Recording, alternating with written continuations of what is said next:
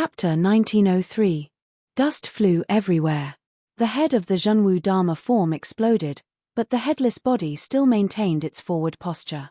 The clay statue of the saint was still intact, but there were some cracks. The saint of the Zhong family deliberately touched the Confucian headscarf on his head and looked at the young vassal king who had probably taken out his trump card. He said sarcastically, "It doesn't hurt. Is that all you can do?" This person's tone was always strange, but it was exactly as he said. Anyone in the human world who was his enemy, even if it was Hsu Fengnian, could only be an ant trying to shake a tree.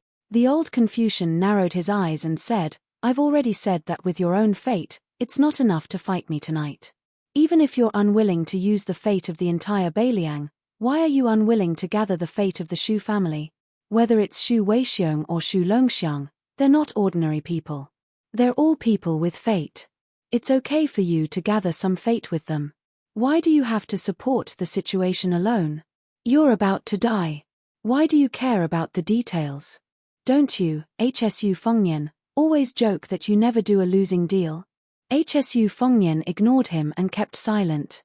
Since he was young, as the eldest son of the Shu family, he was the only one who gave all kinds of rare things to his eldest sister, second sister, and Huang Manor. He had never asked for anything from them. He had never even thought about it. Just like when he obtained the pair of young tiger kuei, he did not hesitate to give them to his second sister and Huang Manor respectively. When he got the new sword Spring and Autumn from the swordsmith surnamed Qi in Beimang, he also thought of his brother immediately. He thought that he could finally change the wooden sword. When he snatched the river soldier from Jiang Feuding, he also thought of borrowing the embroidered winter-spring thunder from the white fox face. He could finally return the favor. Hsu Fengnian had always believed that he had gained too much, so he should not complain and should be generous. The old Confucian stared at Hsu Fengnian's eyes and sneered, "A falling leaf indicates autumn. The first vassal king of Liang, who has 300,000 elite cavalry, is actually such an indecisive fool. It's ridiculous." Hsu Fengnian said slowly, "You can nag when you win. It's still early." The saint of the Zhong family laughed and said, "When I win you, you'll die. Who will I talk to then? Do you want me to nag at a dead person?" Hsu Fengnian's eyes were firm and his face was cold. "My master Li Yishan, the chancellor of the Shangyin Academy, Zhong Julu of Liang, Wei Jingtang of Jizhou, and many others. In my heart, they are the real scholars. It's lucky that you, the sage of Confucianism, did not dare to show up for hundreds of years. Otherwise, you'll be a laughing stock." The saint of the Zhong family did not take it seriously and said with a smile, "It's still too early to say that." Hsu Fengnian held his breath and concentrated. Since the disappearance of the Zhenwu Dharma form, it was harder to catch the old Confucian's qi. The old man raised his arm and waved it in the air. Suddenly, a 3-foot green gang qi appeared. The old man seemed to be lost in thought and sighed, "Maybe the descendants only know about my knowledge, but they don't know that it was me who started it." When the saint of the Zhong family condensed his qi into a sword, Hsu Fengnian instantly attacked silently. The old man stood on the spot and twisted his sword-wielding arm behind his back. With a simple sword stance, he blocked the talisman knife that was trying to cut off his head. After that, no matter which angle the elusive talisman saber appeared from, the saint of the Zhong family only used an ordinary sword-holding stance to defend himself flawlessly. The two sides' qi lasted for half an hour. Hsu Fengnian finally stood 20 steps away from the saint of the Zhong family. The old man was still calm and composed. The 3-foot sword qi in his hand was as powerful as before. The clay statue of the saint that he had invited into the mortal world did not disappear. It was still quietly looking at the foot of the mountain. The old man looked around leisurely and laughed. "Ghost talisman. It's not bad to use the remnant soul of the Beimang true dragon in the talisman knife as the talisman gallbladder. However, it's a little far-fetched to use the divine lightning technique of Mount Longhu. What kind of lightning pool is this? How can it summon gods and ghosts? How can it suppress demons?" There were 21 pocket-sized flying swords hovering around the old man.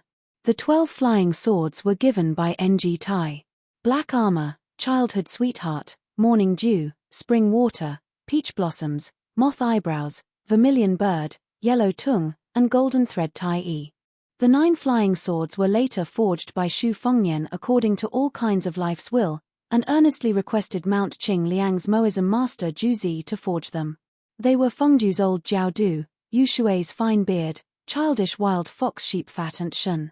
Above each of the motionless flying swords, there was a yellow talisman glittering with golden light floating above them. The saint of the Zhong family exclaimed softly and asked curiously, "Why is the word talisman gallbladder missing?"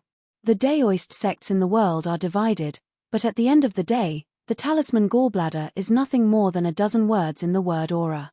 The talisman gallbladder has no words. You worked so hard to create this talisman. Where did the spiritual energy come from? Hsu Fengnian gripped the hilt of his saber tightly and sighed softly. This was supposed to be a lightning pool that he used to suppress the heavenly being, Tantai Pingjing. As for what kind of talisman this was, it was obvious. Since Hsu Fengnian was in Beiliang, this talisman was naturally the cold talisman. The 21 swords were connected to each other. The 21 talismans were connected to each other by lightning. The old man shook his head and said, "When you read to your heart's content, you can read through the rise and fall of 1,000 years. What's a small lightning pool?" The saint of the Zhong family stood on the spot. He held the sword in one hand and dipped the other in his saliva. He made a gesture of flipping a book. The pages flipped. Every time a page was flipped, a flying sword would fall to the ground. When the last flying sword swayed and fell, Hsu Fengnian held the saber with both hands for the first time and began to run forward. The saint of the Zhong family waved his sleeve and dispersed the 3-foot aura. He stepped forward and sneered, "Do you really think I'm afraid of your mountain sealing technique?" In an instant, the old man's left hand gripped the tip of the saber. Just as the Confucian saint was about to slap him with his right hand, he stopped and frowned. A ray of rainbow light suddenly cut through the sky from the elephant cleansing pool, and then fell behind the old man at a faster speed, or in other words, in front of the saint's clay statue. The sword was called snow armor. When the sword fell, there was no snow. But it brought 2 brilliant beams of light from the sky. It was like opening the gate of heaven. The saint of the Zhong family said helplessly, "You're really annoying." The old man probably wanted to save his strength to deal with the brilliant gate of heaven. He just let go of the tip of the saber, then pushed the young lord away and turned around. The saint's clay statue seemed to be pulled by someone and slowly slid into the gate of heaven. Its towering figure gradually disappeared. The old man lifted one foot and stepped on the ground one after another. It landed and took root. There seemed to be a strong wind blowing behind the old man. His sleeves fluttered as he fell toward the gate of heaven. Hsu Fengnian turned his head to the east and said in a deep voice, "Sword, come." Still thousands of miles away, the peach blossom sword god who was flying on the sword laughed and replied, "One sword tomb of the Wu family, 200,000 swords, is that enough? If you like to watch the heroes and heroines in the snow on your mobile phone, you can follow my WeChat public account, Fenghua 1985. The snow is coming to an end. If you follow me, I believe there will be a lot of surprises. Not only some fragmentary writing experience in the snow, but also some future chapters, some of the bad stories I have never published publicly, some of the songs I like to listen to when I write my own words, and some activities of giving autograph books, update notices, etc., will be posted on my WeChat public account. Chapter 1904. The gate of heaven opened wide. Vaguely, one could see the heavenly maidens scattering flowers. In a trance, one could hear the chanting of Sanskrit and the ringing of celestial bells. Of course, it was to forcibly recruit the first ancestor of the Confucian school. This kind of formation was like the Grand Kai sect of the world welcoming a distinguished guest. At this critical moment, the old man still had the mood to turn around and smile at the young lord. "My old body has been buried in the ground for hundreds of years, I can't stand your torment." Then, the old man looked to the east and laughed. "You, the peach blossom sword god, are too narrow-minded.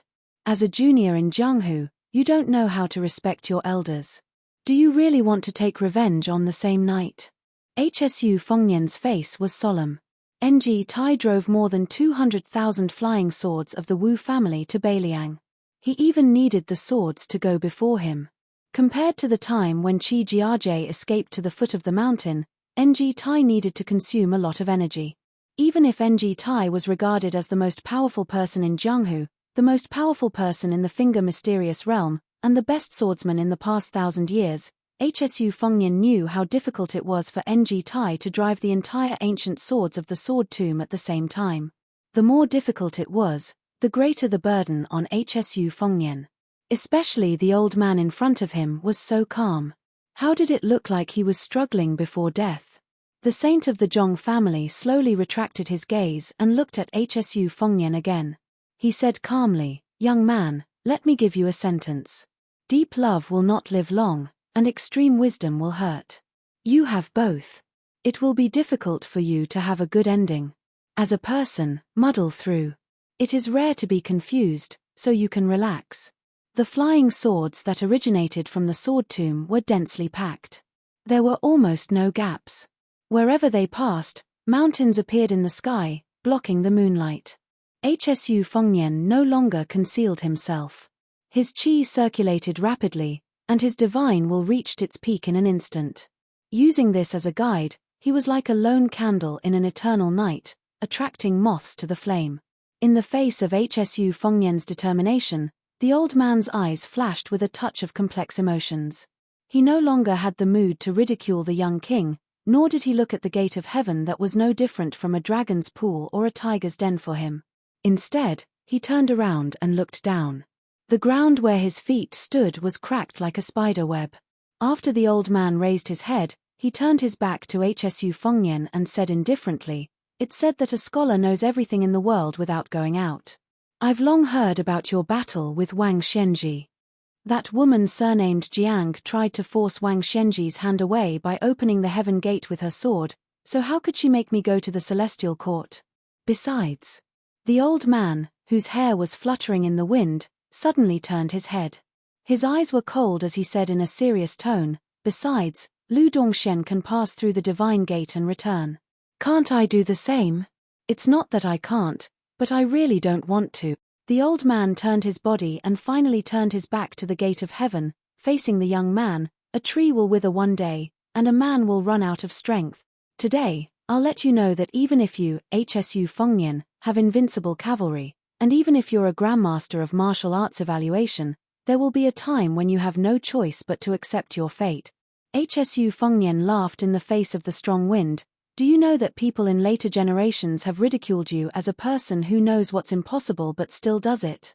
Hsu Fengnian continued, "Do you know that a quasi-sage in the Confucian school whose status is only second to yours said, 'Even if there are thousands of people, I will go forward'?" The old man said indifferently, "Those are good words, better than your words of a stray dog." Hsu Fengnian and the saint of the Zhong family looked at each other. Although the heart may not be able to reach it, it can still make people yearn for it. When Xu Xiao was old, he told me in private that he didn't like all the scholars in the world. But when he remembered how many times in the early years, he saw scholars together in the palace, each in high spirits, the jade pendants on their waists jingling, he really envied them. It was so pleasant to the ears. Finally, the old man said, "Generally speaking, if things are not at peace, they will make a sound. Since that's the case, Hsu Fengnian, do you have any last words for this world?" The talisman on the cold blade had disappeared. Hsu Fengnian hung the new cold blade of the Shu family's 6th generation. Countless heroes have died in Beiliang. Every family has a white scarf. Most of them don't leave behind any last words, and they don't need mine. The old man shook his head and said, "That's because you haven't really lost all hope." Hsu Fengnian, who was indifferent, raised his palm as if he was grabbing something. The saint of the Zhong family snorted, "Ng Tai's flying sword is not bad, but it must be able to reach Wudong Mountain." The old man also raised his arm and then pressed down, "Drop the sword for me." The first wave of flying swords that had already approached Beiliang and Yuju were nailed into the ground like arrows at the end of their flight. The extremely spectacular scene at the junction of Yuju and Hezhou. The wind blew and the rain fell, and the flying swords drew an arc in the air and stabbed into the ground. They fell on the mountains, the rivers, the fields, and the yellow sand. It was like a heavy snow falling on all the places where there was no one. The young man who had been leading the flying swords to the cold had a trace of scarlet blood between his eyebrows. However, the place where the sword fell was getting closer and closer to Wudang Mountain. A wave of slanted flying swords was less than 100 miles away from the big lotus peak. And the young king's ears, nose, and mouth also began to bleed. After the saint of the Zhong family pressed down with his palm, his originally motionless body slid back a step, and he was one step closer to the gate of heaven. When a wave of more than 1,000 flying swords landed on the green bamboo peak to the right of the big lotus peak, the young man's eyes began to bleed. His face was already covered in blood. When a flying sword landed in the deep stream outside the big lotus peak, Hsu Fengnian's face was already blurred. But that unknown rusty ancient sword was already the last of the 200,000 flying swords in the Wu family's sword tomb. But that saint of the Zhong family, even if he seemed to have his back against the gate of heaven, his feet were still standing outside the threshold. The difference of one step was like the difference between heaven and earth. In the human world of the heavenly court, the old man lowered his head and looked at the 3-foot sword called armor of snow, and gently pressed down with his free left hand. The young man whose face was covered in blood slightly twitched the corner of his mouth. The old man, who was clearly not looking at the young vassal king, seemed to be able to see through the mysteries of heaven. I know that you still have one last sword, but no matter how much you calculated, you would never have thought that in the entire northern Liang Path's 4 provinces, you would be able to borrow that sword no matter where you went. Only on Wudang Mountain, you would not be able to do it. After all, Wudang Mountain is a peaceful place for Taoists, and since ancient times it has been the ancestral court of Taoism in the north. From the great Qin dynasty to the great Feng dynasty, and now to Liang, this place has almost never been affected by the flames of war, so the connection between you and the Shu family is the weakest. If it was outside the Liangju Pass, at the mouth of the gorge in Yuju, not to mention that I couldn't stop you from borrowing Ng Tai's last sword, I'm afraid that I would have already sent you to the gate of heaven. The old man slightly bent down and gently patted the sword's hilt. You and that Tai sword are brothers in hardship. A rainbow light like a comet in the sky, from the west to the east, crashed into the big lotus peak. But it seemed to have crashed into an invisible wall. It caused a burst of dazzling sparks, and was incomparably gorgeous. Chapter 1905. The ancient sword couldn't move forward an inch, and it kept whining. The old man closed his eyes as if he was listening to the sound. He murmured, "Essays talk about grief but not pain, but on the battlefield, it is said that soldiers with grief will win. Which one is right?" The old man answered his own question. Scholars write essays, but how many of them really work hard? But people die in war, it would be strange if they don't die. The Confucian ancestor finally looked at the young man. He slowly closed his eyes. His face was blurred by blood, so it was impossible to see his expression. He didn't know if it was pain, sadness, regret, relief, or something else. If he consumed Beiliang's fate, he might be able to save himself. But if he fought Liang Mang, he would definitely lose. In the end, he didn't want to. Was it also not impossible, but unwilling? This sage of the Zhong family, who had overpowered the 2 grandmasters on Mount Wudang tonight, laughed aloud, looking up to the sky and laughing loudly. Desolation, sorrow, joy, all kinds of feelings. The old man suddenly shouted at the sky, "I am a scholar. Although I am good at cultivating Haoran Qi, I never ask for immortality. F***ck off the cycle of heaven. I have been guarding the human world for 800 years, and I have seen you immortals order me around for 800 years. Now you want to take an inch and want a mile?" The heavenly gate exploded with a bang. The old man ignored the huge movement behind him, stepped out, looked at the young king, and asked sternly, "Hsu Fengnian, I ask you. The new valley is basking in the sun, the oranges are hanging high, the fisherman is wearing a bridle, the old farmer is carrying a hoe, the woman is picking mulberry, the child is herding cattle, and the old woman is making cloth. The iron armor is clanging, the sword is like frost, the drums are like thunder, the iron cavalry is out, the arrows are like rain, the smoke is everywhere, and corpses are everywhere. Have you seen all kinds of things in the world?" The young man covered in blood didn't move. Between life and death, one could see life and death. When there was no way out, One could see the root of human nature. But this guy surnamed Shu, is he really dead? It shouldn't be. The old man showed a trace of panic for the first time. He quickly moved forward and came to the front of the young man. He stretched out his thumb and pressed on the middle finger of the vassal king. He wondered, the qi in your body is still quite strong. Why is there no movement? In the next moment, this absolute saint was sent flying by the young man's kick. The old man fell heavily to the ground, but he didn't stand up. He just sat there, as if he hadn't completely regained his senses. The young man also sat on the ground with his hands on his knees. He opened his eyes and said weakly, "Damn you." The old man burst into laughter. Xu Fengnian had no idea what this crazy old man was thinking or what he was trying to do. He was constantly gasping for breath, and of course, he was also vomiting blood.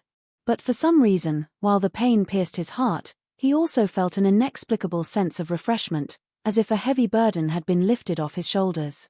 Especially that kick, it was really a kick to his heart's content. The saint of the Zhong family raised his hand and patted the dust off. He pointed at his own nose and asked, "Are scholars powerful?" The young king was speechless, he could only move his mouth. It seemed that he was trying to tell him to get lost.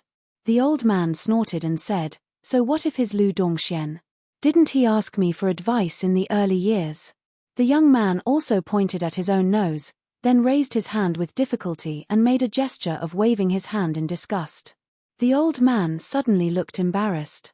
Before the great Qin dynasty unified the world, the saint of the Zhong family had led his disciples to travel around the countries, but he was rejected by the great Qin dynasty. The old man laughed at himself and said, "It's never too late for a gentleman to take revenge. But 800 years is a little too late." Hsu Fengnian, who was extremely embarrassed, recovered slightly and asked weakly, "Apart from the personal feud, what else is there?" The old man sat upright and said in a deep voice, "Before you and Li Yufu cut the gap between heaven and man, I'll bear the pressure of heaven for you too.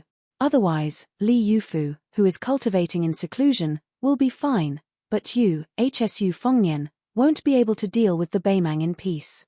Do you really think the immortals will watch you commit treason? Maybe those guys will simply let the Beimang barbarians take over the central plains."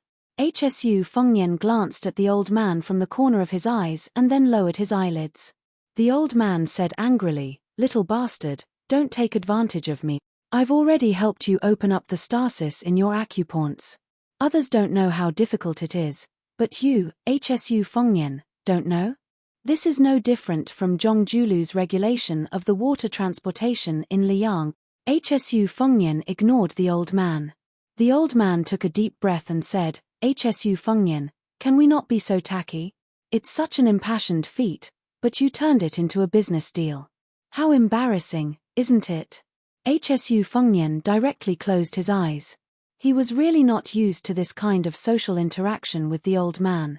Even if he was full of strategies, it was difficult to use them. However, the old man's only weakness happened to be the Achilles heel of the Confucian holy sage. There was a long silence. Hsu Fengnian finally opened his eyes and bowed with cupped fists. The old man accepted it calmly. Hsu Fengnian stood up shakily and asked softly, "Why don't you give me something extra to solve the problem of the grain cooling?"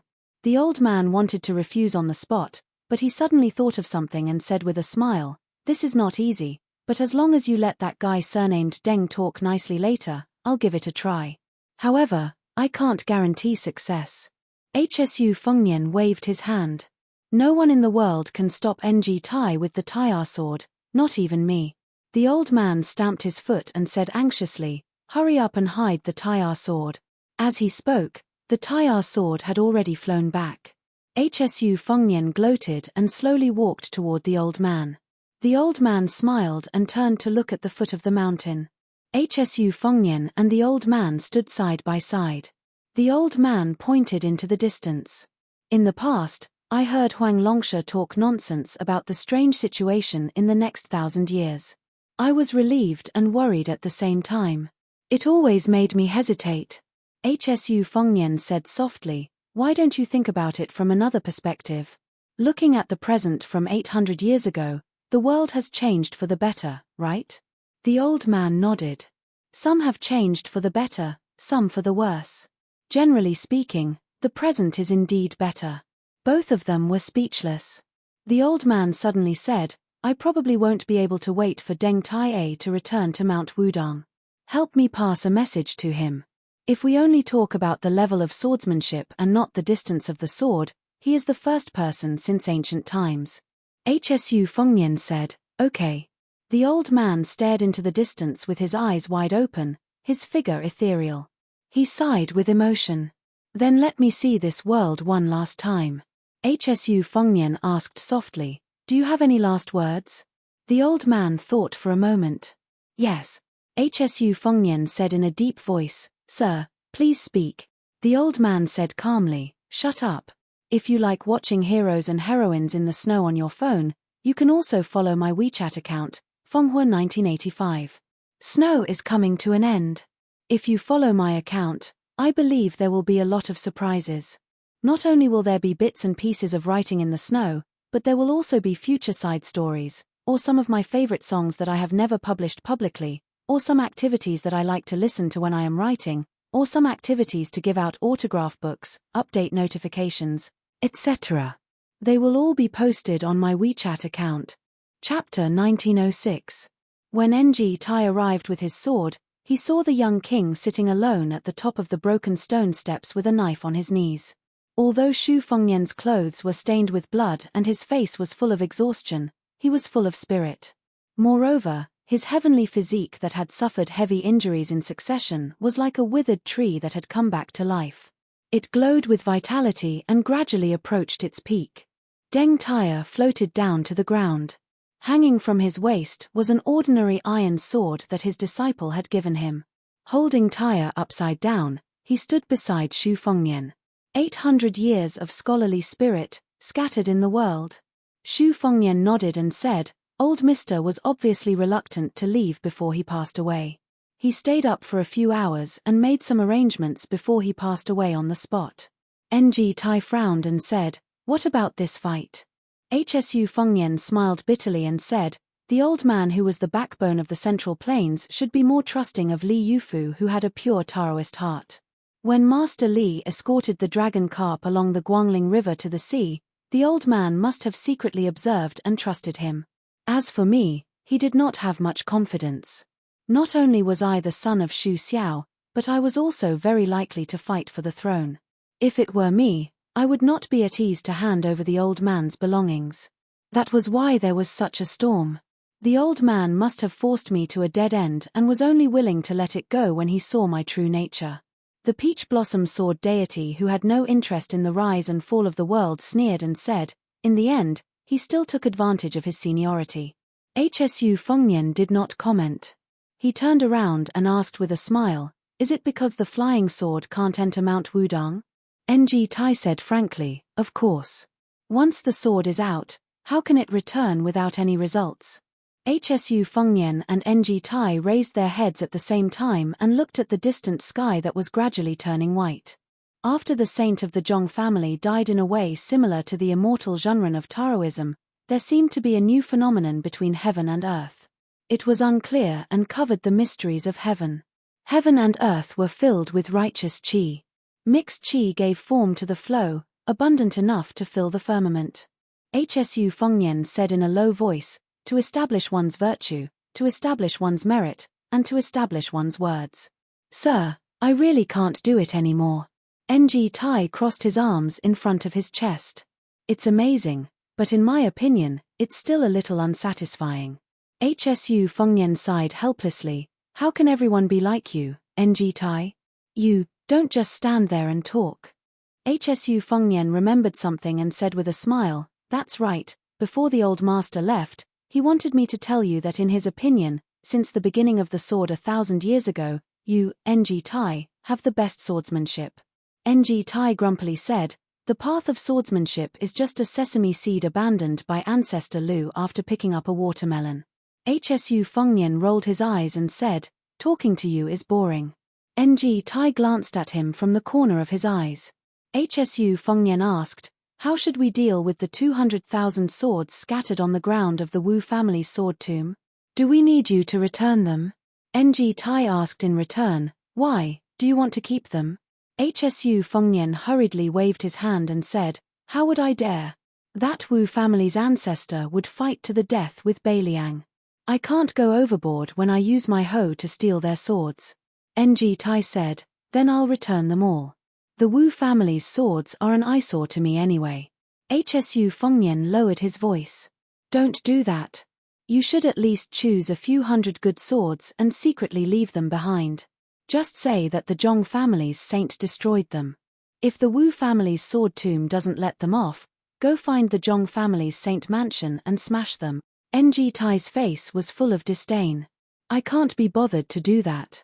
HSU Fengnian smiled brightly and said, "There's no need for the peach blossom sword god to waste your energy. I'll do it. I'm quite familiar with intercepting swords." NG Tai obviously didn't want to deal with this. He began to hold his breath and meditate. Controlling 200,000 swords to go to Beiliang was definitely not an easy task. HSU Fengnian suddenly said, "Before the old man left, he told me that Beimang's Tuoba's martial arts cultivation had advanced by leaps and bounds overnight." NG Tai immediately understood the crux of the matter. His face darkened. "He wants to use both Tuoba and Tantai Pingjing to deal with you at the same time?" HSU Fengnian said, "That's about right." NG Tai asked, "Did the old man say how high Tuoba's cultivation is? Is there an analogy?" HSU Fengnian shook his head and said, "It's not clear. He only said 5 words, celestial beings live forever." NG Tai frowned and said, "I've never been good at these cryptic words. Just tell me directly. When Wang Shenji left the Eastern Sea, was Tuoba slightly inferior or similar?" HSU Fengnian had obviously thought about this troublesome question long ago. He blurted out, "I guess the best result is that he was slightly inferior." NG Tai asked, "Then the worst result?" HSU Fengnian half-joked, "I'm afraid I'll scare you if I say it." NG Tai twitched the corner of his mouth. "Has anyone ever told you that it's actually quite boring to talk to you?" HSU Fengnian shook his head and said, "No, especially women. There's a popular saying in the Central Plains that proves it. 10 years to cultivate Song Yushu, 100 years to cultivate Lu Dongxian, and 1,000 years to cultivate HSU Fengnian." NG Tai said indifferently, "Oh? Not 100 years to cultivate HSU Fengnian, 1,000 years to cultivate Lu Dongxian?" HSU Fengnian pinched his chin and pretended to be confused. "Did I remember wrongly?" NG Tai couldn't help but raise his voice. "Spit it out." Shu Fengnian put away his joking expression and sheathed the cold blade at his waist. "The worst outcome is that at some point in time, Bodhisattva Tuoba's combat power will be slightly stronger than Wang Shenji's." NG Tai dismissed it with a smile, loosened his arms, and stretched. "Dawn was coming. Then that's the worst result. Why don't you let me deal with Tuoba?" Shu Fengnian shook his head and narrowed his eyes as he gazed at the serene scene of the sky gradually turning blue and white. He lazily said, "You've already fought him once in the northern Mang. Let me do it this time." NG Tai was silent for a moment and then said sarcastically, "Don't forget, you fought with him twice in the western regions and outside Liangju Pass. If I remember correctly, it was a draw and a loss, right?" HSU Fengnian allowed the breeze to blow away the last bit of blood on his body. "When have I ever lost? Moreover, that time in the western regions, if Li Mibi hadn't interfered at the last moment, Tuoba would have been a dead man." NG Tai dismissed it with a smile. "Fine. If you want to be a hero, I, NG Tai, will satisfy you." HSU Fengnian said softly, "Perhaps in terms of combat power, we are all in the celestial realm, so there's not much difference between us. However, there's a state of mind unique to Wang Shenji. Even if you, NG Tai, have Tai E, and even if Tuoba received a gift from an immortal, it's still impossible." NG Tai asked curiously, "Invincible in the human world?" HSU Fengnian suddenly pulled out his cold saber and pointed it at the great sun leaping into the human world's vision. "The entire world's enemy." NG Tai asked again, "You have it?" HSU Fengnian didn't answer the question. "I've always had it in Beiliang. For those who like to read on their phones, you can follow my WeChat public account, Fenghua1985. Yesterday, I added more than 10,000 people. Today, I guarantee at least 2 chapters. Chapter 1907. The figures of pilgrims gradually appeared on the stone steps of the divine path. Hsu Fengnian quietly went to the elephant cleansing pool.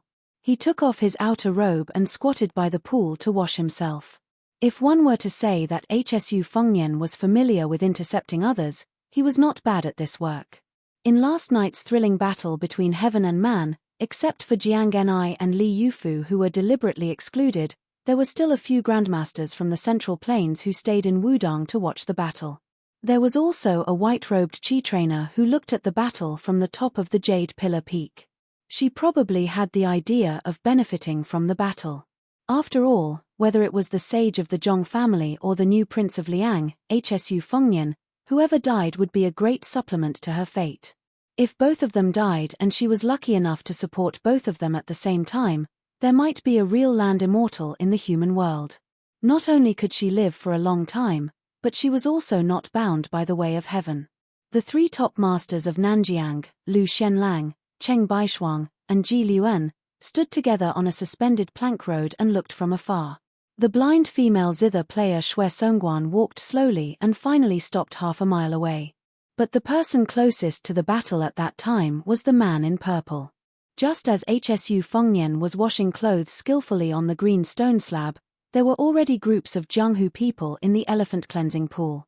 Now the Central Plains recognized Wudong Mountain as not only a blessed place for cultivation, but also a precious place for martial artists to understand the heart of heaven.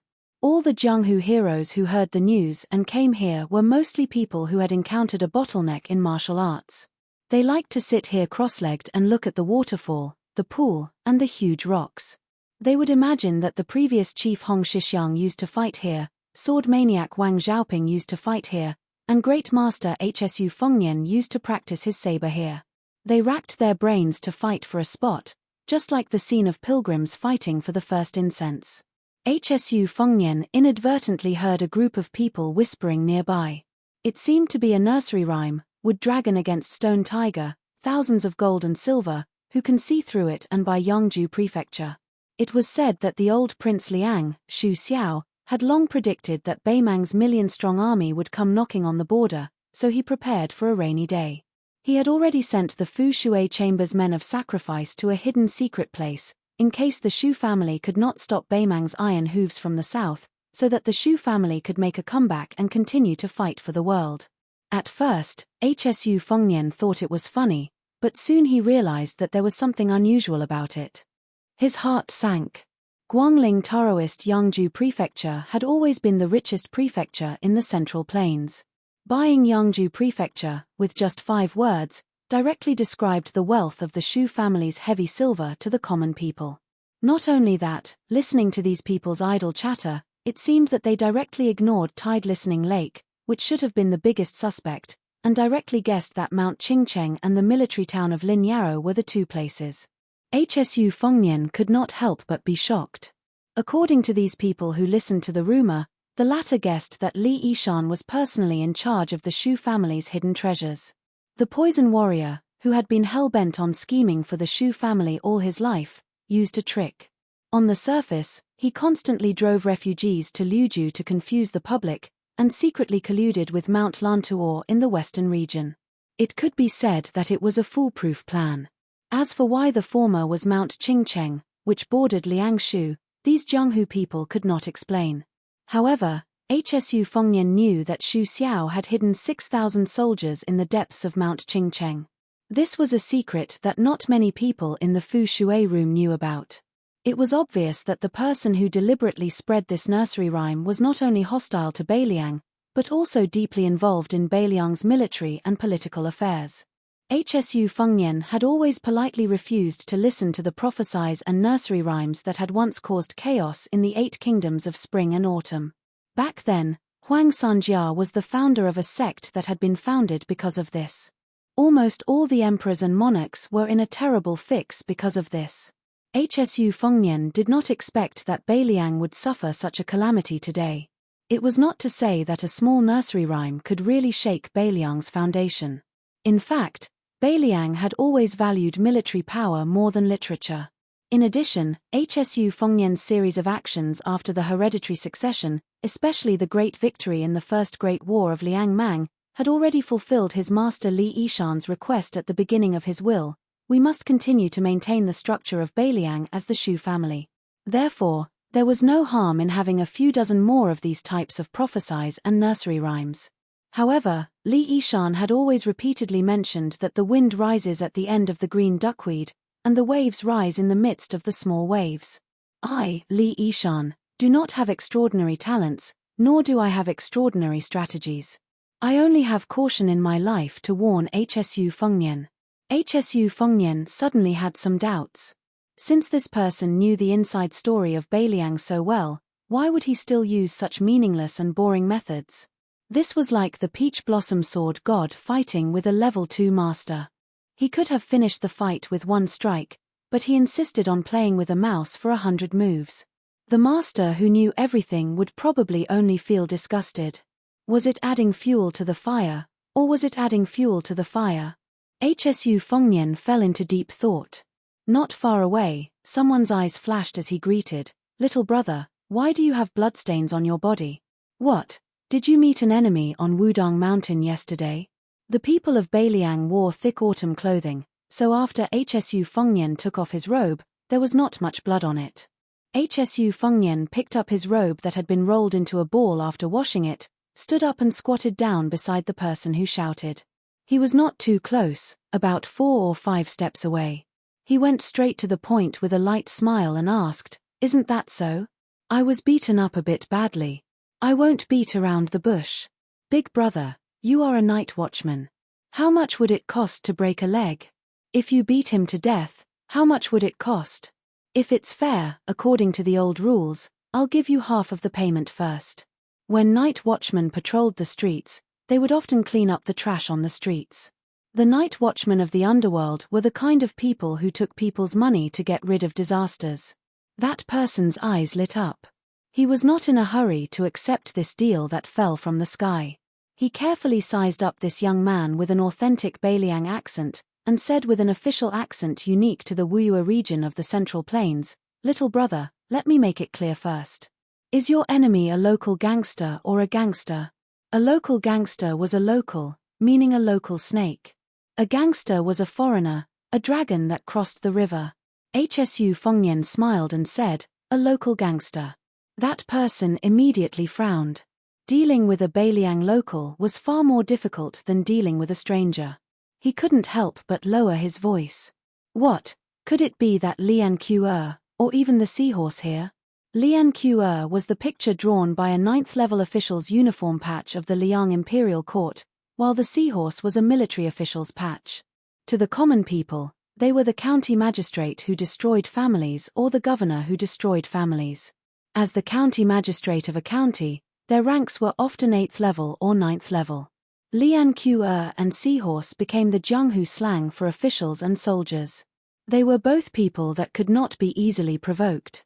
It should be known that ever since that butcher Xu Xiao, the imperial court had a bloody rule of passing the heads of Jianghu people who didn't obey to the rules to the 9 sides. After Liang unified the spring and autumn period, especially when Xu Xiao stepped into the Jianghu, the entire Jianghu had to lower themselves.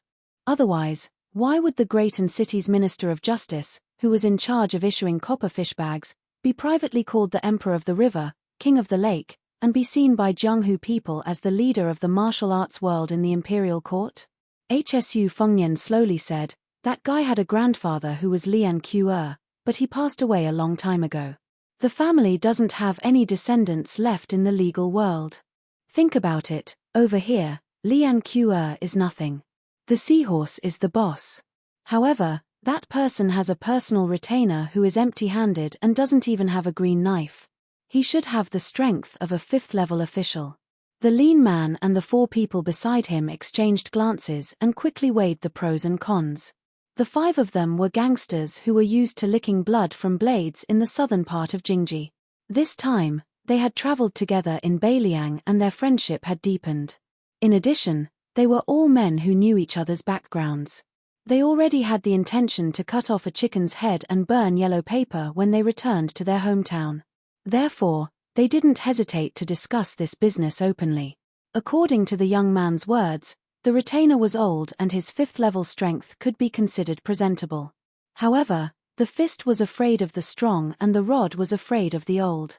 The 5 of them all had some fighting skills. As long as they worked together, they would definitely be able to beat the old master to death. However, the 5 of them were worried that they would commit a crime in Beiliang. Once the news was leaked, they would definitely end up being shot by the Beiliang cavalry's crossbows and become hedgehogs. However, a penny was a problem for heroes. Most of them were extravagant people. After drinking 2 or 3 times, they were completely out of money. These 2 days, it was a coincidence that their ancestral graves were smoking.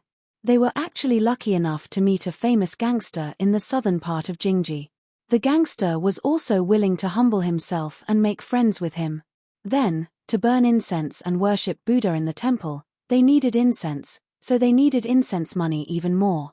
What was the use of just saying things like "I've heard so much about you for a long time and your reputation resounds like thunder"? The lean man cautiously asked, "Which Taoist temple on Mount Wudang does he live in?" This question was asked with great care. Mount Wudang had 81 peaks. The number of peaks was actually not many, less than 30. Taoist temples of various sizes were located on these peaks. Perhaps the Taoist priests of Mount Wudang didn't care about the size of the cultivation area, but the people of Jianghu did. For this Wudang Taoist discussion, naturally they would choose to live on a famous peak or Taoist temple. If they weren't famous, then they would sharpen their heads and live on a higher peak. It was said that many famous schools and sects had developed a gap because of this. They were only restraining themselves because they were afraid of the Beiliang government. Chapter 1908. Seniority in Jianghu, ranking in Jianghu, and ranking in Jianghu were all recorded in the minds of well-informed Jianghu people. For example, there were more than 50 people who were familiar with Jianghu faces in Jianghu in the Great Snow Plateau of Mount Hui. They were all famous big shots who were either immortals or grandmasters. Don't even think about them. The next group of people were mainly people who were qualified to enter the Yamen of the Ministry of Justice in the capital city. These grey people were even more untouchable in Jianghu. In addition to the dozen or so behemoths that were evaluated by the old and the new, those sects and factions that could dominate the martial arts world in a province also needed to be paid attention to. From the sect masters, to the guest elders, and then to the personal disciples, all of them had to be paid attention to. The last group of people, such as Feng Zongxi, who was famous for his righteousness and generosity, and Liao Dong's red sandalwood monk, who was also a wandering immortal, usually wandered Jianghu alone. They had to remember their names and appearances clearly to avoid offending them. Otherwise, they would feel that 2 fists were no match for 4 hands. They deserved to drown in the big river instead of capsizing in the gutter. Xu Fengnian's face was full of disdain as he said, "It's a small Taoist temple near Shaoyu Peak." He was only able to stay there because his grandfather was a big pilgrim there. Otherwise, with his little ability, he would have been forced to pack up and leave long ago. The lean man said with a smile, "Little brother, may I ask which Jianghu you are from? What grudges do you have with that person?" Hsu Fengnian smiled, "Brother, you're breaking the rules. Money in the world doesn't have a surname." The lean man, who knew he was in the wrong, laughed and said, "Money is all surnamed Zhao." Hsu Fengnian smiled and pointed at the bluestone, "Here, it has to be surnamed Shu." Just when Hsu Fengnian was about to follow the vine and casually talk about the nursery rhyme, an uninvited guest interrupted their conversation. Tong Shanquan, who had a martial virtue and a heavenly treasure, 2 heavy weapons at his waist, walked straight towards Hsu Fengnian without any disguise. Hsu Fengnian was not annoyed by this. He believed that the spies of the Whispering Water Chamber on Mount Wudang had already known about this matter. Even if they did not attach as much importance to this matter as he did, he would go back and greet them personally. After all, Mount Wudang was still Beiliang's territory. Even if there were crooks and honest people mixed together, if they were willing to put in some effort, they would still be able to find some clues. As long as the other party was not a one-time deal and dared to continue fanning the flames, the spies of the Whispering Water Chamber would let him know the taste of living a life worse than death. Hsu Fengnian was not confident in this, but conceited. The world only knew the name of the Beiliang cavalry, but few knew that the Whispering Water Chamber was able to survive in the cracks of Liang's Jiaogo and Beimang's cobwebs and continue to grow. Only the high-ranking generals of Beiliang knew that in the heart of this new Prince Liang, he respected the spies of Beiliang more than the crossbowmen on white horses outside the Liangju Pass. Hsu Fengnian did not stand up. He raised his head and asked with a smile, "Master Tong is here to comprehend the saber again?" The master of Jin Kuo Dao, who had a quiet temperament but a strong and vigorous saber, smiled and nodded slightly. She tapped the ground with the tip of her foot and nimbly flew towards the giant rock in the middle of the pool. She sat down cross-legged facing the waterfall and placed the two sabers across her knees. Naturally, the lightness skill that she displayed did not carry any worldly aura and did not appear to be superior. However, the young woman's bearing of a master was apparent at a glance.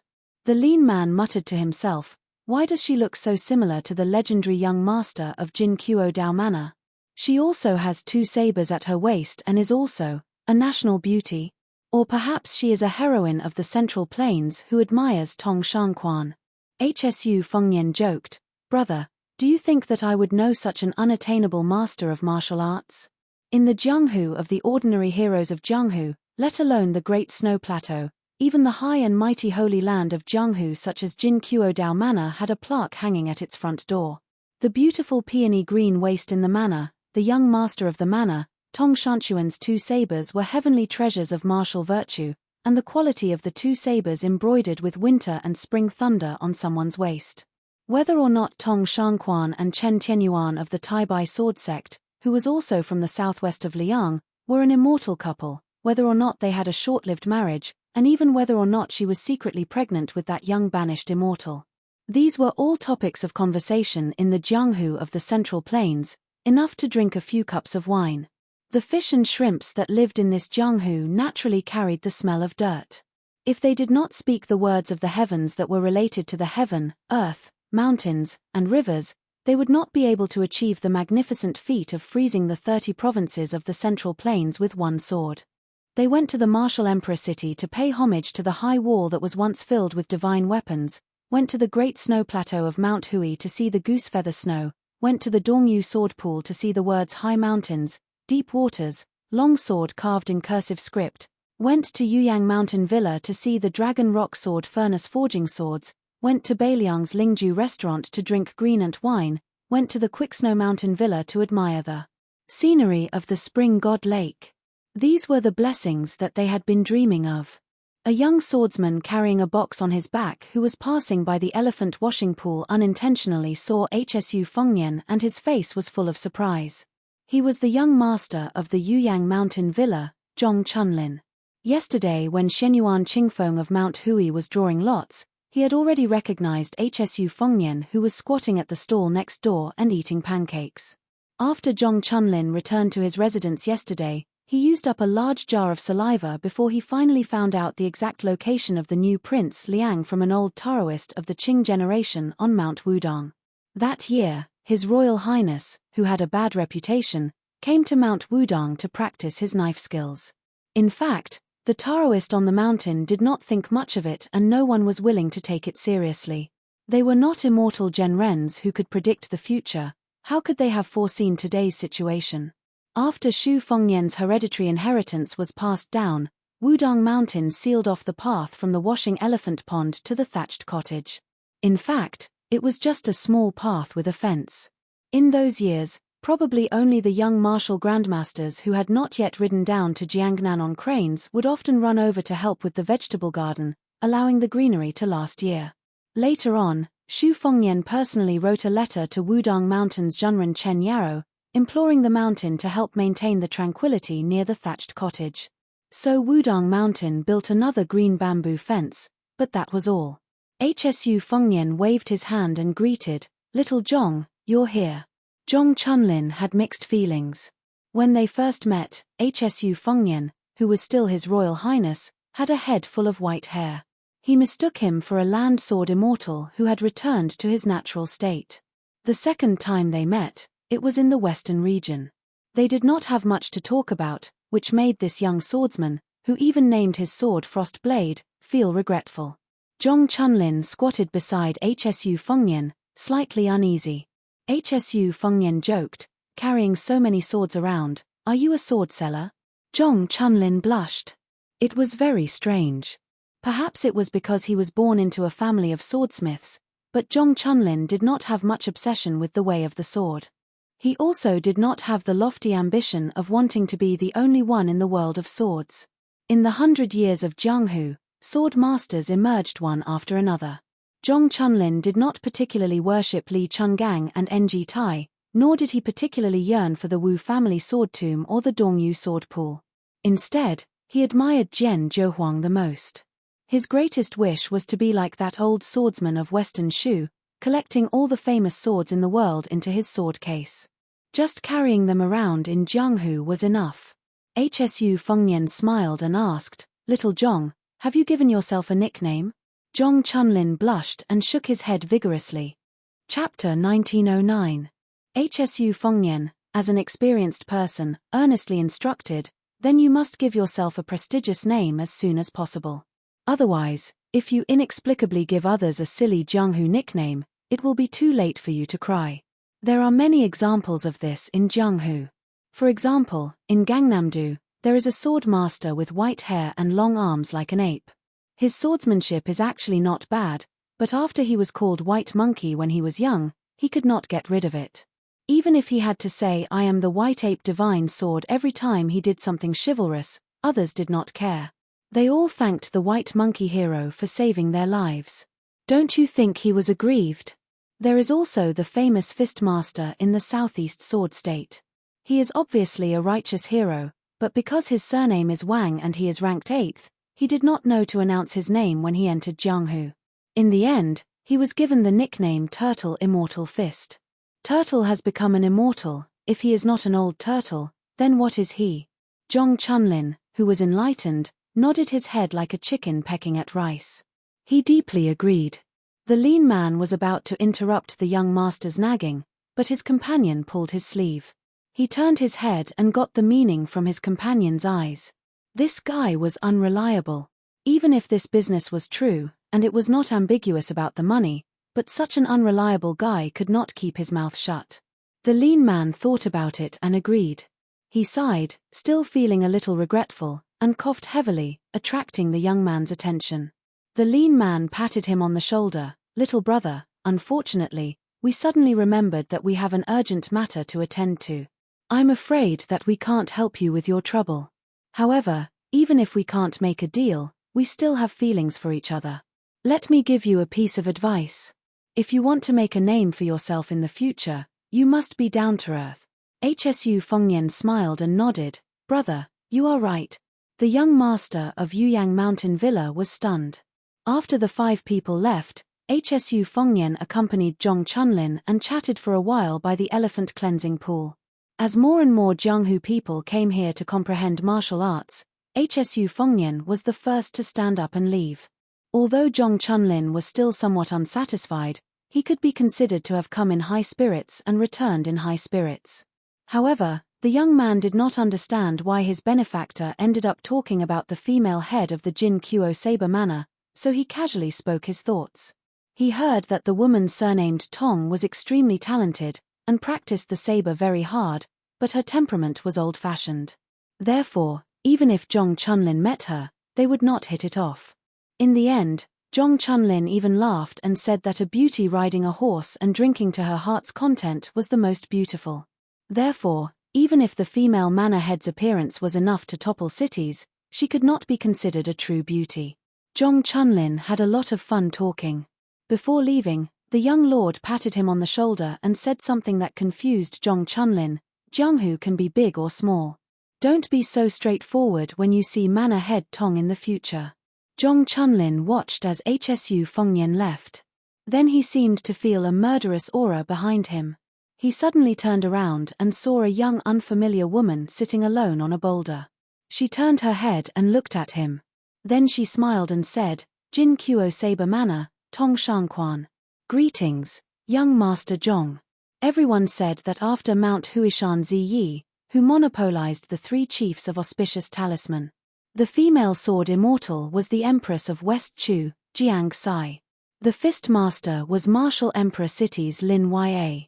The female saber saint was Southern Zhao's Tong Shanquan. Zhong Chuanlin's mouth twitched as if he was struck by lightning. He could not say a word. Tong Shanquan, who probably would not ride a horse and drink in her life, slowly turned her head and no longer paid attention to the young manor head of Yuyang Mountain Manor. Hsu Fengnian leisurely returned to the front of the thatched cottage. Jiang Ni was sitting on a small bench under the eaves. Hsu Fengnian said softly, "It's nothing. I just fought with someone in a daze, and in the end I took advantage of him." She blinked her eyes. Hsu Fengnian stretched out his hands. His hands were empty. He smiled and said, "You can't earn half a copper coin for this kind of thing." She asked softly, "When are you leaving Mount Wudang?" Hsu Fengnian moved a stool and sat next to her. "I have to leave immediately." She whispered, "Are you going to Mount Qingliang or directly to North Rejecting City?" Hsu Fengnian smiled. "North Rejecting City is about to be built. Many people are waiting for me. Of course I'm going directly to Liangju Pass." She said as if relieved of a burden, "Then I'll go too." Hsu Fengnian nodded. "Okay." Xu Fengnian then asked curiously, "Today, Wudong Mountain's Great Lotus Peak and Purple Sun Palace will be discussing the Tao and martial arts. There will be a lot of elusive grandmasters appearing. Aren't you going to take a look?" Jiang Ni said unhappily, "What does their quarreling have to do with me?" Hsu Fengnian could not help but laugh. Jiang Ni asked carefully, "There are so many copper coins here. Won't they be stolen?" Hsu Fengnian shook his head. "I'll talk to Mount Wudong. If there's even a copper coin missing, we'll go to Purple Sun Palace next time and make a scene." Jiang Ni smiled. "You can go by yourself." Hsu Fengnian was also amused by his own words and did not say anything else. He enjoyed this rare moment of leisure. Jiang Ni tilted her head. "Then I'll only bring my sword case." Hsu Fengnian nodded and suddenly said, "This time, we'll leave in style. Let's not be sneaky. When the time comes, you'll take me to Sword Kinnes's flight. Remember to be slow." Jiang Ni's cheeks blushed slightly. Xu Fengnian took her hand and stood up. He laughed aloud and said, "Let's go. Let's go to the outside of Liangju Pass. I'll take you to see the magnificent picture of iron cavalry guarding the border pass, like halberds crossing the river." The great Liang dragon sparrow sword slowly ascended and a young man and woman left Big Lotus Peak under the gaze of everyone. After Hong Shixiang and Xu Jihu, there was another immortal couple in the world. It was also on this day that a middle-aged man with two swords at his waist left the old donkey that had accompanied him for thousands of miles on Little Lotus Peak to accompany the old green ox. A blind female zither player slowly descended the mountain alone under the reluctant gaze of a young man who claimed to be useless. She descended the mountain only for his peace of mind. There was an average-looking short man who said to a Miaojiang woman before he went down the mountain, "If I die, find a handsome man and marry him." An elderly Confucian scholar with two people beside him bowed deeply to the sea of clouds at the edge of the cliff. He straightened his back and said loudly, "This junior bids farewell to Sage Zhong. The scholar Cheng Baishuang has lived up to his teachings." A woman in purple stood on the roof of Purple Sun Palace. She raised her head high and looked at the young man and woman who were flying further and further away. She sneered lightly. An elderly Taoist rubbed the head of his disciple's disciple. Then, he smiled at an even older senior brother. "Wudang is worthy of cultivating in this life." An elegant Taoist from Mount Longhu bid farewell to a Taoist from Mount Wudang. "If there's a chance, I'll come for tea again." An old man gently picked up his sword in the room. After hanging it properly, he said to himself, "How can my Dongyu sword pool not have one person dying outside the pass? On this day, Ng Tai, Shenyuan Qingfeng, Wei Miao, Maro Shulang, Cheng Baishuang, Ji Liuan, Qi Shenxia, Chai Qingshan, Shui Songguan, and Yu Xingrui." The 10 grandmasters of the Central Plains left Mount Wudang at the same time and headed outside Liangju Pass. After the snow ends, there will be a short story related to the snow. It will be about 200,000 words in total. It will be updated continuously on the public WeChat account Fonghua 1985. So, you must pay attention to it. The story of the snow that has been nagging for more than 4 million words is really coming to an end this time.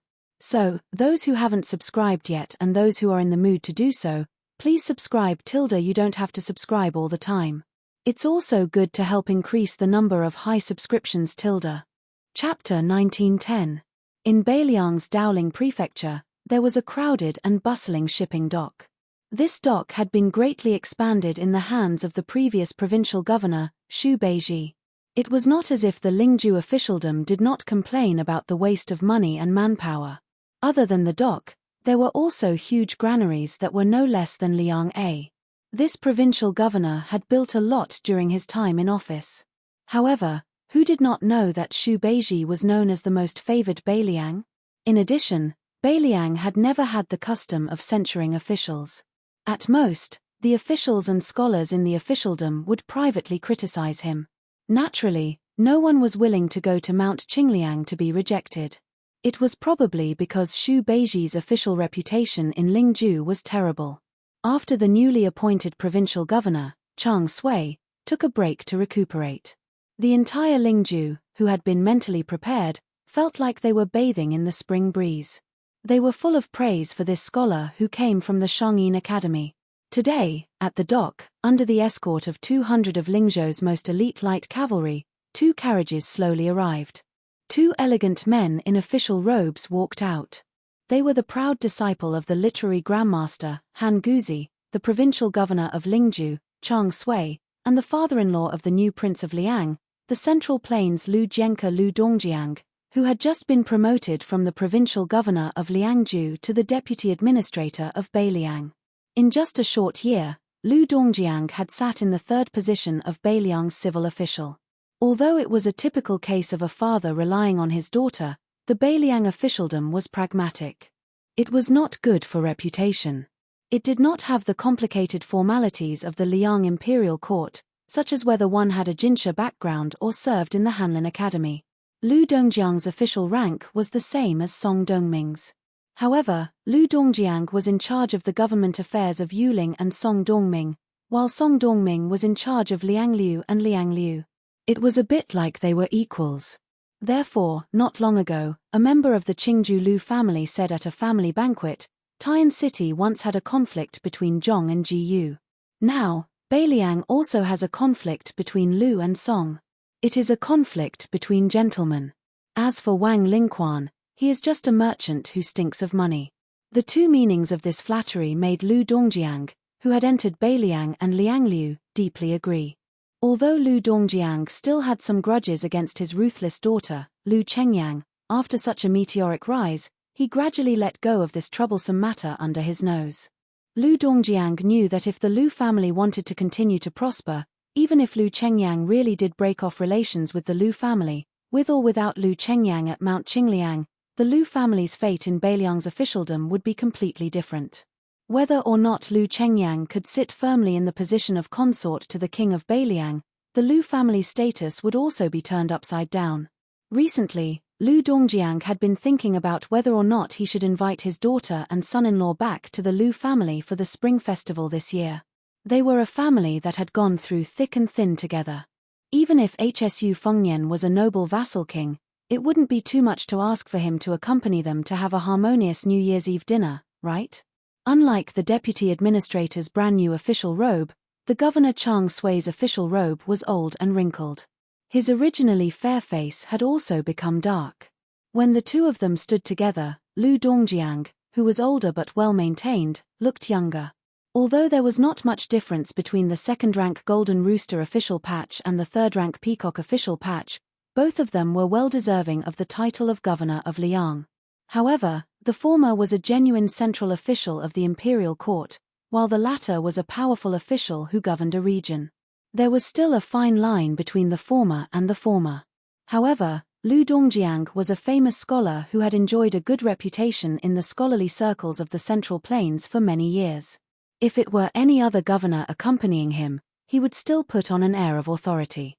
However, in front of Chang Sui, who was a brilliant disciple of the literary grandmaster Han Guzi, a well-known teacher Ji Shong of the Shangyin Academy, and also Xu Weixiong's senior martial brother, Lu Dongjiang, naturally regarded him as a kindred spirit. He spoke warmly. As the deputy administrator who was in charge of Lingju and Yuju, Lu Dongjiang had naturally heard about the Liang transport. He knew that the imperial court had originally promised to guarantee that 1 million dan of grain would enter Beiliang before autumn. However, until now, not even half of the grain had reached 500,000 dan. There were 3 batches in succession, scattered and hidden, and only 400,000 dan of grain. The Liang transport had 2 lines, horizontal and vertical. The horizontal line had the Guangling River as the main stem. Xiangfan City in Qingju, which was regarded as the waste of the Central Plains, was an important transit point for grain. However, no one had expected that the young vassal Zhao Zun would rebel with the Yang King Zhao Bing and the Shu King Chen Zhibao. It was said that he was going to be elected as the new emperor. As a result, the Zhao imperial court lost half of the Jinggan Road's jurisdiction, and the grain transport was delayed again and again. Lu Dongjiang could only lament that this was an unlucky year. Chang Sui accompanied Lu Dongjiang to the shore of the ferry. The boats on the river were piled up like they were walking on flat land. The 2 sides of the pier were bustling with activity, which surprised Lu Dongjiang. Chang Sui's words broke the mystery. The Liang imperial court announced to the outside world that they would provide 500,000 dan of grain to the Beiliang road before autumn. In reality, our prince and minister Qi Yanglong had agreed on 1 million dan. In reality, this autumn, under the supervision of Qi Yanglong and Huan Wen, close to 800,000 dan of grain had been shipped into our Lingju granary. However, out of consideration for Liang's reputation, we only said to the outside world that we had received 400,000 dan. Since the weather was good and the political matters were clear, Lu Dongjiang was pleasantly surprised. However, he immediately realized that the Lingju provincial governor beside him, who had suddenly taken a high position, did not seem to be in a good mood. Chang Sui said calmly, "Sir Lu has just taken office, so there are some things that you might not be clear about. Apart from promising 1 million dan of grain before autumn, the Liang imperial court also promised to ship in 2 million dan. However, looking at the current situation, that seems to be far away." Lu Dongjiang was confused. The Central Plains is in chaos, and the Jinggan Road is also under the jurisdiction of the rebel vassal King Zhao Zun. It is reasonable that the imperial court is unable to control the grain transport, right? Chapter 1911. The spring snow building of the Guangling Wang Fu had changed owners. In reality, half of Li Yang had changed owners that night. Naylan Yusi, who had planned all of this, sat at the mouth of the Rouge Well at the peak of the mountain by the river. There were a dozen rainflower stones produced by the Guangling path in one hand. He picked them up one by one and then threw them into the well. Beside Naylan Yusi stood sword immortal Tang Shi Lu Baijie, who had been reduced to a prisoner. Unlike the administrator Wang Xiongui, who had been locked in prison, as the Guangling Path Jidushi, Lu Baijie was not restrained as long as she did not leave the Wang Fu. Lu Baijie asked, "Mr. Naylan, what business do you have with me?" Naylan Yusi lowered his head and bent down to look at the black well. He said with a gentle smile, "While the Yang Kai Wang Fu has some spies and death warriors who have been rooted in Great Peace City for many years, and some of them have high positions, they cannot compare to Mr. Tang Shi, who has been in the center for a long time. I want to know how many of the important officials of Li Yang in Great Peace City who are qualified to attend the small court meeting of the Divine Cultivation Hall are loyal officials, how many of them will waver in times of danger, and how many of them are not loyal to the young emperor. If Mr. Tang Shi is willing to speak frankly, we will be able to act accordingly. In the future, there will be fewer ghosts in Great Peace City." Even if he was speaking extremely vicious words, this strategist's voice was soothing and his smile was shallow. He was truly a romantic figure that was hard to dislike. Lu Baijie shook her head and said, "Mr. Naylan is thinking too much." Naylan Yusi had an expression that said he knew it. He waved his sleeve and stood up. He said with a smile, "Let's go, I'll take you to a room. I spent 3,000 dan of rice to gather a study for Mr. Tang Shi." Lu Baijie was confused. A study as a gift? And what was with the 3,000 dan of rice? Not to mention Great Peace City, where every inch of land was worth its weight in gold. Even in her hometown, Gangnam-do, 3,000 dan of rice could be converted to silver to buy some good study supplies. Nalan Yusi said confidently, "Mr. Tang Shi, please wait and see. You will not be disappointed." Lu Baijie followed Nalan Yusi to a secluded courtyard in the Wangfu. After passing through the corridors and buildings, Nalan Yusi pushed open the door and extended his hand, indicating Lu Baijie to enter the room first. The first thing that came into view was a table made of yellow rosewood with black lines. Because it was a short table, it was naturally not a desk that was used to place expensive and elegant items. However, the waist of the table was made of banana leaves, undulating like water ripples, flowing elegantly. On the side, there were branches of flowers and birds, giving it a sense of fancy. The lower part of the table was carved with dragon horns and teeth. When one looked back, it was full of vigor. The study table further away was a long table with dragon patterns. The 4 treasures of the study on the table were all treasures that any scholarly family in Gangnam-do would want to worship. Nalan Yusi walked to the side of the table, 2 fingers holding the lid of an ancient and cute purple clay teapot. He raised it up high, but the body of the teapot did not fall. He said with a smile, "This is the heaven and earth tea teapot that has been lost in the old Dongyu." When this teapot was popular in the north and south of the Yangtze River, the matter of drinking tea had already taken a back seat. It became a peerless item for people to enjoy. Now, it is even more difficult to buy with money. There is no way around it. Most of the people of Dongyu like to bury a heaven and earth tea teapot with them when they die. Mr. Tang Shi is a divine hand in the way of tea and should know better than me. This teapot is not ordinary. Lu Baijie just glanced at the teapot and looked around. She asked with a heavy face, "All the items in this room only cost 3,000 dans of rice." Nalan Yusi laughed and said, "Don't worry, it is definitely not because of the war in Guangling Path that caused the noble families to sell their treasures cheaply. To put it bluntly, since the fall of Dhu 20 years ago, the officialdom of Guangling Path was full of villains who suddenly became rich and powerful. There were not many valuable family names. Otherwise, they are just fence-sitters. This time, the owner of the spring snow building changed. Most of them changed their rudder very quickly. There is no need to take out these good things to exchange for gold, silver, and rice." Nalan Yusi suddenly squatted down and went under the dragon pattern table. Then, he stuck his head out and waved at Lu Baijie. Lu Baijie was confused by this strategist. After hesitating for a moment, she followed his example and went under the table. Nalan Yusi rubbed the bottom of the table with his fingers and said with a smile, "It is not easy to light a candle in broad daylight. However, with the eyesight of Tang Shi Sword Fairy, she should be able to see the origin of this item from the handwriting. It is here." Lu Baijie followed Nalan Yusi's finger and looked up. She saw that there seemed to be 6 words carved with a dagger. It was crooked. Except for some childishness, it did not have the demeanor of a master. However, Lu Baijie was shocked on the spot. The 6 words meant that there were 3 people with no surname: Feng Nian, Jihu, and Longxiang. It should be known that Xu Jihu, who was married to Jiangnan, was Lu Baijie's niece-in-law. Lu Baijie was also the family elder who loved that woman the most in the Lu family. Therefore, Lu Baijie confirmed that this was undoubtedly Xu Jihu's handwriting. Moreover, Lu Baijie knew that in Mount Qingliang, Xu Jihu and Xu Weixiong had an ordinary relationship since they were young. Therefore, among the 4 children of the Xu family, only Xu Weixiong's name was missing. This was strong circumstantial evidence that the world could not fake. Lu Baijie could even imagine that many years ago, the girl in red sat on the ground and carved words with a knife. Lu Baijie was silent for a long time. Even after leaving the table with Nalan Yusi, she was still unwilling to speak. Nalan Yusi's face was full of joy. I guess even the owner of the table didn't know that his sister had carved words under the table. Otherwise, he would not be willing to sell it. Lu Baijie thought of the young man who asked her in the early years if she could sell him some benevolence, righteousness, and morality. Her mood was complicated.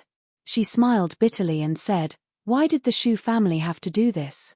Didn't Mr. Nalan say before that after Zhao Zun left Qingju, He lost control of Jingan Road? How could he stop the grain from going cold? Moreover, you have no intention to touch Jingan Road for the time being. At first, I thought you were worried that the troops would be too scattered and the front line would be stretched too long to prevent Wu Zhongshuan's army from going south in one go. Now it seems that it was your idea. You deliberately let Beiliang and the imperial court be dirty because of this. Were you afraid that once the Beiliang frontier army unexpectedly won the Second Battle of Liangmang, the Shu family's cavalry would still have the strength to go to the Central Plains to quell the rebellion? Nalan Yusi leaned against the window and said playfully, otherwise, do you think an old assistant minister of the Ministry of Appointments, Wen Tai-yi, could return to Qingju so smoothly to be the administrator? It is one of the laws of Liang that officials of the imperial court are not allowed to be officials of their hometown. Nalan Yusi's smile deepened. He clicked his tongue and said, no matter how old Wen Tai-yi is in the capital, no matter how strong his official connections are in Greaton City, he should be promoted to a civil official leader somewhere else. In order to let this guy be the administrator of Jingan Road, I used a lot of favors in Greaton City. However, I never thought that the Liang Imperial Court would give me a big surprise and let Ma Fulu's son go to Jingan Road to take charge of the military. This way, on the issue of grain going cold, the civil and military officials of the border would work together to secretly support those pests of the country. Only then could they resist the pressure of Qi Yanglong and Huan Wen. Otherwise, if it was someone else, it would be hard to say. After all, when the two provincial officials are angry, they are not to be trifled with. The remaining 2 million dan of grain might really have to be sent to Beiliang's Lingju. Lu Baijie pressed one of her palms on the table. The table creaked. It could be seen that she was enduring the majestic pressure of Tongshi Sword Immortal. Nalan Yusi, who was in a very good mood, said with a smile, in this world, as long as there is a war, there will be a need for grain. The Beiliang Frontier Army is not a divine army. Of course, it is no exception. Even if the young provincial governor, Xu Beiji, had the foresight to become the provincial governor of Beimi, but with the power of Lingju, which is known as the south of the Great Wall, it is obviously not enough to let the Beiliang Frontier Army that is about to welcome the Second Great War of Liangmang have no worries. Then what about Xu Beiji, the transport commissioner of Beiliang? Nalan Yusi asked and answered his own question, even the cleverest housewife cannot cook without rice. Even the common people who have never read books understand this principle, let alone the number one civil official of Beiliang that the Zhao clan of Liang wanted to rope in the Mose. Therefore, Xu Beiji ran to Mount Qingliang and told the vassal king surnamed Xu that although your family has a lot of money, it is still not enough. You should sell your family's belongings. I will help you deal with this matter. You, Hsu Fengnian, don't worry about it. Out of sight, out of mind, you can be a hands-off shopkeeper. It just so happens that outside the Liangju Pass, there is a need to build that laborious and costly Beijua city. Excluding the families who serve in the military, the wages of the common people with household registration will be paid from there.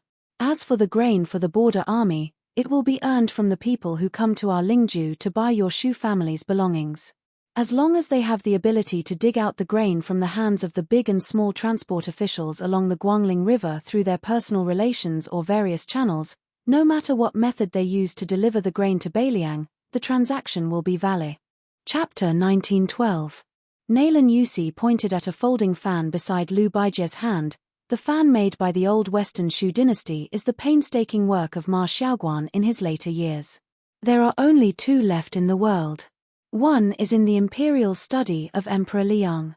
Probably because of the hot summer, he just wants to look at it and is reluctant to waste it to invite the cool breeze. The other one is in the hands of you, Mr. Tang Shi. Do you know how much rice was used to buy this fan? 600. It sounds like a small amount, right? Even if you have to pay for the cost of the relationship with the buyer, you still earn a lot, don't you think? But let's not wrong the king of Beiliang. He doesn't know how expensive the rice is. The calculation in his mind is not the same as ours. It's a pity that you, Mr. Tang Shi, know the calculation.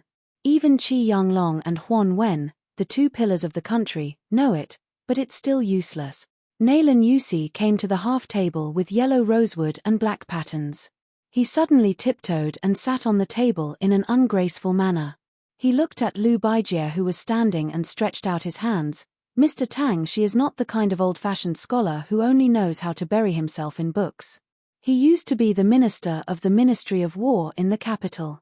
Although he is not the head of the Ministry of Revenue, he naturally knows the annual rations of the people in the Central Plains and the border army. Although the local customs are different and the rich and the poor are different, they are roughly the same. Mr. Tang Shi is the son of a rich family in Gangnam-do. He knows that you, the richest people in the world, eat extravagantly and have as many as 4 or even 5 meals a day. Ordinary people can also maintain 3 meals a day. 2 shows and 3 stews need to be full. The most expensive fresh fish is yellow rosewood. This saying even makes me, who is far away in Nanjiang, envious. Nailan Yusi gently shook one of his hands. On the other hand, Beiliang is poor. Even the people in Lingju have 2 meals a day. In summer and autumn, they have 2 vegetarian meals and 1 meat meal. In spring and winter, they have 3 vegetarian meals and 1 meat meal. In spring and winter, they have 3 vegetarian meals and 1 meat meal. The young and strong who need to do heavy work can each drink a spoonful of wine. In this way, the young and strong in Beiliang consume about 11 dans of rice a year, and the rations for women and children are reduced by half. If a family of 5 people is counted, because there is usually one young and strong in the family who is in the border army outside the Great Wall, a family in Beiliang with only one young and strong in the Great Wall needs 16 to 17 dans of rice a year. With Xu Beijie's food collection measures in Lingju 2 years ago, it can roughly guarantee that the food of the people in the Great Wall will not be affected by the war for 3 years. In a critical moment, it can even provide 500,000 dans of rice to the Beiliang border army. However, this is already Beiliang's limit. The second battle of Liang Mang is imminent. If they fight for a year, with each young and strong in the border army getting 11 dans of rice a year, by next autumn, they will need 1 million dans of rice. Nailan Yusi lightly patted his palm and smiled. However, the court has only sent 800,000 dans of rice. The remaining 2 million dans of rice that was promised is something that even I can't turn around. Furthermore, it is easy to go from frugality to extravagance, but it is difficult to go from extravagance to frugality. For no reason, we will lose a total of 3 million dans of rice every year. Cutting off one's path to wealth is like killing one's parents. How can this be tolerated? Moreover, we are giving it to those Beiliang barbarians. If we give it to the great pillar state Jiu Gentang's 2 vast border army, then we can just pinch our noses and accept our fate. It is not good to throw away our lives for money and future prospects. However, aren't the Beiliang barbarians and the Beimang barbarians dog-eat-dog right now? We can just drag it out. The Shu family's iron cavalry can't even protect themselves. How can they free up their hands to compete with us, the transport officials who are far away? The 4 legs of the desk under Lu Baijie's palm shattered with a bang. The entire desk fell straight to the ground, and the once priceless but now incomparably lowly scholarly furniture scattered in all directions like birds and beasts. Nailan Yusi turned a blind eye and continued with a smile, "Of course, a cornered dog will jump over a wall. The Beiliang side doesn't just rely on cheap sellers to exchange for provisions. Didn't the young man surnamed Shu create a large and powerful fish dragon gang? He let them pave the way all the way down the Guangling River, bringing countless antique collections to open shops in various places. Of course, these Jianghu people's fists are also quite strong. It is said that Transport Commissioner Xu Beijie has already spread the word that if anyone dares to delay the Fish Dragon Gang's legitimate business, he will let the Beiliang cavalry personally knock on their door and reason with them. In fact, the Yamen on both sides of the river and the local garrisons that were previously scared out of their wits by the 10,000 Great Snow Dragon cavalry were really shocked by this move. Therefore, at this time, they need me, Nailan Yusi, to muddy the waters again. Nailan Yusi stretched out a finger and pointed at his own nose, smiling brightly. Lu Baijie clenched his fists and stared at the only remaining figure of those strategists. Zhao Changling, Huang Longsha, Yuan Bengxi, and Li Yishan had all died one after the other. It seemed that only this Nailan Yusi had lived to the end, and seemed to have had the last laugh. Lu Baijie asked, You, Nailan Yusi, just want to help Zhao Bing usurp the throne. Why do you have to do this? Nailan Yusi's smile faded, his hands supporting the delicate yellow rosewood table. My efforts in Beiliang have never been less than in Great Peace City. Lu Baijie, who had always been gentle and elegant, asked angrily for the first time, are you really not afraid that the Beiliang of Liyang will fight, and only Beimang will benefit? Nailan Yusi, what do you want to do? Nailan Yusi did not care about Lu Baijie's murderous intent at all. He said lazily, those who know me know my worries, those who do not know me ask what I want. Then Nailan Yusi turned and smiled at the door. Move back, Mr. Tang, she is just joking. Lu Baijie laughed in anger. I am joking with you, Nailan Yusi. Nailan Yusi asked in response, otherwise, can you really kill me? This sword immortal Tang, she immediately became dejected. Lu Baijie had never been so disheartened. Lu Baijie had never felt so helpless, whether it was when he was willing to be silent in a family full of heroes for a woman, or when he was exiled from Great Peace City by the Emperor of Liyang, or when he became a prisoner in the Spring Snow Building. Nailan Yusi jumped off the table and sneered softly. The entire Central Plains will be as helpless as you. You, Lu Baijie, are the first person to experience this. Lu Baijie silently crouched down and flipped over the table. He looked dazedly at the words the woman had carved in her early years. After Nailan Yusi finished speaking, he slowly walked out of the room and did not forget to close the door for Mr. Tang Shi. That sentence was, I want to see how the young man surnamed Shu will help you guard the northwest gate of the Central Plains. Nailan Yusi walked out of the house, left the courtyard, and climbed to the top floor of the Spring Snow Building. He came to the corridor and stood against the railing, looking at the Guangling River in the distance. He muttered to himself, drunk holding a wine cup, can swallow the cool breeze of Jiangnan Wu, brushing the armor and blowing, can absorb the strength of the northwest Qin Long, but now, I am living in Jiangnan. You, who said such bold words, have long died in the northwest. Nailan Yusi raised his head and asked softly, Li Yishan, if you are still alive, will you persuade your student not to guard the northwest gate? At this moment, a voice sounded behind Nailan Yusi. Li Yishan will never say this. Nailan Yusi did not turn his head. He quickly returned to normal and asked with a smile, why does King of Shu also have the leisure to climb high and look into the distance? It was Chen Jibao's uninvited guest. He said indifferently, Wu Zhongshuan is nothing. If I throw him into the Beiliang frontier army, he can't even be the deputy commander of the infantry. Is he worthy of my attention? Nailan Yusi finally turned around. He leaned against the fence and said with a smile, don't say this in front of Zhao Bing. It's too much of a slap in the face. Back then, Wu Zhongshuan and I, Nailan Yusi, were the right-hand men of King Yang. Chen Jibao sneered, so your Nanjiang army is only fit to have internal strife in the Central Plains. Nailan Yusi sighed, Chen Jibao, you really have to change your temper of only being willing to speak the truth. In other words, Nailan Yusi obviously did not deny Chen Jibao. He acquiesced in the contempt of the Beiliang Protector General for the elite army of Nanjiang. Nailan Yusi asked with a smile, don't you regret leaving Beiliang?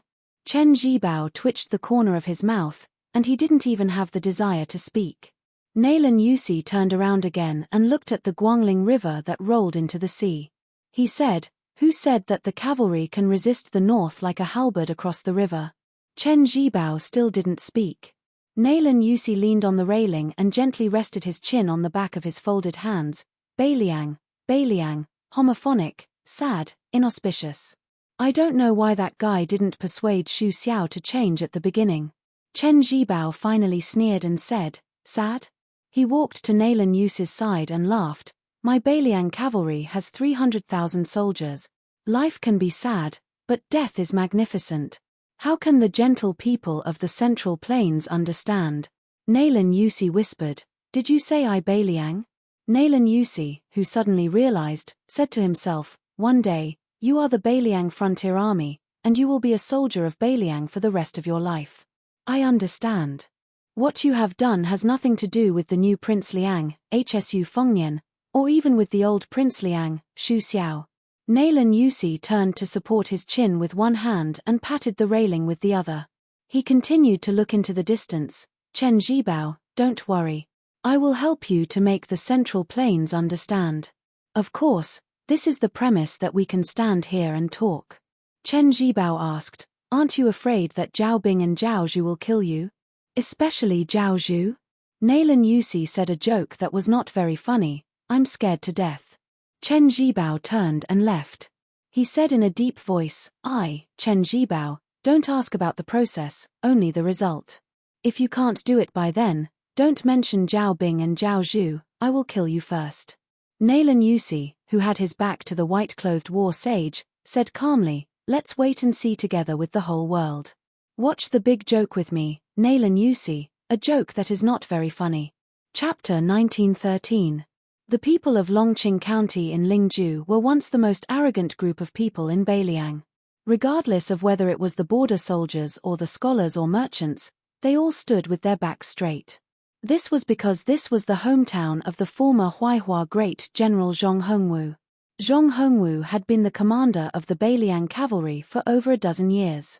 He had accumulated a lot of prestige, and his disciples were all over Beiliang. Adding on the fact that Zhong Hongwu was known for being protective of his own people, promoting generals was a public show of kindness to his hometown, so the people of Longqing County all felt superior to others. Before the auspicious talisman, Longqing County was, without a doubt, a very popular place. The marriage partners of the large and small families in Lingzhou all chose Longqing County as their first choice. However, after Zhong Hongwu's death, it became a bleak scene. Especially after the former Longqing County chief, Zhong Hongwu's eldest son, Zhong Chengshin, after he was promoted to an official in the provincial capital, he openly rejected the officials of his hometown many times, causing Longqing County to completely lose its backbone. Just like that, of the three most prosperous counties in Beiliang in the past, Longqing County, Yanji County, and Huangnam County, there were only two other counties left. For example, during the construction of North Jebei City, as long as the people of Beiliang were willing to participate in the construction outside Liangzhu Pass, they would be able to obtain quite a bit of money. There were poor people from all over Lingzhou who surged into the pass. Only Longqing County did not have many people responding. Of course, this had to do with the fact that the people of Longqing County were mostly well off. However, the knot in their hearts that everyone in Beiliang knew about was the key reason. The people of Beiliang had always been valiant and warlike since ancient times. Although Lingzhou was rich, there were as many martial arts schools as there were hairs on a cow. Naturally, they did not lose to Liangzhu and Yuzhou. In the past, His Royal Highness, who had stirred up storms in the officialdom of Lingzhou, no matter what his original intentions were, in the end, he uprooted the Zhong family, this towering tree that shadowed the entire county, from its roots. The people of Longqing County were both afraid and resentful. It could be said that their thoughts were complicated. It was impossible to explain clearly in a few words. Therefore, when an ordinary middle-aged man in Longqing County's capital planned to go to northern Beiliang City to beg for a living, his neighbors began to despise him. This was especially so when they heard that this man planned to move his wife and son out of Beiliang. This was no longer just idle gossip. Some people even wanted to point at his spine and curse him in front of his face. They scolded him without any regard for the feelings they had accumulated over the years. Then, very quickly, there were people who dug up old scores. They said that this fellow called Lu De Yuan was not originally from Beiliang. It was only after he married a woman from Longqing County that he went to the Yamen to change his registration. It could be said that he had taken root in Longqing County. All these years, he had been a butcher in Longqing County who slaughtered pigs and sold meat. In fact, he had always been fair in his business and didn't earn any money that went against his conscience. It was just that this trip to northern Beiliang City this time had incurred the wrath of the public, causing his family of 4 to become like rats on the street. Who knew which gossipy idle man remembered that this bastard surnamed Lu had let slip that the second round against the Beimang barbarians when they were drinking and chatting. This immediately caused an uproar.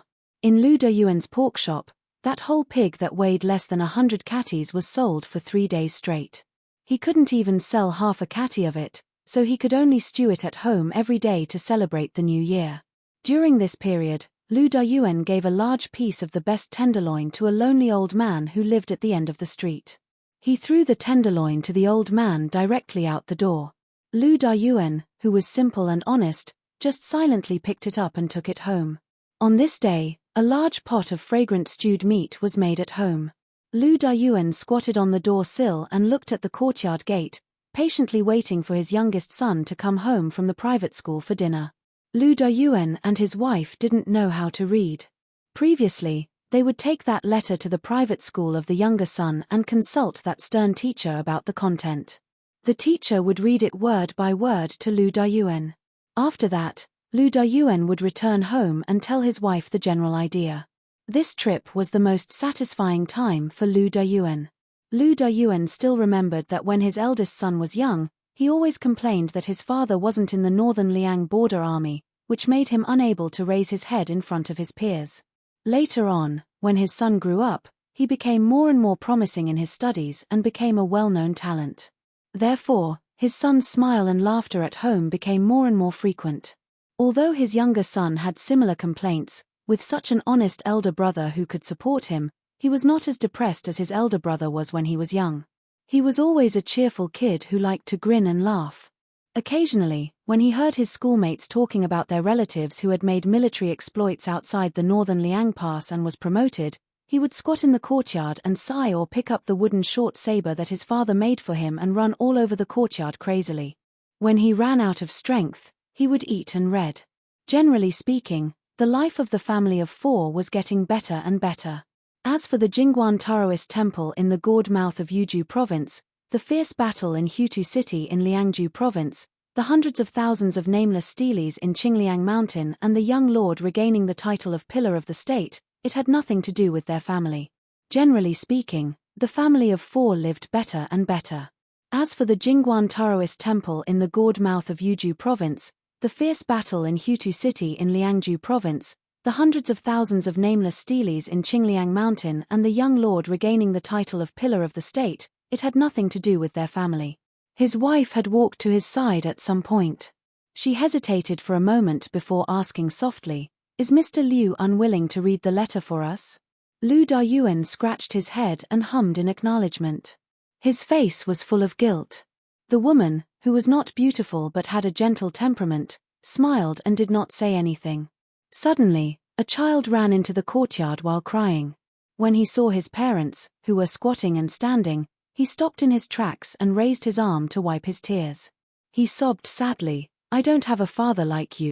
You're a good-for-nothing, and you don't have a backbone. I don't want to leave Beiliang with my mother." Lu Dayuan was stunned. The woman said angrily, "Xiangzhu, mother doesn't allow you to talk to father like that." The child had never seen his mother get angry before. He was so stunned that he even forgot to cry. Lu Dayuan secretly pulled his wife's sleeve and said softly, "Xiao, don't be angry at the child." The woman was still angry and glared at him. "You have no manners. Mr. Liu taught you how to read and write. Did he teach you how to scold people?" The child became more and more aggrieved. He simply hugged his head and squatted on the ground, sobbing pitifully and helplessly. The man stood up and gently carried the child back to the house. After sitting on the bench, he rubbed the child's head and smiled. "Xiangzhu, I'm not angry that you scolded father like that. Instead, I'm very happy." The child wiped his face carelessly and secretly glanced at his mother sitting across the table. Seeing that her face was still gloomy, the child continued to be silent. Anyway, the neighbors all laughed at his father for being a silent Lu Dayuan. He could only blame his father and not Lu Xiangzhu for being a silent Lu Dayuan. The man was about to say something to his wife when she said softly, "Dayuan, you're the man in charge of the house. Whatever you say goes. However, when you reach the border, remember to wear warm clothes. The weather is cold and the snow is heavy in winter. You have to work often. After all, this is not your home. You can always have a place to shelter from the wind and rain. Oh right, I'll prepare 3 more pairs of cotton shoes for you. Don't complain that the soles are too thick." Listening to the woman's endless chatter, the man was not impatient at all. He responded with a smile and occasionally lowered his head to pick up a piece of meat for the child who was sitting in his arms and eating. In the end, The child had a temperament that could not bear grudges. He was like this to his peers, let alone his own parents. Soon, the child raised his head and said angrily, "Father, I'm telling you. Mr. Liu told us that according to Beiliang's military law, if a person is to be killed, he or she will not be killed. According to the military law, those who cower before battle will be beheaded. You're lucky that you're not a soldier of the border army. Otherwise, HMPH. The man did not know whether to laugh or cry. The woman leaned forward and picked up another piece of meat for the child's bowl. She laughed angrily. I can't shut your mouth. Every night when you're doing your homework, you often nap. I've never seen you so energetic. The child made a face and ate the fragrant stewed meat with oil dripping from his mouth.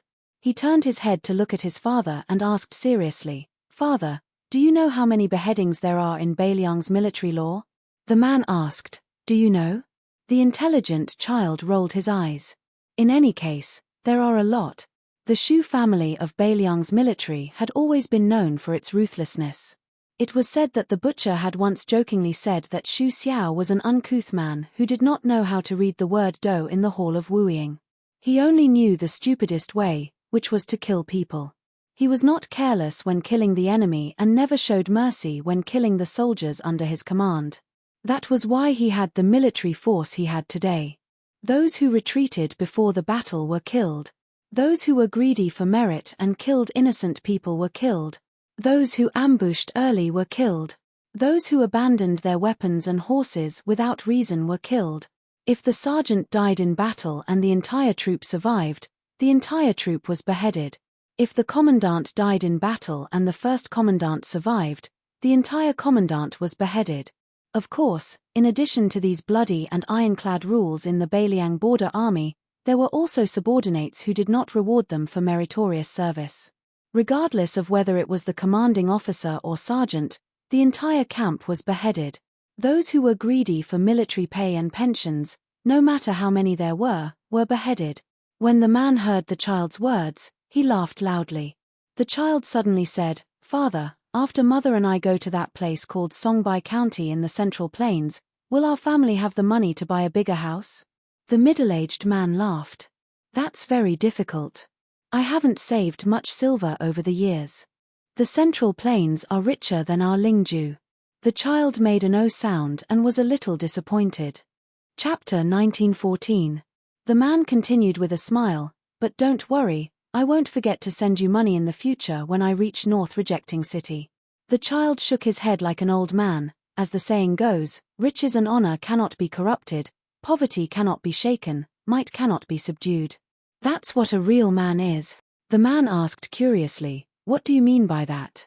Can you explain it to me? The child chuckled, It means Mr. Liu said that the sage of the Zhong family said it.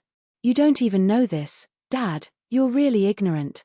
The man was gratified. It's okay if I'm ignorant, as long as you and your brother are. At the mention of his brother, the child immediately said proudly, I'm far from my brother. Even Mr. Liu said that my brother is amazing. The man laughed heartily, Aren't you both my son? The woman looked at the father and son with a gentle smile. She didn't know anything about war, nor did she know anything about knowledge. She only relied on her many years of daily necessities and saw a lot of people and things. She understood a simple truth. Some men would only say the harshest words to the people closest to them. However, some men would save their best temper for their family members. Her man was the latter. Therefore, whether it was the calmness of the past 10 years or the gossip of the neighbors, she didn't feel that marrying this man back then was a mistake. The child asked, Dad, where was your hometown in the past? Is it that Songbai County? The man nodded, Yes, but when I was your age, life wasn't good. There was no one left in the family and I couldn't survive, so I left my hometown. The child laughed rudely, No wonder the neighbors said that my mother fell for you. They're really blind. This time, the woman didn't get angry. She only covered her mouth and laughed secretly. The man was even less angry.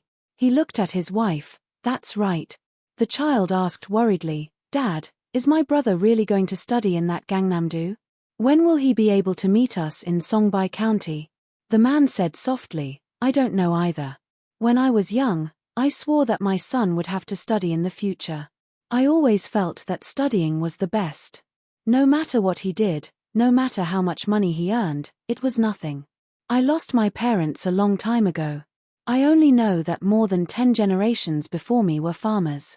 Therefore, when I came to Beiliang, I met your mother, Xiangzhu. I was really lucky. Otherwise, if you and your brother were like me, you wouldn't be able to study. The child muttered, "Then why don't you treat mother better?" The man said helplessly, "That's all I can do." "There's nothing I can do." The woman's eyes curved into crescents. The man said that he was very lucky, but she felt that she was very happy. On the day the mother and daughter left Longqing County City with their luggage, this man slowly returned to the city along the post road. When he returned to this small and shabby alley, he thought for a moment.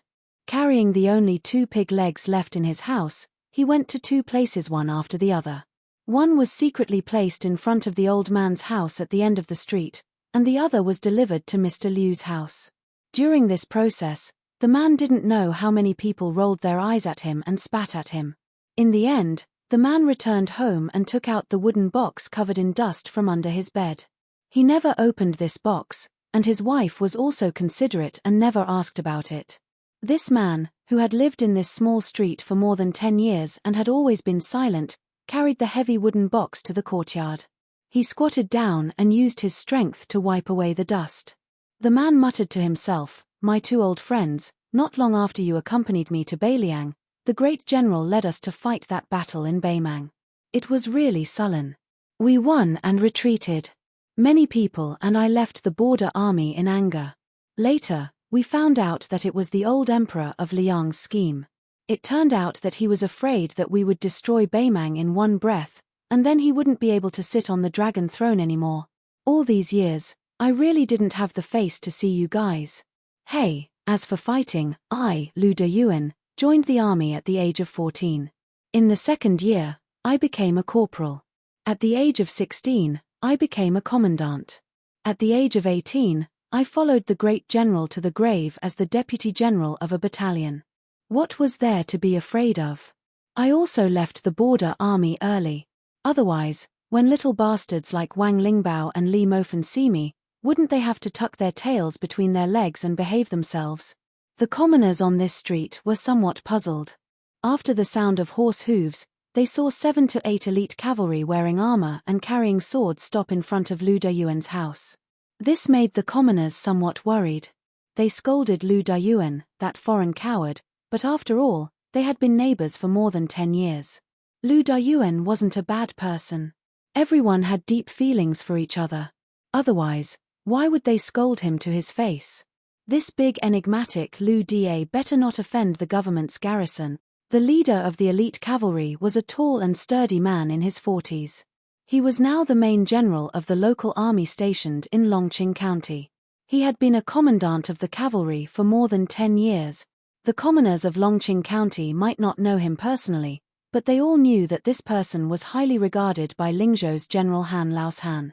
It was said that he was brothers with Hong Shuwen, who was born in the Red Phoenix Battalion. In the future, how could a commandant with real power or a deputy general of a province run away? One of the commandant's trusted subordinates asked softly, "Commandant, who are you sending off? Why do you need to personally come out?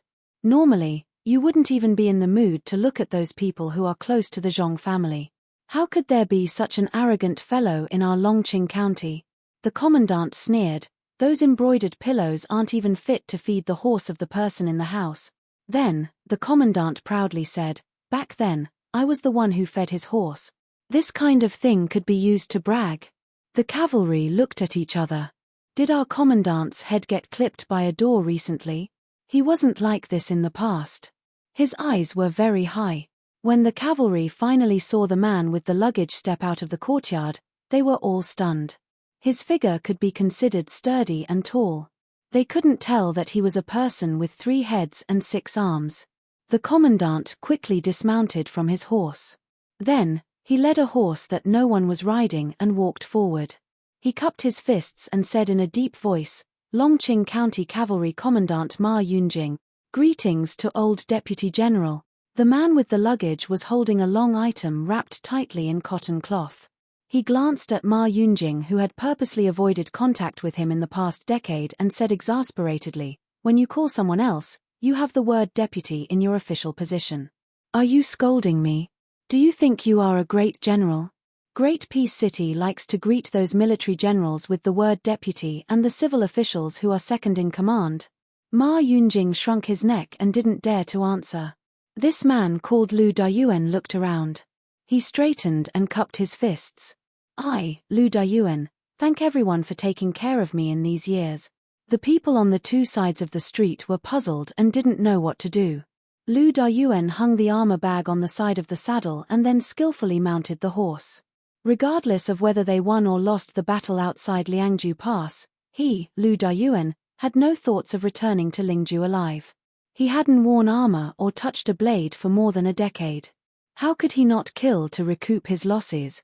Ma Yunjing reminded in a soft voice, "Old soldiers of Beiliang, according to the law, can carry a blade on the streets." Lu Dayuan raised an eyebrow. He finally took off the cotton cloth that was wrapped around the long item and revealed an old battle blade that hung from his waist. Lu Dayuan turned to look at Ma Yunjing, who could not possibly follow him out of the pass. "If we lose, there is nothing to discuss. If we win, if my two sons return to Lingju in the future, tell them that their father is a butcher, but also one of the cavalry of the Shu family." Ma Yunjing nodded furiously. He had thousands of words, but only 2 words came out of his mouth: "Take care." Lu Dayuan glanced sideways and said, "Little brat, in the past, I knew that you were useless. As expected, you only became a shoddy commandant today." Ma Yunjing's face flushed red. Lu Dayuan suddenly took down the battle blade and threw it to Ma Yunjing. He laughed and said, "Fine, I'm going to use the new cold blade to kill the enemy. Since you fed the horse for so long in the past, I'll give you this one." Ma Yunjing felt as if he had received a treasure. Such a man actually had tears in his eyes.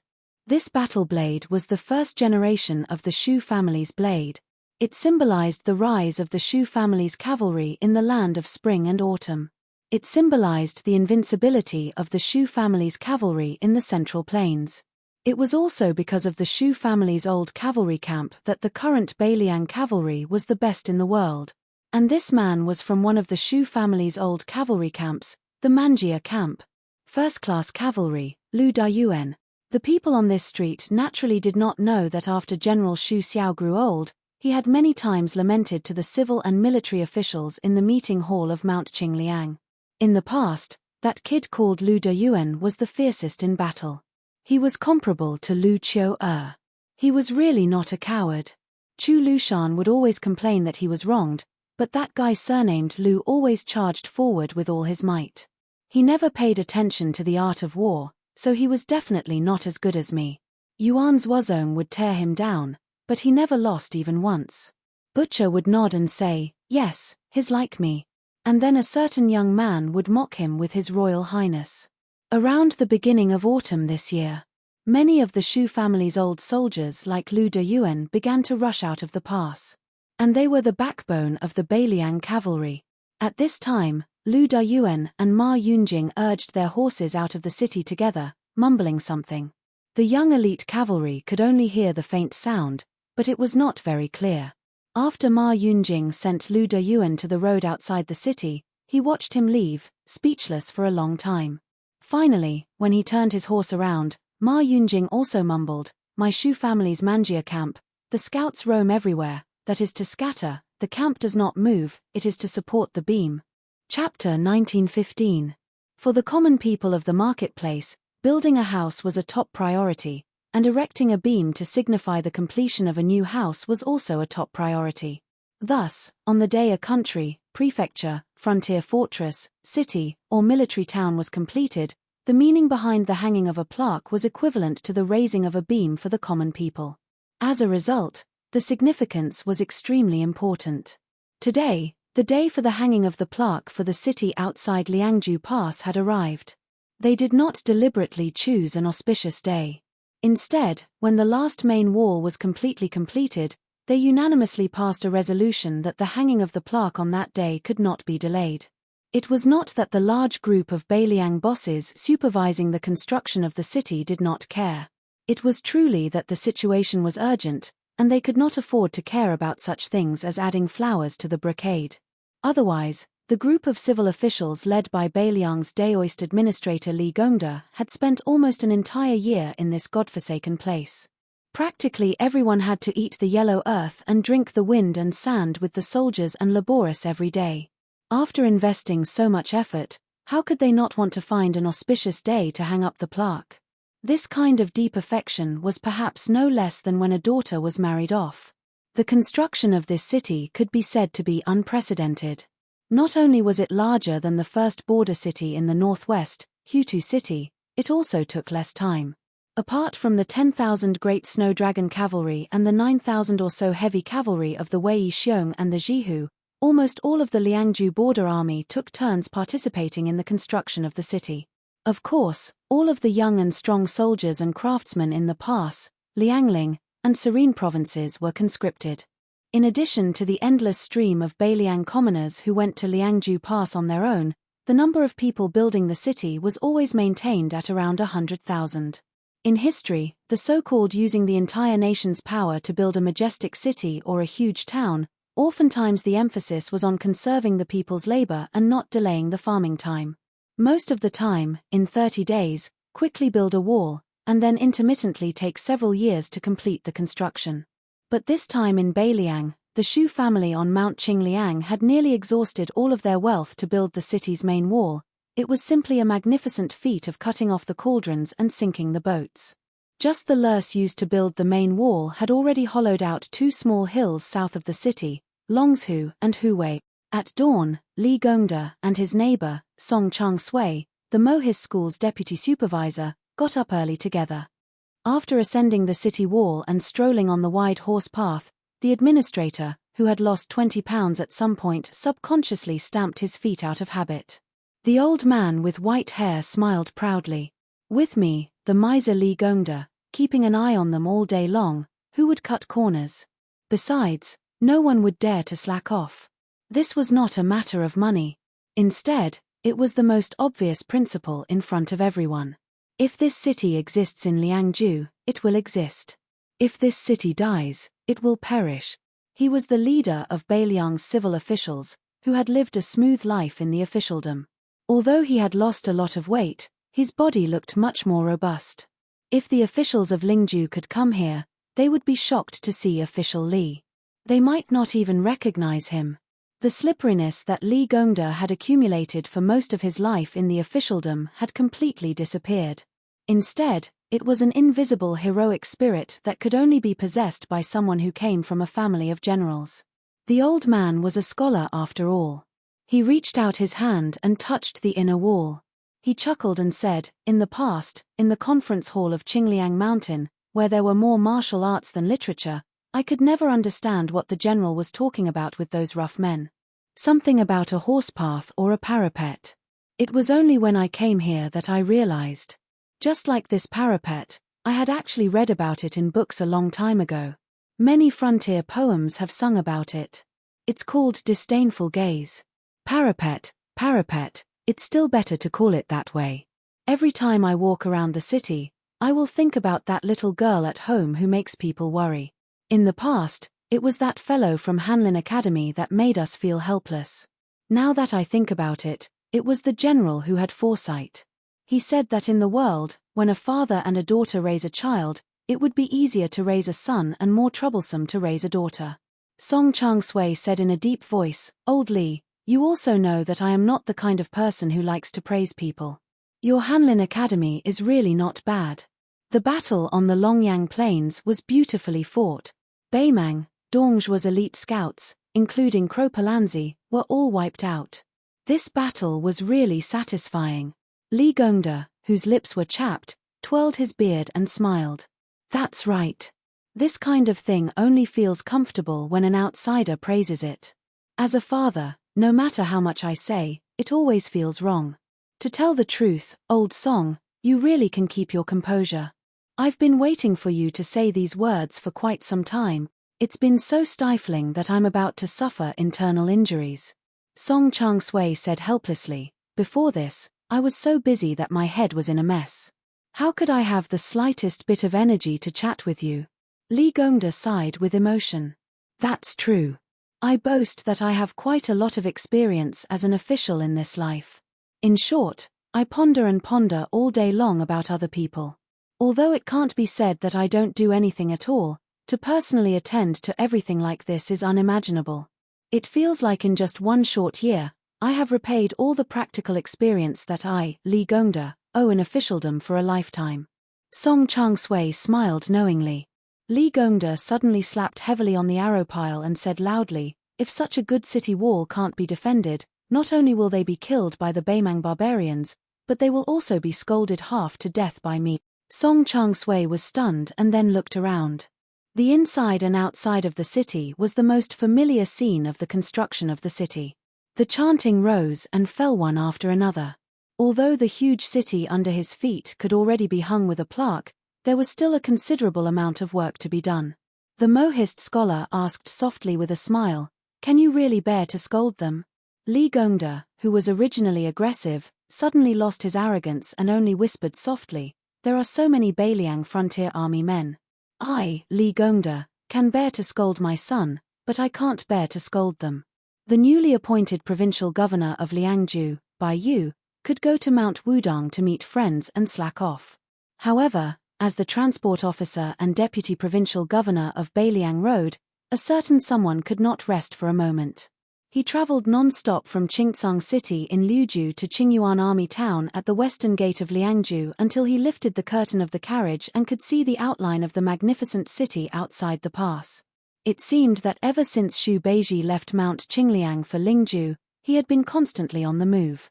As the provincial governor of purchasing rice, he had built granaries all over his territory and served as the transport officer of a road. He was in charge of strategizing about the transport of grain. In between, he had gone to Lianghuai Road to meet with Han Lin in private. Not long ago, he went to Mount Lantuo in the western region to bring 20,000 monk soldiers to the defense line of Qingtsang City in Liuju. This time, after attending the plaque hanging ceremony, he immediately went to Lingju and personally watched the grain cooling before he could be at ease. In these years, he did not have a fixed residence. It seemed that if he was not on horseback, he was in the carriage. In any case, it was always bumpy. Outside this carriage, there was not a single elite cavalry of the Bailiang frontier army escorting it. Logically speaking, with Xu Beiji's high rank and his great importance to the upcoming battle of Liangmang, even if they sent him 1,000 Bailiang cavalry as a retainer, it would not be an exaggeration. However, it was precisely because of this that the position of this young strategist in the Xu family's Mount Qingliang and in the hearts of the young kings was even more unparalleled. This was because there were only 80 people escorting the carriage. 80 riders, all carrying swords.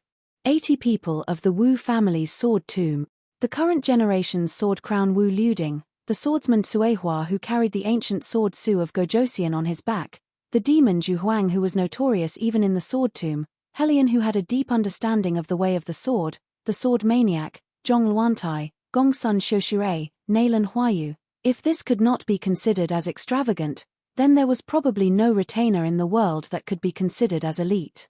Although Xu Beiji, whose face was full of exhaustion, was extremely sleepy, he still could not fall asleep. Several times, he closed his eyes but did not open them for a long time. He simply sat cross-legged, took out Li Yishan's old handbook from his bosom, and gently flipped through it. He had heard from Hsu Fengnian that the Tide Listening Pavilion's large golden signboard was personally written by the old Emperor Li Yang. The 4 large characters of Bailiang Palace on the gate of Mount Qingliang were written by Princess Consort Wu Su.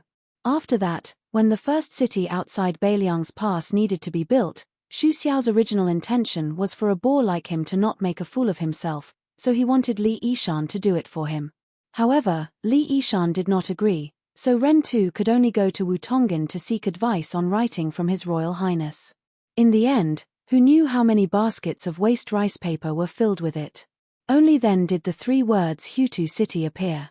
Xu Xiao had once joked that he, Ren Tu, had even finished writing the words for his next life. Later on, for example, The signboard in the Liuzhou provincial governor's mansion within Qingcang City was the words chosen by the young vassal king from his master Li Yishan's writings. This was because Li Yishan's contributions to Beiliang went without saying, and Li Yishan's contributions to Liuzhou were even more profound. Before the tide listening pavilion and Wu Tonggin's treasured antiques were scattered all over the central plains. Xu Beiji and Hsu Fengnian once had a very relaxed and leisurely conversation. You don't feel sorry for them? Who do you think I, Hsu Fengnian, am? I am Xu Xiao's eldest son. What kind of good things have I not seen in this world? When have I ever been such a stingy person? Back in the day, when it came to those wandering heroes from other places, those poor scholars who could write beautiful poems, and those fortune-tellers who set up stalls, I would always throw away 1,000 gold without even blinking an eye. Oh! Then why was it that when I casually picked up the toddler climbing urn painting and threw the mountain journey inkstone into the box, your eyes were blinking so hard that they could fan up a great wind? I was just reminding you to be a bit more gentle. If you bump into something and damage its appearance, it won't be easy to sell it. Appearance. It's nothing more than the cheap price of a few dozen or a few hundred dan of grain. Isn't it a bit pretentious to talk about appearance? Chapter 1916. The difference between each item is a few stones of grain. Many a little makes a mickle. It's already a lot. You really don't feel bad? I don't feel bad. Juzi, you've asked me this question at least 7 or 8 times. Oh, I don't know why, but every time I ask you this question, I feel quite happy. It's much better than drinking the green ant wine. Juzi, you go ahead with your work. I'm going to drink the green ant wine. I'll ask you one last time, I really don't feel bad. That's not it. I just want to ask, all your belongings have been ruined by me. What about the betrothal gifts for your wife? Same old rules. Cucumber. Salad. Xu Beiji kept the notebook and stopped his thoughts. He lifted the curtains and looked at the majestic northwestern New City. In a chaotic world, the most worthless things were external possessions. When even human lives were worthless, what else could be valuable? Hongjia's journey to the north, which caused countless scholars to become homeless, had long proven this point. In the old days, the Duke and Marquis Hall flew into the homes of ordinary people. Countless priceless antiques, calligraphy, and paintings were first picked up from the mud, the toilets in the countryside, under the peddlers' tables, and under the tiles in the corners of small courtyards. It was only in the peaceful times when there was no smoke of war that they became valuable again. Xu Beiji originally wouldn't have sold them at such a low price. However, after the spring snowbuilding incident, the central plains had become chaotic. It had only been 20 years since Hongjia's journey to the north. Most of the older generation of scholars still remembered it clearly. This group of people wouldn't buy things at such a time. No matter how cheap they were, could they be compared to things that were given for free after the war? Therefore, unless it was a rich and scholarly family that was truly obsessed with the scholarly and had a hobby of collecting, they would only come after hearing the news. It was one thing for them to come to Beiliang. Whether they could use their face and connections to buy the things they wanted was another matter. Whether the first-class officials of Greaton City who had enjoyed 20 years of prosperity on the water transport were willing to give face and open a back door was the third matter. These officials with deep backgrounds were all willing to take out grain from the rivers under their jurisdiction for the sake of money or friendship. However, after weighing the thighs of their families, whether it was enough to compete with Wen Taiyi, the deputy administrator of the Jinggan Road, and Ma Zhongxian, the deputy jidushi of the Jinggan Road. Whether they dared to be unafraid that these two influential border officials would hold a grudge against them was the fourth matter. However, the most important matter was not that the cultural relics were sold cheaply or that the grain was cooled. It was that Beiliang could use this to follow the Guangling Road and infiltrate the Fishdragon Gang and the Whispering Room into Qingzhou's Xiangfan City. Once Hexibei City was lost, Liangzhu and Liuzhou were destined to disappear. Then, the remaining troops of Beiliang's border army would not be too helpless. Even if Chen Zhibao had already left a backup plan in Shishu to deal with the Shu family, Beiliang's cavalry would still have a way to enter the hinterland of the Central Plains. Since this was the case, how could Xu Beiji not be a prodigal? However, when Xu Beiji proposed this idea directly, the The young king agreed without a second thought. This made his well-prepared speech meaningless. In the depths of Shu Beiji's heart, there was a hidden thought that he would not say out loud. That was, as long as Beiliang won the second battle of Liang Mang. Then, how could Beiliang not participate in the Battle of the Central Plains? Shu Beiji sighed and was about to put down the curtain. A rider who was close to the carriage rode closer and asked with a smile, "Deputy Provincial Governor, why are you so anxious to enter the city?" The person who asked was Nailan Huayu, a female swordsman of the Sword Tomb who was shrewish but meticulous. After all, she was a woman who had won the Rouge Award twice in a row. Although she was not young, she was still charming, especially when she was riding a horse with a sword on her back. It was indeed a beautiful scene. Shu Beiji asked with a smile, "Nailan Huayu, if I sold your sword for 3 or 4 taels of silver, would you feel sad?" Nailan Huayu was confused, then she smiled sweetly and said, "Let's not talk about whether I feel sad or not, but I will definitely beat you up until your parents can't recognize you." Shu Beiji smiled and said, "You haven't answered the question yet." Nailan Huayu laughed and said, "I don't feel sad. I don't know your relationship with the prince. If you dare to sell my things like this, I dare to go to Tide Listening Pavilion to get better things. My sword has a history of 100 years, and the material is ordinary. It's not worth 100 taels of silver. Why would I feel sad?" Shu Beiji smiled and sighed inexplicably, "I feel sad." Nailan Huayu, who had always been unscrupulous, couldn't help but tease, "Sir Shu, did your brain get damaged by the carriage?" Shu Beiji suddenly smiled and said, "Nailan Huayu, do you want to know what someone said about you?" Nailan Huayu narrowed her eyes, like a cat whose tail had been stepped on. Of course, as one of the top swordsmen of the Wu family, she was more powerful than a tigress. Shu Beiji lowered his voice and said, "It looks like you want to know." That person said that Nailan Huayu must be very tired. Nailan Huayu frowned and didn't say a word. Shu Beiji glanced at her and quickly put down the curtain. Nailan Huayu followed his line of sight and lowered her head slightly. It seemed to be her own chest. Nailan Huayu suddenly realized and didn't get angry. She laughed and scolded the carriage loudly, "You don't have the heart, he doesn't have the gut. Neither of you are good people." Shu Beiji, who was lying in the carriage, smiled and slowly closed his eyes. In fact, Hsu Fengnian didn't say that annoying comment. However, Shu Beiji felt that Guy was someone who would say such things, so he said it for him. However, Nailan Huayu didn't have the guts to say it. It was very chewy. Shu Beiji thought about it and felt it was very interesting. Shu Beiji, who was resting with his eyes closed, said to himself, "So many people have died at Miyunku in the western region. People have also started to die in Qingcang City in Liuju. Next will be outside Liangju Pass.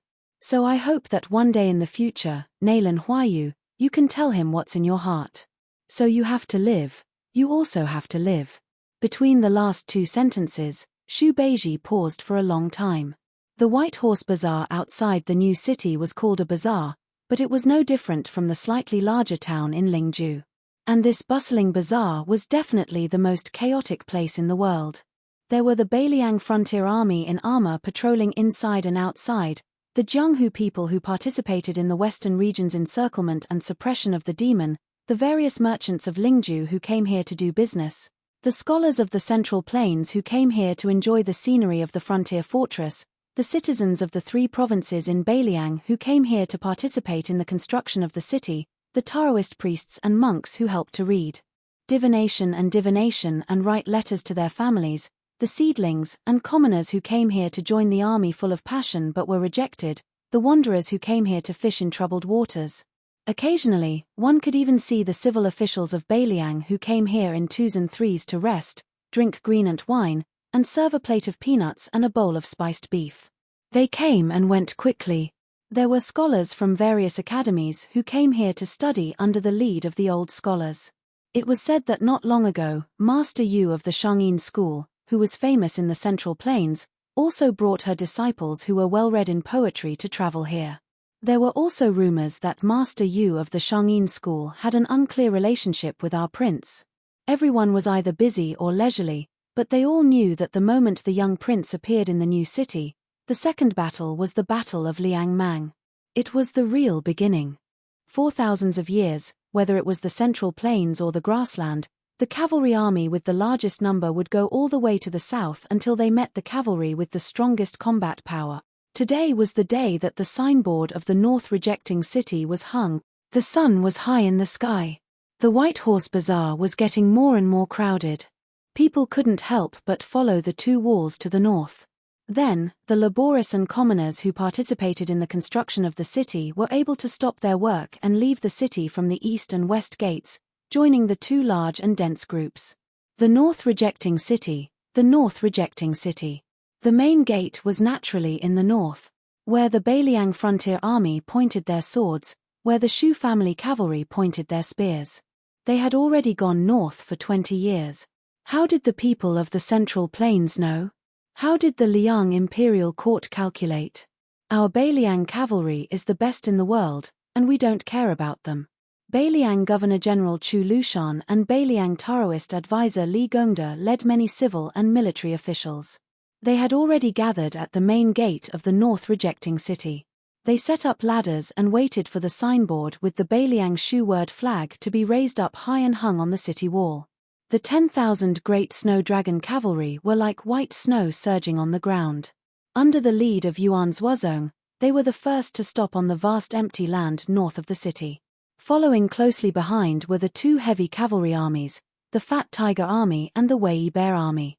They stopped at the left and right wings of the great snow dragon cavalry. Finally, it was He Zhonghu and Zhu Kang's troops outside of Beiliang Pass. After the thunder of horse hooves, there was a short moment of silence. Who knows who was the first to raise their head and look over? Everyone saw a dazzling white rainbow streaking across the distant sky. That white rainbow landed on the city wall. When he appeared, Li Gongda and Chu Lushan exchanged glances and smiled. They started to raise the signboard. That young man waited until the giant signboard hung above the city gate before he slowly pulled out the sword by his waist. At the same time, the cavalry below the city gate all pulled out their Beiliang swords. The water was deep and silent. The sound of the horse hooves of the Beiliang cavalry was the most majestic war drum sound in the world. Shu Dao. North rejecting city. That scene. Halberd crossing the river. In another 100 or 1,000 years, it would still be a legend. Chapter 1917.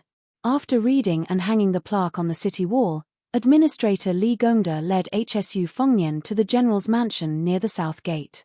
The main imperial road ran through the north and south, and the civil and military offices in the city were located on both sides of the mansion. Along the way, Li Gongda, one of the two city governors, talked endlessly. He talked about the height of the main city wall, the length of the double roads, the number of crossbows on the city wall, the inventory of arrows and armor, and so on. He was so familiar with it that it was like he was reporting how much silver was in a box or how many copper coins were in a cabinet. The administrator was even able to blurt out details such as how many northern Mang catapults a single wall could withstand, how many northern Mang soldiers would surround the city, and how many other details such as how many northern Mang soldiers would attack the city. He also knew the mobilization of troops on this central axis, how to build a second line of defense once the main city gate was breached, and how the small-scale cavalry would assist in the defense at the crucial moment. Not to mention Hsu Fengnian, Chu Lushan and Yuan Zhuozong looked at each other. Jin Partridge Zhu Kang, Infantry Deputy Commander Jiyu Dazu, and other generals all widened their eyes. In the past, in Lingzhou in the south of the Great Wall, it was recognized that the power was in the Zhong family and the money was in the Li family. Everyone in the officialdom of Beiliang knew that this stingy official was good at making money. They had never heard that Li Gongda could do things so flawlessly. Approaching the general's mansion that had not yet been completed, Li Gongda suddenly smiled and said, "The Beijua city used up all the giant trees collected from the deep mountains and forests of Nanzhao in Shishu and then stored in Beiliang for many years. The giant stones needed to build the city almost turned the cave of Lanyu upside down. Let's not talk about these distant places. I believe that when you look to the south, you can't see the two hills at the head of the dragon and the tail of the tiger. From the first garrison in the pass to the north to build the city outside the pass, and then most of the border army took turns to work here, and the people in the pass were countless. Speaking of this, the old man stopped talking and smiled. Li Gongda, a civil official who had an extremely bad reputation among the generals in Beiliang, was in high spirits at this moment. He was not the slightest shadow of the sycophantic official of the Shu family in the conference hall of Mount Qingliang in the early years. At that time, except for Chu Lushan, who came from the same sect and did not have a high rank at that time, no one was willing to pay attention to Li Gongda, the chief official of a province. Yang Jieshi, a famous scholar, naturally disdained to be associated with him. Even Tian Peifang, the former provincial governor of Liangju, who had now resigned, could not bring himself to call this person his brother. At that time, when Beiliang was determined to build Beiliang City, everyone mistakenly thought that the young vassal king did not really intend to let Li Gongda preside over the overall situation. Instead, he wanted to send the administrator, who had turned the officialdom of Lingju into a mess, out of the pass and hide him from then on. First, it was a legitimate reason to demote him, and second, it was to pave the way for Xu Beiji, Chen Shiliang, or Chang Sui, and other trusted subordinates. Little did they know that Li Gongda really had a firm foothold in Beiliang City. Song Zhongsui, Tian Peifang, and Wang Lingquan, the deputy governors in charge of the three specific directions, followed the administrator's lead.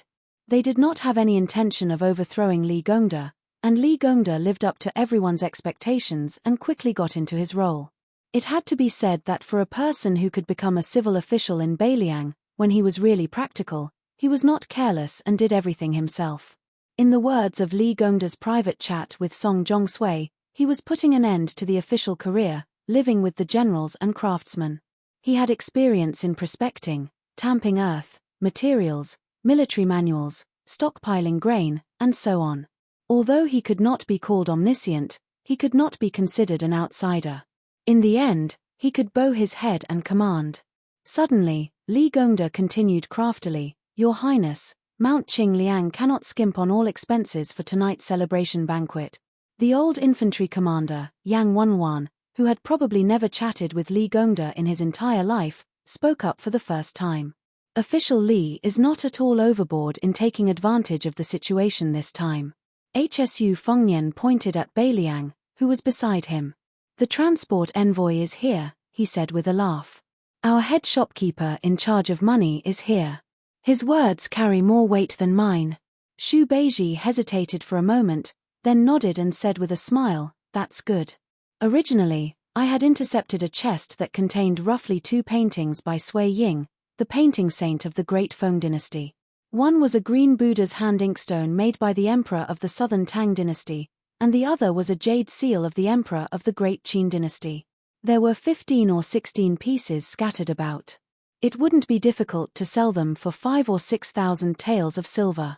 After the celebration banquet, you can go to Mount Qingliang and Mount Qingliang to move some out. After I sell this chest of items, I should be able to quickly fill this hole. Moreover, I will have some spare money. When the time comes, I will hand it over to official Li." As soon as Xu Beiji's words came out, everyone tacitly turned to look at the young king. Hsu Fengnian rolled his eyes. The audience burst into laughter. Perhaps Xu Beiji was the only one who dared to openly stab the new King Liang. After the celebration banquet, there were 3 parties. The generals were divided into 2 groups. Yang Wanwan, Chen Yunshui, He Zhonghu, Liu Yuanji and Lin Dofang were the veterans who had experienced the Spring and Autumn War. The youngest one, Yuan Zuozong, also participated. For the Shu family of Mount Qingliang and the Beiliang Frontier Army, this Yuan Baixiong was indispensable. After all, in terms of military affairs, Yuan Zuozong was the only one who could be compared with the white-clothed war saint Chen Zhibao. Although there were many famous generals in Beiliang, the one who could really make Chen Zhibao sincerely admire was probably only Yuan Zuozong. Chen Zhibao had said many times that Yuan Zuozong was the most underrated general in the Spring and Autumn War. The governor of Beiliang, Chu Lushan, personally led the other group, which included Wang Zhi, Cao Xiaojiao, Hong Xinjia and Hong Yu. The deputy provincial governor of Beiliang, Yang Shunxing, also attended the banquet. The third party was a scholar banquet hosted by Li Gongda, Huang Shong and Tian Peifang. Most of the guests were scholars, and many Lu family disciples were also mixed in. Chapter 1918. HSU Fengnian drank one cup after another. Although he drank a cup of greenant wine in one gulp, he only drank 2 small pots of wine after 3 rounds. The main reason was that no one urged him to drink to his death. This wasn't strange. When Xu Xiao was still alive, he once said that the worst people in the world were those who relied on their high alcohol tolerance to urge others to drink. When it came to alcohol, one had to drink until they were drunk to their heart's content. Otherwise, they would only suffer. Of course, although Xu Xiao said this, he didn't hesitate at all when he caught someone with a lower alcohol tolerance than him. The person being urged to drink would say, "How many battles did you win in the past? You have to drink 1 cup at a time. How many battles did you lose? I, Xu Xiao, will help you remember them. If you don't want to be made fun of, you'll feel bad if you don't drink a few cups of wine today, right? Also, who heard that your grandson just started studying and needs to drink wine? Or that your son got beaten black and blue because he fought over a woman? As a father, how sullen are you? You need to drink to relieve your worries." However, although Xu Xiao's ability to urge others to drink was unparalleled, as long as he drank with others on Mount Qingliang, no matter how many people he drank with, he would always get drunk. It could even be said that he would vomit whenever he drank. In this way, his alcohol tolerance could be considered mediocre. Don't think that martial artists who were accustomed to life and death drinking were more unbridled. In fact, when scholars drank, that was what was called heroic and uninhibited. HSU Fengnian almost couldn't get away from the banquet. For example, the mountain chieftain of Green Deer Cave Academy, Huang Chang, insisted that they both drink 3 cups of wine.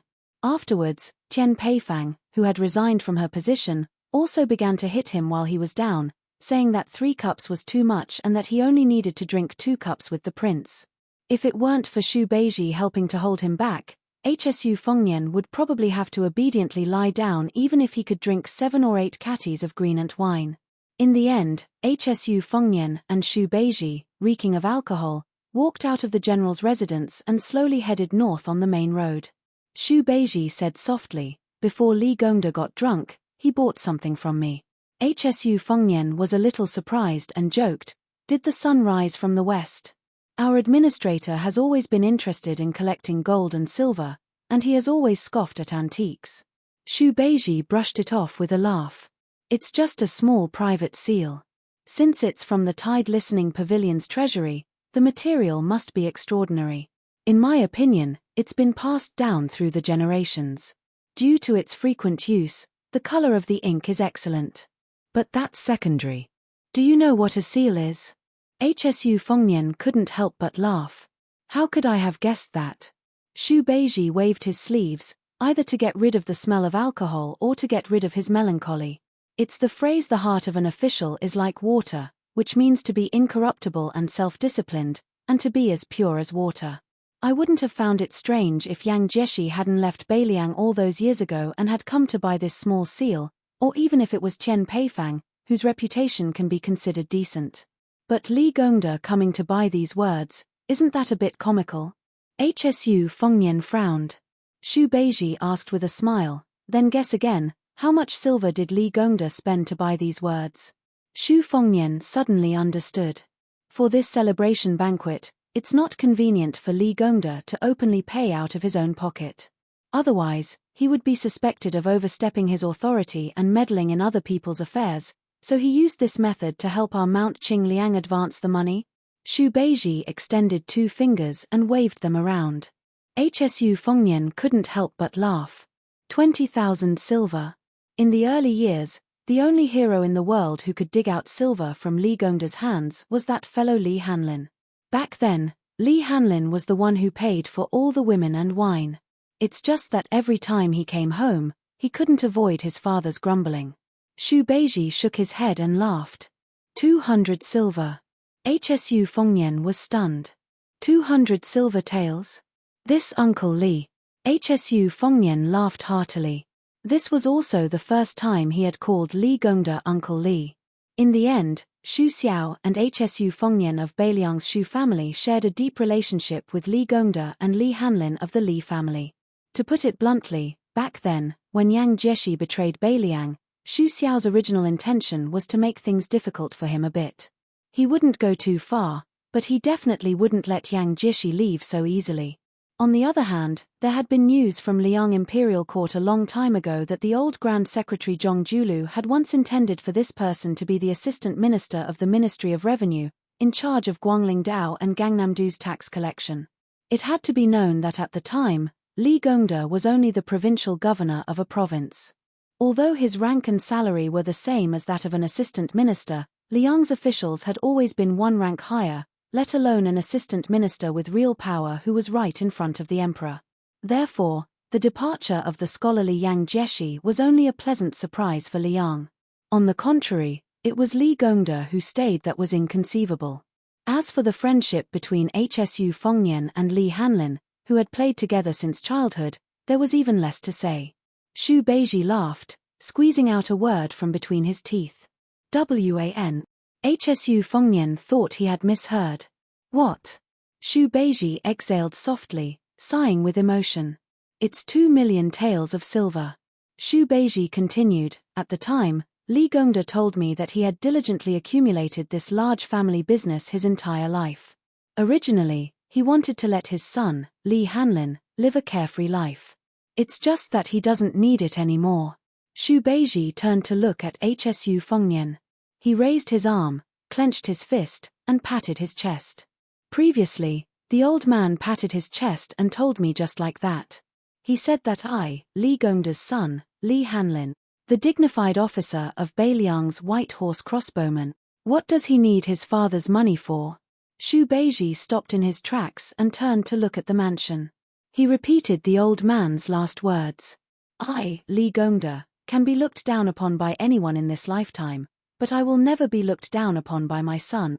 Hsu Fengnian rubbed his cheeks with both hands and asked softly, "Juzi, do you think I should withdraw Li Hanlin from Liuju?" Xu Beiji suddenly said angrily, "Bullshit."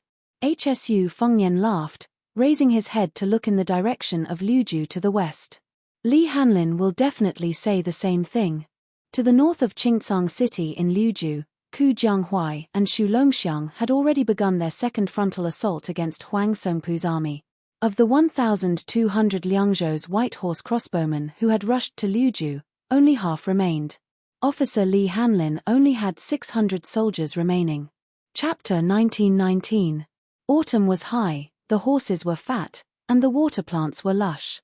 However, the further south one went from Beimang to Gusai Prefecture, the scenery became desolate and boring. It was full of yellow sand. No wonder it was Beiliang. It was so cold and barren that even the wild horses, which were considered the closest to camels, were not used to it. However, it was rumored that the ranches in the Liangju Pass's Tulong region were a treasured land that produced the world's #1 horses. Because it just happened to have the word Long in it, all of the civil and military officials of the northern Mang and the southern dynasties coveted it, viewing it as an exclusive property that was already in their pockets.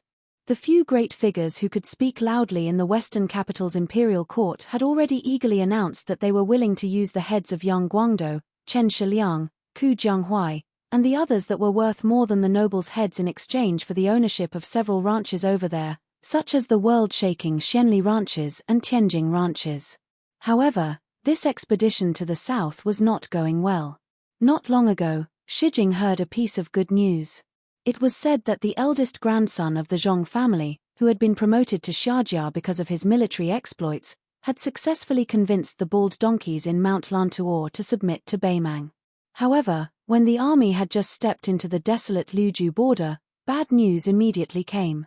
First, a group of Beiliang light cavalry appeared out of nowhere and drove straight into Liuju from the border of Liuju.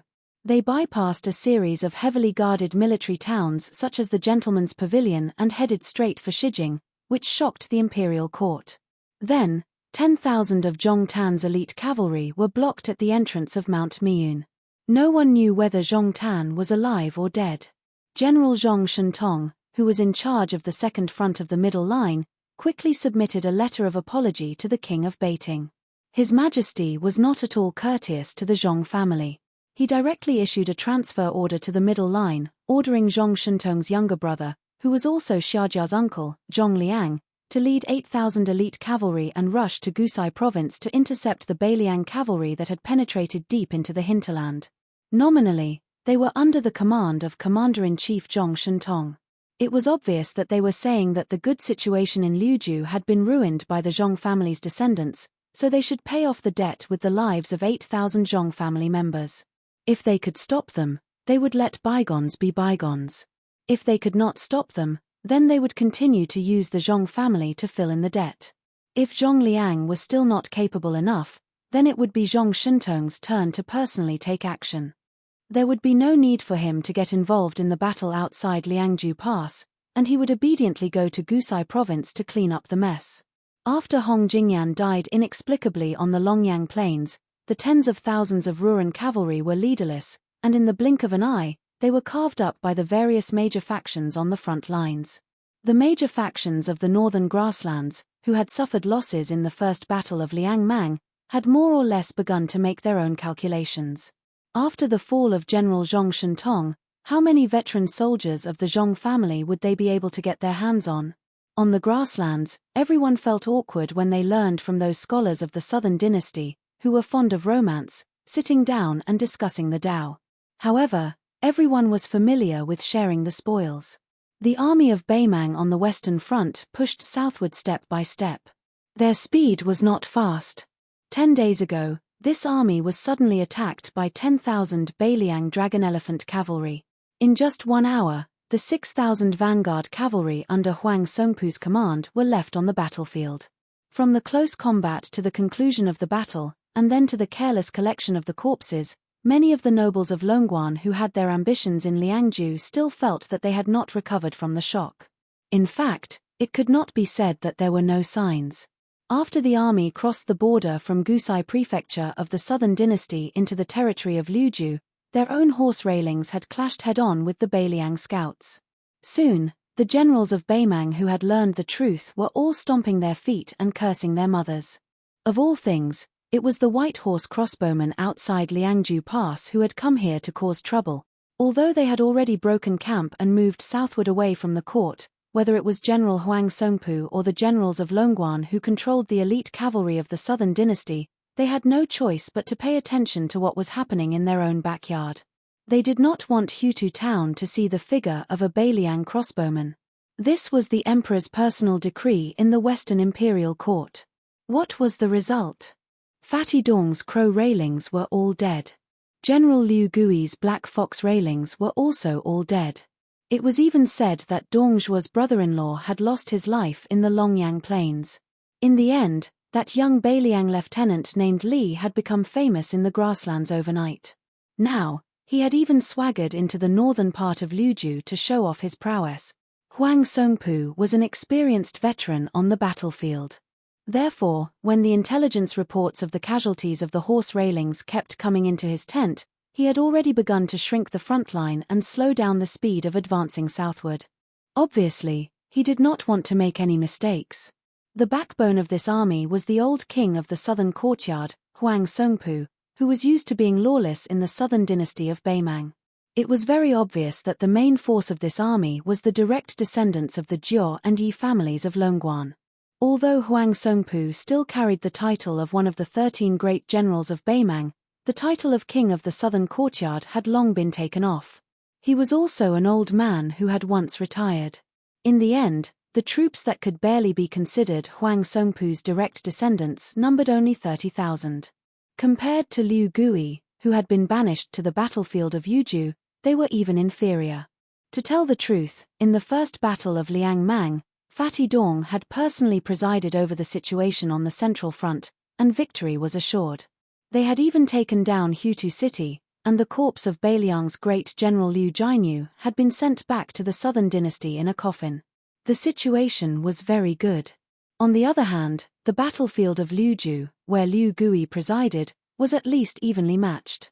Although the losses were not small, even the deputy general of the Longxiong army, Wang Lingbao, had died in battle. It was a pity that the Yuju side was too much of a burden. Perhaps it was because Yang Yuanzhan was really too old that his army had been completely wiped out. In the end, only the Ruran cavalry managed to escape, which led to the complete defeat of Beimang.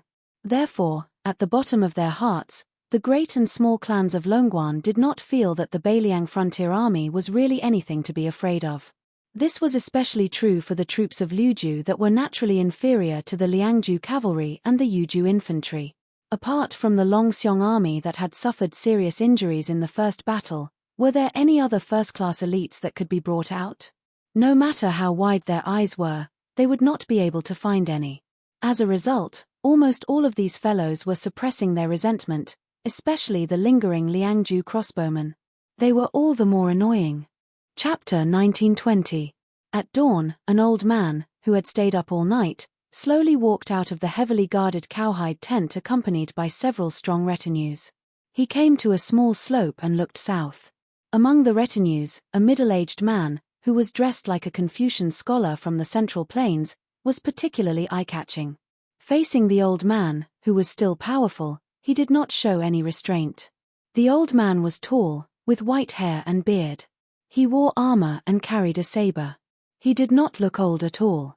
Generally speaking, although they were one generation apart in age, they had the same aura. The old man was Huang Songpu, one of the few great generals in the Southern Dynasty. The Confucian man was Zhong Liang, who was not well known in the Beimang army. He was a first-class master in the Beimang Jianghu. No one had heard that he had led an army to fight a war. This time, he was supposed to lead 8,000 elite cavalrymen to Gusai State to put out the fire. It was unknown why he took a detour here alone and let the 8,000 elite cavalrymen of his family go straight to the belly of the Southern Dynasty. This time, the rise and fall of his family was at stake. Zhong Liang seemed to be taking this too lightly. Zhong Liang happened to see the death of the 6,000 cavalrymen of Beimang.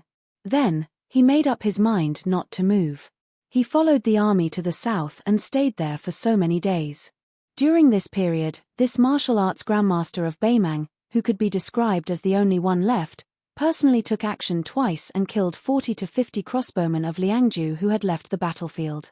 Ma Lanzi, who was personally taught by Huang Songpu, had quite a reputation in the border army of the Southern Court.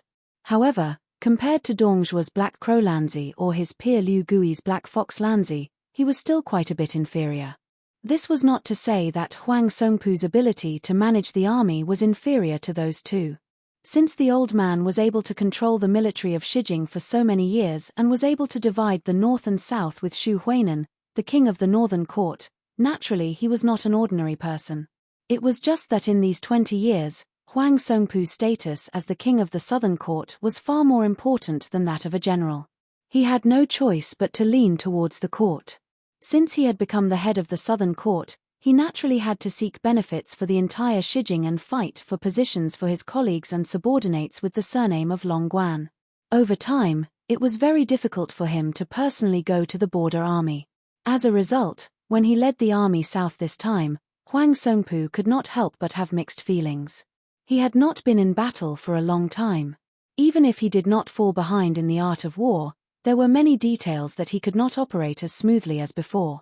If it was the him from more than 10 years ago, those 6,000 vanguard cavalry would definitely not have the guts to charge forward recklessly, colliding with the 10,000 Longxiong army without permission. However, this was not what truly made the elder feel tired, but rather some inside information that no one knew about. On the surface, it seemed like the disciples of Longguan were unruly and difficult to tame, greedy for merit and rashly advancing, leading to a disadvantageous start, but in reality, Huang Songpu's original intention was to use the vanguard cavalry, whose battle strength was barely satisfactory, as bait, luring the Liuju cavalry into the mud. The elder had long prepared 10,000 personal elite cavalry, accumulating power, waiting for the battle to enter a stalemate. At the crucial moment, they would be able to reinforce the battlefield, ultimately making the final decision, swallowing the 10,000 Longxiong army in one gulp.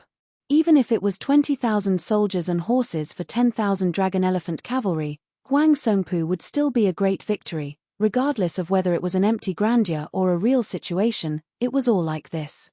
However, compared to those soul-stirring cavalry battles with the main forces in the field, in this small-scale battle that could only be called a fleeting moment, Huang Songpu discovered that his strength was somewhat lacking. The first was that he overestimated the strength of the Longguan vanguard cavalry, underestimating the strength of the Longxiong army's charge. It was to the extent that when the 10,000 personal troops entered the battlefield, the original mantis stalking the cicada turned into a pure rescue mission. What was even more fatal was that in the following battle situation, Huang Songpu believed that the commander of the Liuju cavalry who launched this surprise attack also had the intention of luring the enemy deep into the enemy's territory. Therefore, the prudent Huang Songpu, after a bit of hesitation, even though he had the 10,000 personal elite troops launch a decisive pursuit, he strictly ordered the cavalry generals to not be 50 li away from the main force. This also meant that the amount of military merit was not great, only 50 li away. In the end, that cavalry general brought the elder a truth that made him not know whether to laugh or cry. After chasing for 50 li and hearing the order to stop, the remaining 3,000 or so enemy cavalry swaggered off. Apart from the dozens of white horse crossbowmen roaming far away from the battlefield, this Longxiong army that had eaten a bear's heart and a leopard's guts did not have any reinforcement. How could there be a war like this? The Beiliang border generals who had dealt with Huang Songpu before, be it Hutu City's Liu Jianyu, the former Huaihua great general Zhong Hongwu, or He Zhonghu, none of them had lost their minds like this. Huang Songpu was deeply worried. He raised his eyes and gazed into the distance, frowning without saying anything. The Beimang great demon General Zhong Liang, dressed in a scholarly robe, glanced at the old general's expression and laughed. Old General Huang, as long as we put aside the vast western regions where the two military towns of Linyao and Fengxiang are located, Liuju is actually only so big. No matter how strange Beiliang's military strategy is, it's just a Taoist field in a snail's shell. Even if the Battle of Miun Pass added another 20,000 Lantuo mountain monk soldiers to Beiliang, it's still just a drop in the bucket. Huang Songpu shook his head. Qingyuan military town in Liuzhou's Qingcang city has several elite troops of the Shu family's border army coordinating with each other from afar. They also have Yu Luandao's Yuju light cavalry helping to tear apart the battle lines. Whether it's strategic depth or military strength, we're not as disadvantaged as we imagined. Besides, Zhong Liang continued the conversation, his smile growing wider. What? Old General, are you also worried about West Chu's twin jade pillars, Xie Shibian and Ku Jianghuai? Are the two of them really planning and strategizing for Beiliang on the Liuju battlefield? The old man calmly said, I believe that no general in the present age can underestimate the combined might of these two, right? Zhong Liang, whose graceful bearing was like that of a mountain immortal in a painting, laughed. As long as Liuzhou's military strength doesn't converge in one place, I believe that they won't be old general's match. Right now, the 30,000 Longxiong army, compared to the first battle, although their numbers haven't decreased, and they're all elite cavalry transferred from the left and right cavalry of Liuju, their combat strength is still a little lacking. As for Ku Jianghuai's Liuju youths, they're all pieced together and won't be able to fight a tough battle. The remaining soldiers of Xie Shibian aren't even worth mentioning. Otherwise, Mount Qingliang and the Governor-General Manor wouldn't have given him 20,000 Lantuo mountain monk soldiers. Taking everything into account, Liuju only has 70,000 troops, while Old General has 150,000 under you. Moreover, you can receive reinforcements from the Southern Dynasty at any time, as long as you don't collapse in one battle. At this point, Zhong Liang gave a self-deprecating laugh and didn't continue. Firstly, these words were somewhat inauspicious, and secondly, this view was too absurd. Liuju wasn't the gourd mouth of Yuju, and Huang Songpu wasn't Yang Yuanzan. Furthermore, the Liuju border army couldn't even take care of itself, so they couldn't send so many troops into the Liuju battlefield. The old man dismissed it with a smile, saying, just Xie Shibian and Ku Jianghuai, these two young people, were able to make Yang Zhenchuan and Yang Shunxing, these old generals, suffer a great loss. Now that there are even more young people in Liu province, how can an old man like me endure this? Zhong Liang thought about that secret matter and sighed. The older the ginger, the spicier it is. Zhong Liang turned his gaze and looked toward the west of Qingcang city. Northern Mang and Southern Dynasty's elite infantry troops were temporarily transferred from the various military towns. A total of over 30,000 people were sent directly to the western regions. At this moment, they had probably already attacked Fengxiang and Linyao. Beimang's Cao Wei and Yu Luandao cavalry had no way out. Only, let alone the northern Mang southern court and this army on the western front, in reality, even the protectorates of Mount Qingliang and Huaiyang Pass did not expect that the newly appointed Liu Province Deputy General Xie Shibian, who was supposed to lead 20,000 monk soldiers to Azure City, would instead split his forces and quietly enter Fengxiang Town and Linyao Town, biding his time. As for Liu Province General Ku Jianghuai, at this moment, he was leading 10,000 light cavalry of various brands, charging north with the speed of lightning. Then, he suddenly stopped at the maximum distance that the Huangsong Pu horse fence could possibly appear. The cavalry that continued to charge forward after a slight rest was the 30,000 elite cavalry under Xu Longxiang. The main force of the Liuzhu border army was out in full force. Chapter 1921. The autumn wind was austere. Liuzhu General Ku Jianghuai sat high up on his horse, narrowing his eyes as he gazed towards the north.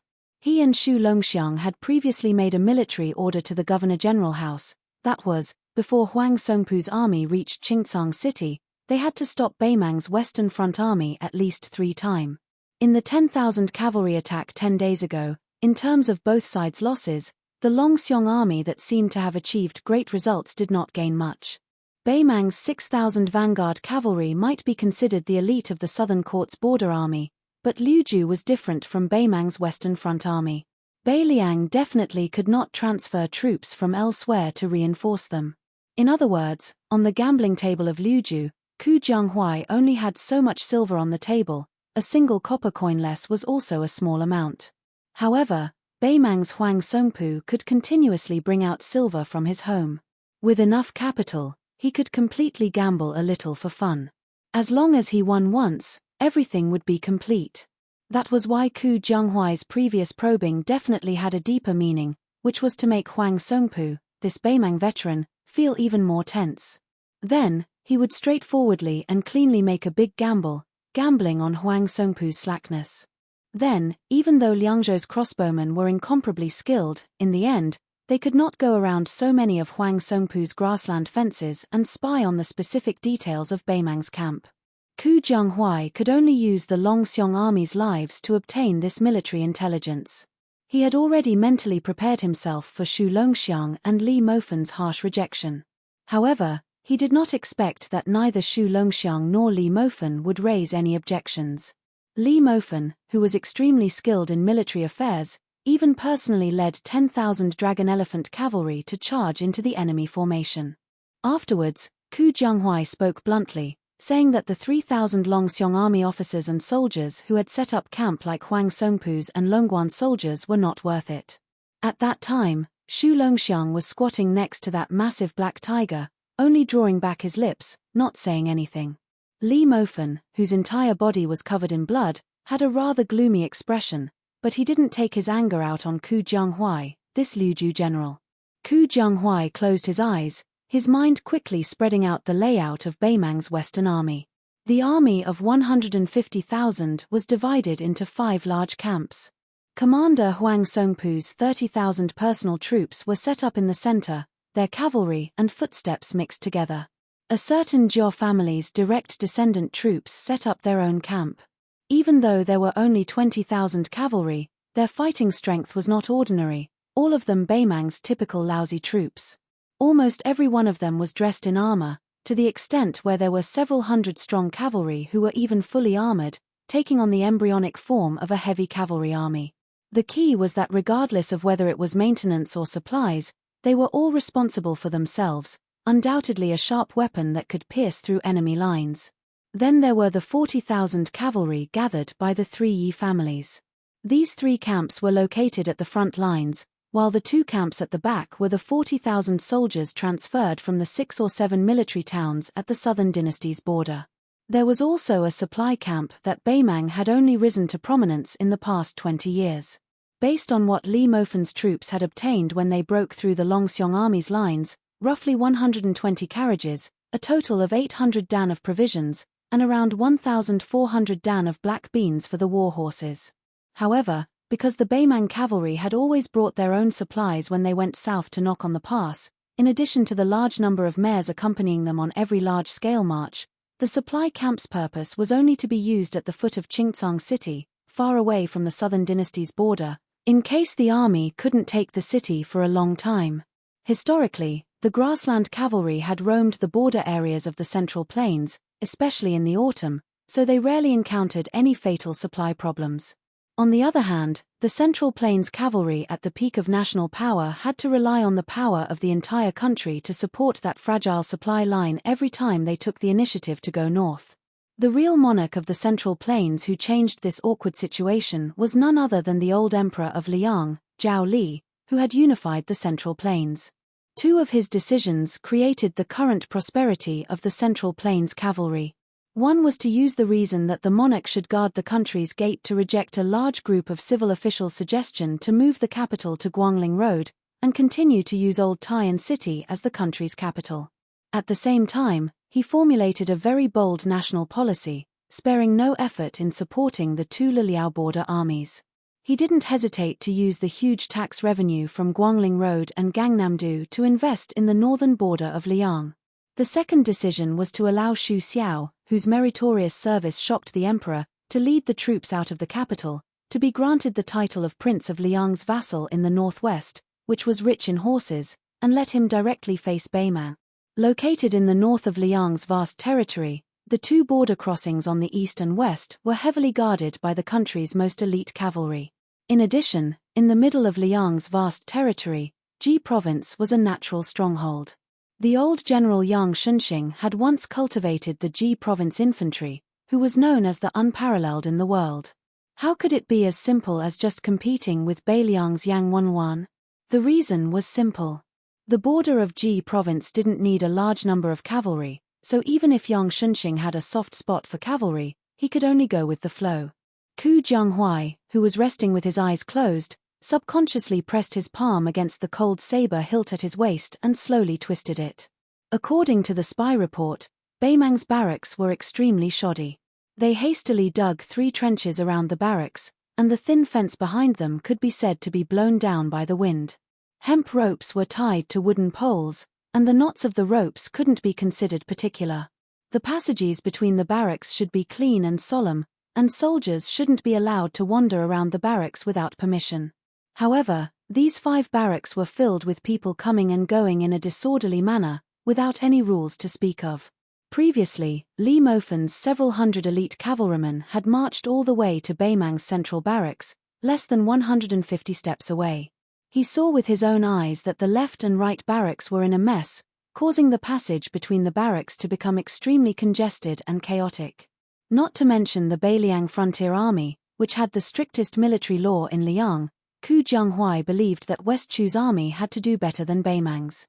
Of course, this didn't mean that Beimang's cavalry was weak. On the contrary, it was precisely because Beimang's grasslands were used to the cavalry's lightning-fast speed that it was difficult for them to engrave this kind of cumbersome Central Plains military habit into their bones like the generals of the Central Plains. If it were any other army from the Central Plains facing off against Beimang's hundreds of thousands of iron hooves, who would have the time to investigate the flaws in the Beimang's setting up camp? They could only rely on the dangerous passes or defend the big city to the death. Even if they dared to go out of the city to fight, they could only rely on heavily armored infantry to form a formation to stop the horses and rely on concentrated crossbows to kill the enemy cavalry. Chapter 1922. Ku Jianghuai had spent so much effort on a single premise. Even if the Beiliang cavalry faced the Beimang cavalry, they dared to fight, and could win. Ku Jianghuai opened his eyes abruptly and sneered, "Ever since Dafeng began its decline, your grassland cavalry has been knocking on the northern pass and bullying the Central Plains for more than 400 years. You see the big city passes as nothing and come and go as the wind." The 10,000 cavalry behind Ku Jianghuai started to push forwards, not too fast nor too slow. These 10,000 cavalry were really weird, and their aura was really majestic. Within Northern Mang's Central Army's commander tent, Huang Songpu stood in his armor with his hand on his blade, his expression calm and composed. He looked towards the dozen or so captains of great ages within the tent.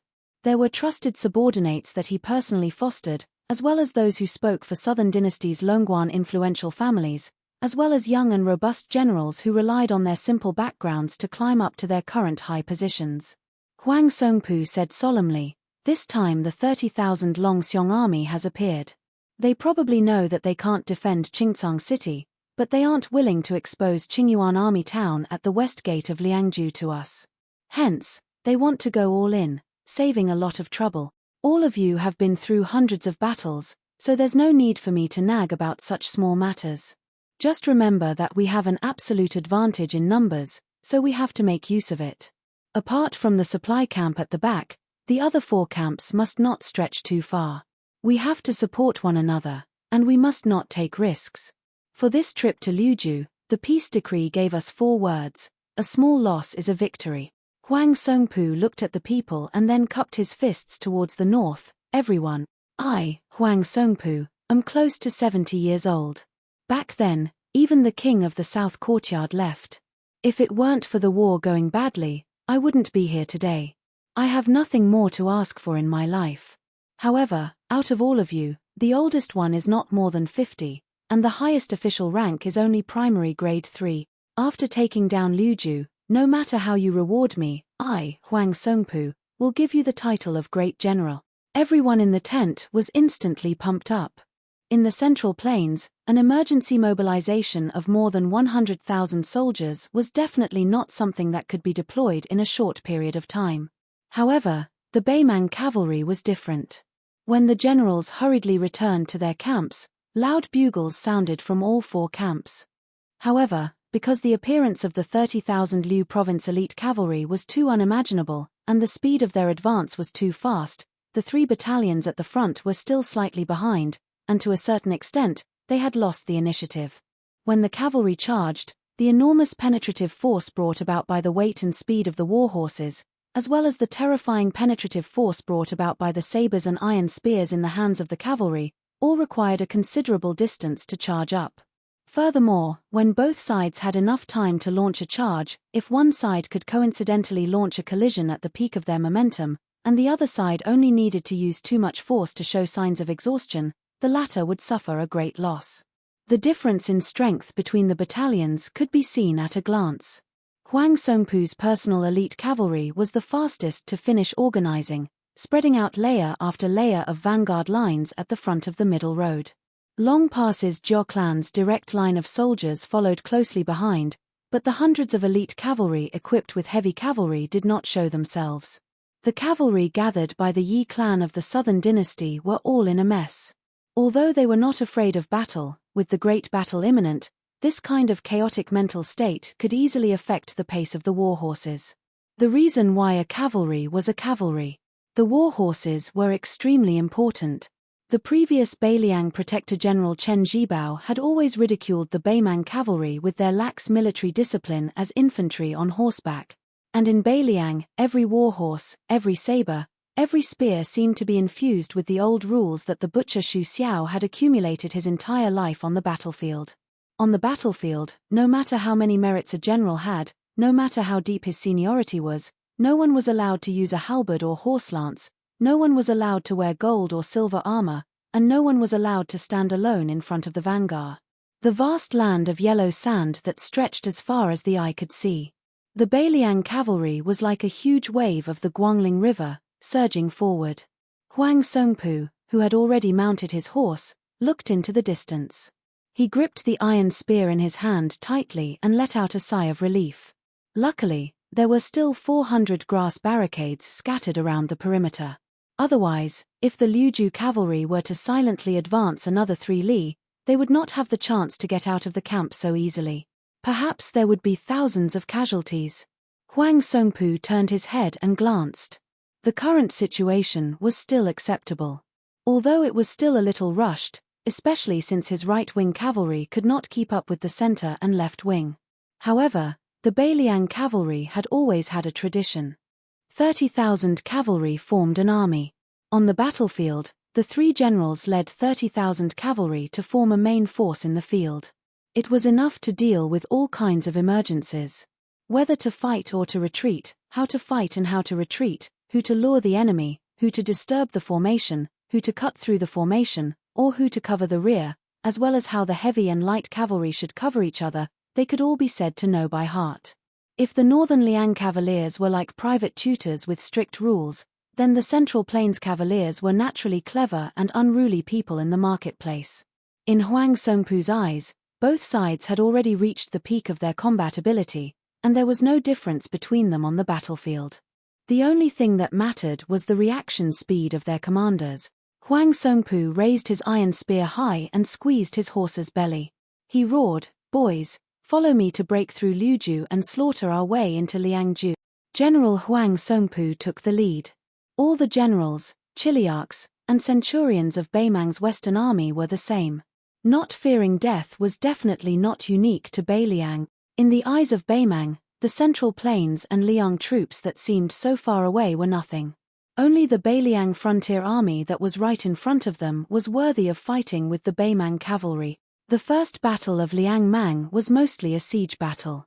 Beimang had indeed broken through Liangzhou's Hutu city, Yozhou's Wugong city, and Luanhe city.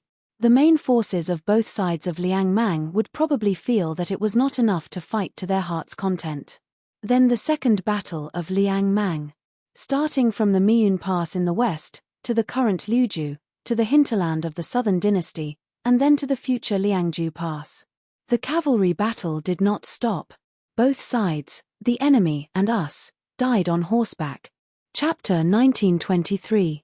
On the land north of Liuju, the Beimang vanguard was naturally longer, densely packed like locusts. Huang Songpu's close to 20,000 personal cavalry gradually pulled 200 steps away from the cavalry on the left and right. These 20,000 cavalry adept formed into 10 large horizontal rows. The distance between each row was quite wide. Roughly, there were 4 rows of heavy cavalry in front, 5 rows of light cavalry behind, and only 1 row of light cavalry following closely behind the first row of heavy cavalry. The so-called heavy cavalry under Huang Songpu was the elite cavalry of the Beimang grassland. They were not the royal heavy cavalry that the old lady of Beimang saw as a national treasure, nor were they the true heavy cavalry of Beiliang. They were different from the simple leather armor of the light cavalry. The armor they wore was mostly made of leather with a layer of scales on the inside. It was an imitation of the cavalry of the Great Feng dynasty, who boasted that their armor and horses were unparalleled. The plates of the armor were like fish scales, heavier than chainmail, and normal horsebows could not pierce through the armor. The war horses of these heavy cavalry would occasionally wear a small amount of leather armor. The cavalry held a spear, a war blade by their waist, and there would also be people who would place a mace on the saddle. The Battle of Liangmang's cavalry had already been going on for more than 20 years. Northern Mang wasn't suited to using cavalry to attack infantry, this type of uncertain strategy of gathering and dispersing. When facing a northern Liang border army that they knew the ins and outs of, feigning a retreat would only make things worse. Just as the front row of light cavalry under Huang Songpu was about to speed up and charge through the gaps between the heavy cavalry, a strange scene occurred. Huang Songpu was supposed to lead the light cavalry to use their lives to slow down the charge of the Beiliang cavalry, and then let the 4 rows of heavy cavalry behind him pierce through the enemy formation in one go. However, the Liuju dragonesque elephant cavalry that was originally advancing side by side suddenly changed their formation. Moreover, it became strange. The 10,000 cavalry in the center actually slowed down their charge, while the left and right wings instantly began to pull back their front lines, quickly increasing their formation. Then, they no longer purposely held back the power of the war horses, suddenly increasing their speed, almost bypassing Huang Songpu's middle army. The direction where they entered just happened to be the area where the 3 battalions were connected. It was as if they wanted to cut off the 2 arms of Huang Songpu's main force on the spot. It was too fast. It was premeditated. Encountering this unforeseen event, Huang Songpu did not have the slightest hesitation, continuing to lead the troops forward bravely. Even if the 2 forces of the Longxiong army succeeded in breaking through the formation, their own side only had 10,000 elite infantrymen stationed in the main camp. There was absolutely no hidden danger of the camp being blown up. Once both sides turned their horses around and charged again, the several hundred heavy cavalry hidden in the left camp, whose strength was closest to the king's iron cavalry, would only need to seize this opportunity to charge out, and perhaps they would be able to completely crush one of the Longxiong army unit.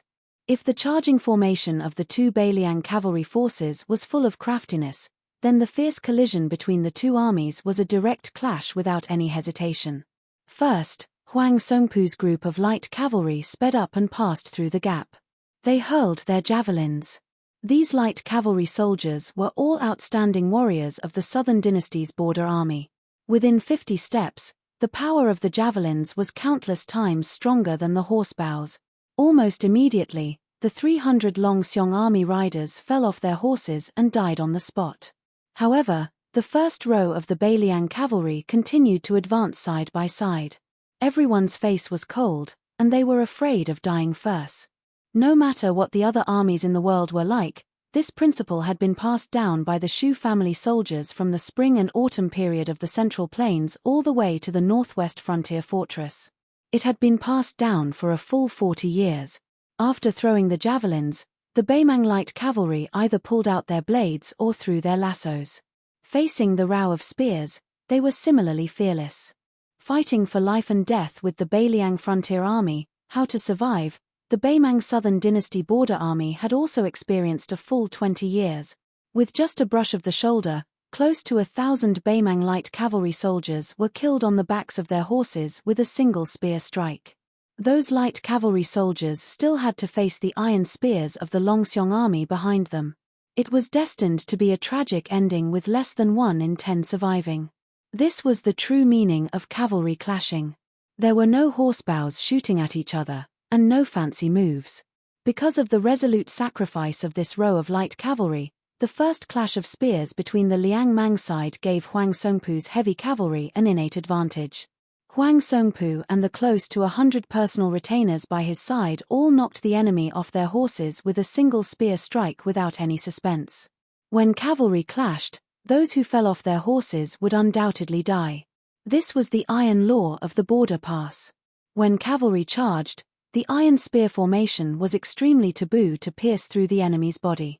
Even if one could quickly pull it out, it would still delay the opportunity. On the line of life and death, there was no room for any carelessness. Moreover, the two armies chiseled at each other, not just one row of vanguards. Otherwise, where did the word chisel come from? At the same time, one needed to gather as much energy as possible to ensure one's survival in the end. The cavalry army under Great General Huang Songpu's direct command was, after all, one of the top elites in the Southern Dynasty border army. Apart from the first row of light cavalry suffering heavy casualties, the following 3 rows of heavy cavalry were only at a slight disadvantage in the exchange of casualties with the Liuzhu Longxiong army. Without a sound, the last row of heavy cavalry was at the very back. The 4 rows of light cavalry passed by the vanguard and quickly advanced. Because Huang Songpu knew that on the battlefield, the last breath could not be lost. Among the 10,000 dragon elephant army on the left wing, a middle-aged general with a scholarly appearance acted as the leader and brazenly opened the formation. The cavalry at the front of this kind of formation were all vanguard battalion daredevils, and would die the earliest and fastest. The Beimang West Front army was not unfamiliar with this person. After the battle 10 days ago, they hated him even more. Probably in the entire Beiliang frontier army, only this person could be so unique. He held an iron spear in his hand, a sword hanging from his waist, and halberd pouches hanging from both sides of the saddle. It was the valiant and good at fighting in the Beiliang frontier army, the deputy general of the Longxiong army, Li Mofen. Chapter 1924. The breakthrough point of these 10,000 riders was precisely Huang Songpu's central army and Longguan's Jiao noble family's direct line of command cavalry. Probably because nobody expected that the northern Liang border cavalry would avoid direct battle, the 10,000 riders cutting through the formation appeared to be like a hot knife cutting through bamboo, like a knife cutting through tofu, with ease and ease. The other group of dragon elephant light cavalry penetrated in even more easily. A few groups of cavalry gathered from the Southern Dynasty's Yi families rushed out of the camp, so there was a gap between them and the central army formation. In an instant, the 10,000 cavalry sliced through a large portion of them from the flank, actually killing over 1,000 cavalry. If it was said that a frontal clash of 10,000 people from both sides killing over 1,000 enemies wasn't that surprising. Even on Liang Mang's battlefield, which was used to fighting to the death, it couldn't be considered tragic. However, in this kind of pure charging formation, The side with the advantage in numbers losing over 1,000 people was a little preposterous. It was enough to see that the Beimang Southern Dynasty Border Army's second-class elites met the Longxiong army that was once hailed as the number 1 light cavalry in Liangzhou's border army. Even if the Beimang cavalry had a strong desire to fight and didn't show any signs of fear, they were still powerless. If it was said that the Longxiong army's left and right-wing cavalry avoiding the important and dwelling on the trivial was already inconceivable, then the Longxiong army's following actions made the Beimang's western main force feel even more confused. After breaking through each other's formation, they should have turned their horses around and launched a second charge. This was the true meaning of the 20 years of Liang-Mang cavalry war. However, a scene that made the Beimang's left and right-wing cavalry flabbergasted happened. Under the leadership of Li Mofen and another Longxiong army deputy general, 20,000 cavalry actually charged straight for Beimang's main camp. Beiliang's iron hooves easily broke through the Beimang camp's simple and crude horse barricade. After entering the main camp, they were extremely familiar with the path, as if they were strolling in their own backyard. The light cavalry charged straight in without any hesitation. The two currents gradually merged together and charged towards the weak supply camp at the back. In comparison, the Longxiong army that clashed with Huang Songpu's central army suffered the most losses and their speed was also the slowest. Both sides left over 2,000 bodies on the battlefield. The Longxiong army had slightly over 2,000, while the Beimang had close to 3,000. This exchange was already enough to be called heroic. Huang Songpu, whose armor was covered in blood, had already stopped his horse and stood at the end, shaking off the blood on his lance. The old general turned his horse around and stared with his eyes wide open. He instantly understood the Longxiong army's true intentions and roared, "Wanyan Yinjiang! Don't bother about the enemy's left and right wings. Do your best to tie down this central army and don't let them escape into the camp." The two cavalry camps of Beimang were already sullen. Originally, after passing by the two groups of generals and elephants, they were going to continue forward and meet up with Huang Songpu's army. However, after hearing the old general's roar, from Wanyan Yinjiang who was born in Longguan to the generals under him, they all realized that today's battle was destined to be different from the past. As a result, they didn't care about their formation and quickly turned around. The cavalry at the back that hadn't missed the Longxiong army by a hair's breadth started to move diagonally forward, attempting to cut the middle Longxiong army inch by inch like chopping a snake. Once a cavalry army lost their formation, they would also lose their speed to a large extent. After falling into a quagmire, they could only wait helplessly for death. There was no doubt that the Longxiong army was brave and skilled in battle. However, they weren't immortals that were invincible and couldn't remain invincible under such circumstances. Facing such a predicament, the Longxiong army in the middle didn't hesitate to cut their wrists. The 1,000-plus cavalry on the two wings spread out at the first moment, creating a large distance between them and the cavalry in the middle. This was to delay the charge of the Beimang cavalry on the two sides. The 1,000 Longxiong army cavalry that changed their formation were using their lives in exchange for the stability of the main force's formation. The 1,000 cavalry on the two sides that kept moving away from the main force ran with all their might. Under the urging of the Longxiong army's cavalry, the war horses didn't care about stamina at all. It was like moths flying into a flame. There were Dragon Elephant Army light cavalry who were continuously stabbed off the backs of their horses by the Northern Mang cavalry's spears. Then, with a light swipe of the war blades of the Northern Mang barbarians behind them, they would be beheaded. Some were pulled off the backs of their horses by the Beimang cavalry and dragged along the way. Their bodies were badly mutilated. The 1,000 Longxiong army cavalry that didn't form a system and fought on their own were doomed to die in the face of the endless Beimang enemy. One of the cavalry was stabbed in the shoulder by a Beimang spear. While he was on the verge of falling, he still managed to stab the neck of the enemy cavalry in front of him. However, he was quickly knocked off his horse by the next Beimang barbarian. In the end, before his body landed on the ground, a third Beimang cavalry with superb equestrian skills bent down and chopped his head off. They couldn't stop them. Huang Songpu, who was leading the main force to turn around and fight again, sighed heavily.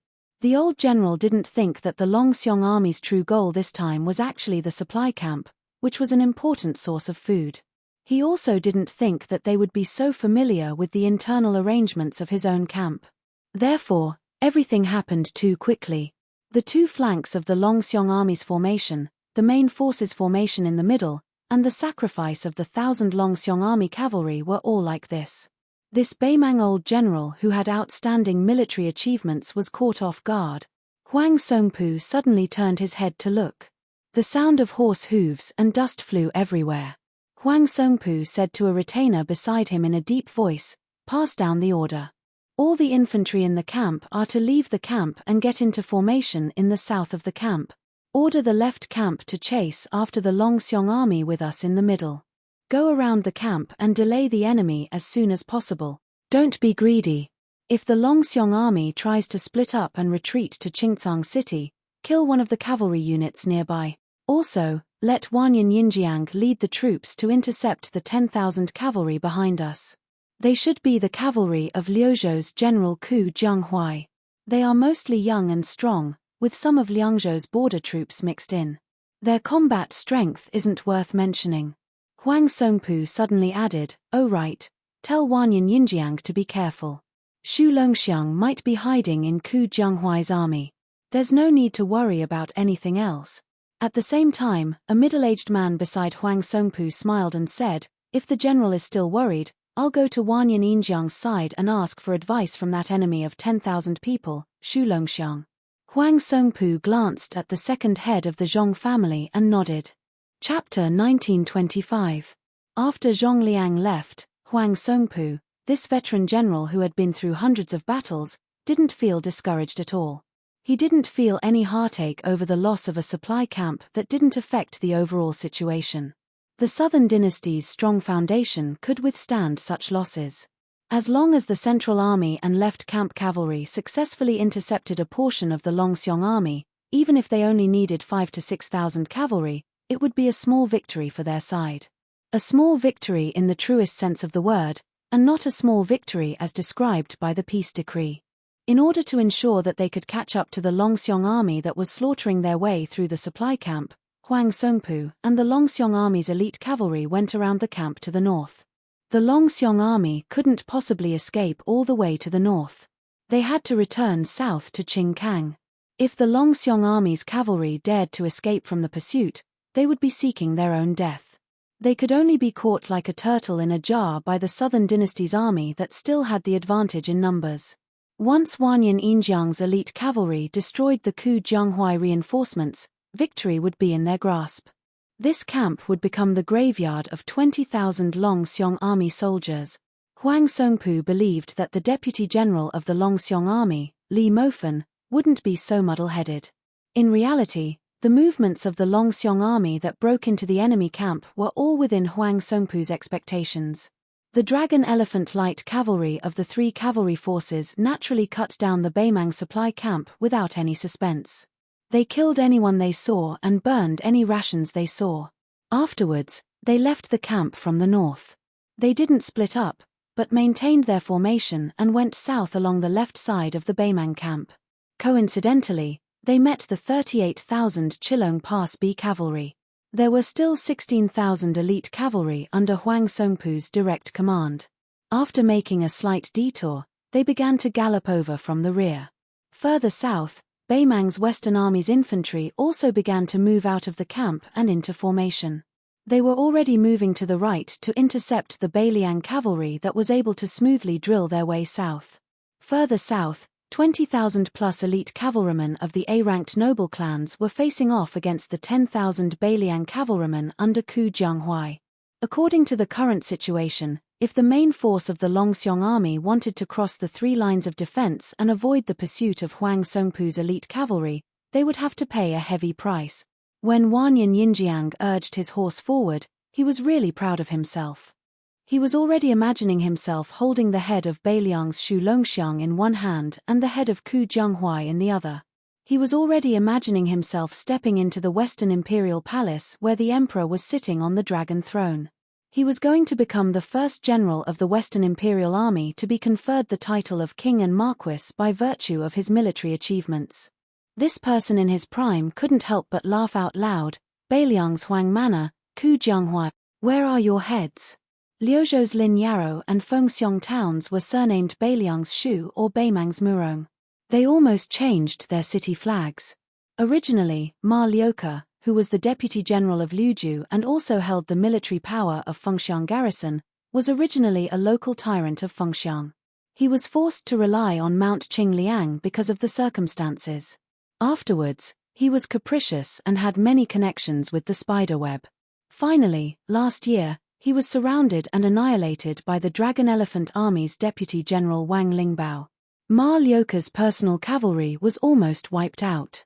Cai Anshan, who was the mayor of Lin Yarou military town, was much more obedient.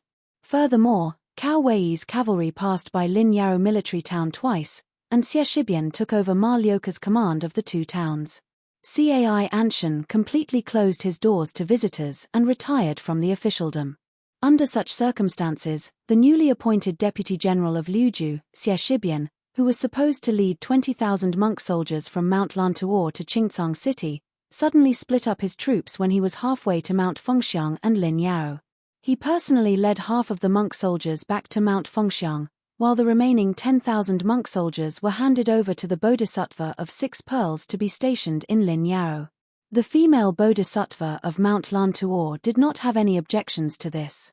After all, the 20,000 monk soldiers to reinforce Qingcang City was the decision made by Qingliang Mountain and the Protectorate General. Without the young lords or Chu Lushan's personal orders, the fixed route could not be changed.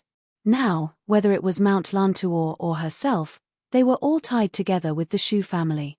She did not dare to do anything unnecessary. If she delayed the battle, a Beiliang newcomer Xie Shibian could atone for his crime with his death. However, she would implicate thousands of believers in the western region and fall into a miserable situation. Because of this, she had a tit-for-tat argument with the young deputy general. She did not know the meaning of wasting 20,000 monk soldiers in 2 towns far away from the main battlefield of Qingcang City. Could it be that it was a common occurrence in the spring and autumn unjust war? But Xie Shibian, did you really think that these 20,000 monk soldiers were your direct troops? Did you want to maintain your dignity and wait for the right price to sell? At that time, Xie Shibian only calmly told her that the battlefield was ever-changing. Linking the western region and Beiliang's Lin Yarou and Fengxiong towns seemed to be the icing on the cake and dispensable. However, under some special circumstances, it was very likely to become the breakthrough point for Beiliang's surprise troops. Not only could it be used as a dangerous pass to cut off the retreat route of Yu Luan's Dao Division's Youqi and Cao Wei's cavalry, but it could also allow the Southern Dynasty's border army, which had never been a problem in terms of military strength, to comfortably rely on the 2 towns to expand their attack line to Qingcang City. Originally, the 2 towns were not enough to become the turning point of the war in Liuzhou. However, the current situation in Liuzhou highlighted the potential strategic significance of the 2 towns. It really allowed the old strategy of Beiliang's strategist, Li Yishan, to play a role. Chapter 1926. The female Bodhisattva had a profound understanding of Buddhism, but she knew that she was not good at military affairs, especially when Xie Shibian was a young military master who shone in the Guangling Taoist battlefield. She admitted that she could not convince him, but she did not dare to put the safety of Buddhism in the western region in the hands of that young man. Faced with Xie Shibian's insistence, she could only propose a compromise, which was for them to bring 20,000 monk soldiers to the military town of Lin Yarou. At the same time, a middle-aged monk with a hidden identity who had the Vajra divine ability of Buddhism would rush to the provincial governor's mansion in Qingcang City as a scout to report this matter. What she meant was that even if Mount Qingliang and the Protectorate General's office could not respond in time, as long as the provincial governor's mansion agreed, she would agree to Xie Shibian's plan.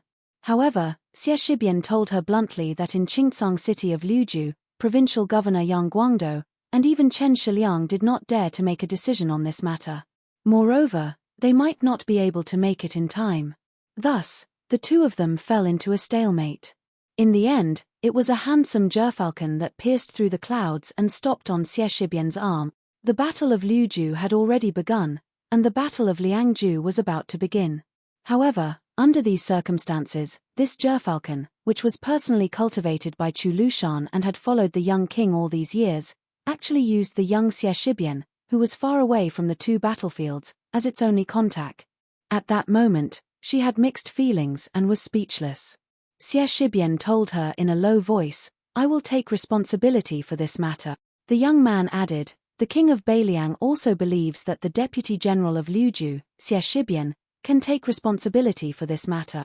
Only then did she tacitly agree to his deployment of troops. The 20,000 strong and fearless monk soldiers of Mount Lantuor split up and entered the two towns of Fengxiang and Linyao. At this moment, the female bodhisattva, who was dressed in a white kasaya but had a head full of black hair, stood on the city wall of Linyao. She looked at the 10,000 elite soldiers of Beimang outside the city, escorted by thousands of cavalrymen, and felt relieved. She had made the right bet. Beimang did intend to ambush the two towns. Even someone like her who didn't know much about military affairs knew that the weak military strength that was continuously transferred out from the two towns was not enough to defend the two towns. She had some general understanding of some of the main elites of Liang Mang's border armies, for example, the Great Snow Dragon Cavalry and White Horse Crossbowmen outside Liangju Pass, Yang Wenwan's infantry within Yuju, and the Longxiong army in Liuju. She had heard of the Northern Mang Southern Dynasty's Dongzhuo's infantry that was said to be able to wrestle with Yozhou's infantry, as well as that Fatty Dong's Crocage, the Qiong cavalry that had already been wiped out in Liu province, the Ruran cavalry that had now been disbanded, and so on. Apart from these, there were also some troops that she was not unfamiliar with.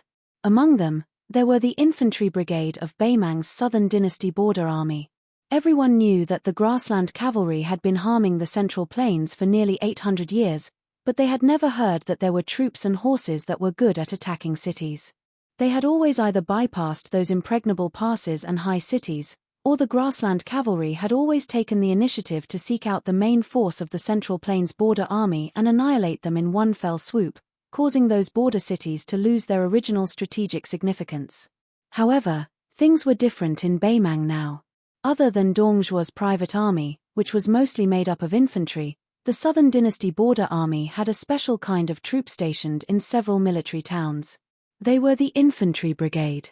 They were definitely different from ordinary infantry, and their treatment was not inferior to the heavy armored infantry in the history of the Central Plains. They were the true soldiers of the Empress of Beimang.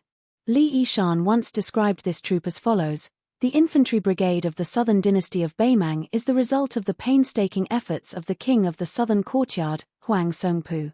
They go up and down the hillsides, enter and exit the streams, and are the best at climbing high and traveling light.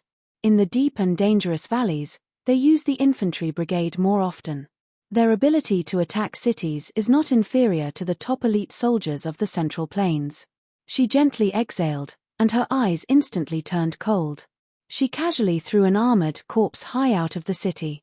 It was Cai Anshan, the Lin Yarrow city's Mu, who was waiting for an opportunity to make a move. Beimang obviously came prepared. They had already convinced Cai Anshan to submit to the Southern Dynasty.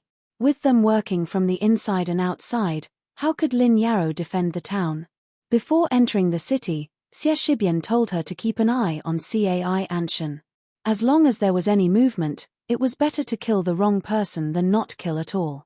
She didn't even look at the corpse that fell heavily to the ground. She muttered, "I used to think that the so-called godly use of troops in military books were just boasting by historians who used to be scholars. Now it seems that I was a frog at the bottom of the well." Not only did that youngster foresee Northern Mang's intentions to encroach on the two towns, through that gerfalcon, he gave the order to Cao Wei's cavalry that they didn't need to provide support to Yu Luan's Blade Division's Yuju cavalry in Southern Dynasty's hinterland, but rather quickly return the way they came, and then wipe out all of the Northern Mang border army that infiltrated Liu province's border. Such courage and decisiveness really made her, who was on the same side, feel terrified. Just in case, when things came to a head, one was won. However, that Liu province deputy general just happened to be able to return this chance to Northern Mang exactly as it was. She did not feel that this was a blind cat meeting a dead mouse. Among those who practiced martial arts, there were also exceptional geniuses who were unparalleled. It was the same for those who used troops. They became heroes that never appeared in the world. On the city wall of the Phoenix Legion town in Beiliang, which was the furthest out of the 3 towns in the west, Xie Shibian was wearing armor. His hand pressed on his cold blade, and his expression was cold. Even in such attire, this scholarly-looking young man gave one the feeling of a scholar. In a voice that only he could hear, he said in a low voice, "Ku Jianghuai, you said in your early years that one day in a cavalry battle, you would fight as if you were using your cavalry to bully your infantry." The evaluation of the Liang dynasty was that since the Dafeng dynasty, he was called a Confucian general. He used the spring and autumn weapon armor Yi Baikue to win. After him, it was Chen Zhibao. After Chen Zhibao, Xie Shibian was the top Confucian general. The 3 of them each had their own strengths, and there was no difference in strength. Maybe because Xie Shibian was the only one who was still alive and held a high position in the imperial court, such a conclusion might not have been able to convince the masses. Even so, Xie Shibian's position in the hearts of the future strategists was already enough. Regarding this matter, Xie Shibian, who was in his twilight years, could only laugh to his close friends. In terms of using troops, I am far from Ku Jianghuai. Xie Shibian, Ku Jianghuai. Da Chu's twin jade annulus. Today, he was Beiliang's twin jade annulus. Chapter 1927. For a cavalry army that didn't have the advantage in numbers to try and break through the 3 lines of defense that were tightly connected, especially when 2 of the lines of defense had large-scale cavalry forces, under normal circumstances, it was no different from a fool's dream. If one added on the fact that there were close to 20,000 elite cavalry chasing after them, the situation could probably be described as a land of death. It was precisely under this type of extremely dangerous situation that the Longxiong army that was charging south began to change their formation.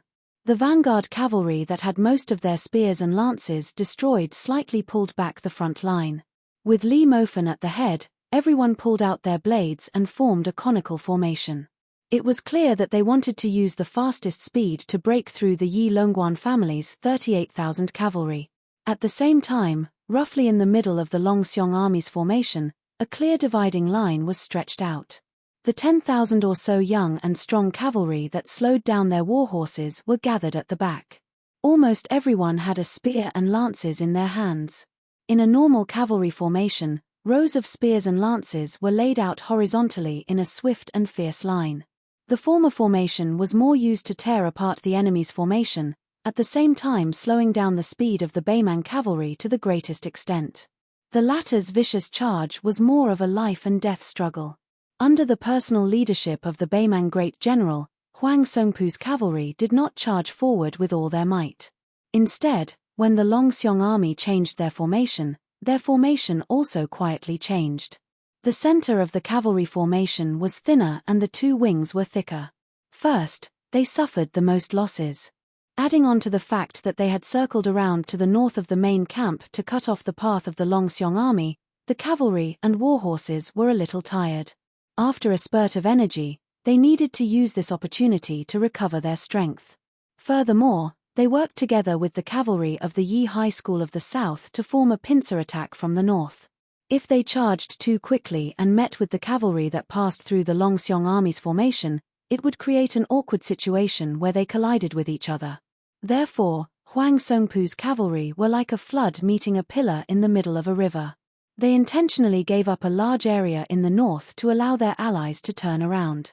When the time came, the 2 cavalry forces that naturally gathered together would be able to form a perfect formation with both wings thick and heavy. Together with the cavalry formation that was formed by the soldiers that came out of the camp, they would definitely be able to deal considerable damage to the Longxiong army that had been defeated time and time again. However, Beiliang's Liuju border army was already showing signs of complete annihilation. After Ku Jianghuai's cavalry and Wanyan Yinjiang's 20,000 cavalry clashed, the situation took a turn for the worse.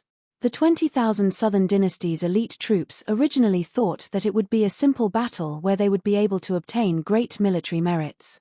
Who would have thought that after the clash, they would be completely defeated? Ku Jianghuai and a young general wearing a strange red armor were neck to neck, and their momentum was unstoppable. The 2 cavalry were like this, and the 10,000 cavalry behind them were even more so. If not for Zhong Liang, who was hiding beside Wanyan Yinjiang, saving him, Wanyan Yinjiang would have been pierced through the chest by the young man wearing the red armor.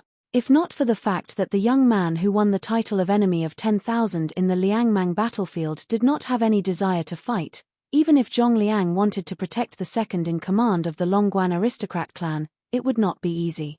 However, Zhong Liang, who was in the middle of the battlefield, was also scared witless. How could these 10,000 cavalry be Beiliang's last-ranked cavalry? They were worthy of being the main force of the Longxiong army.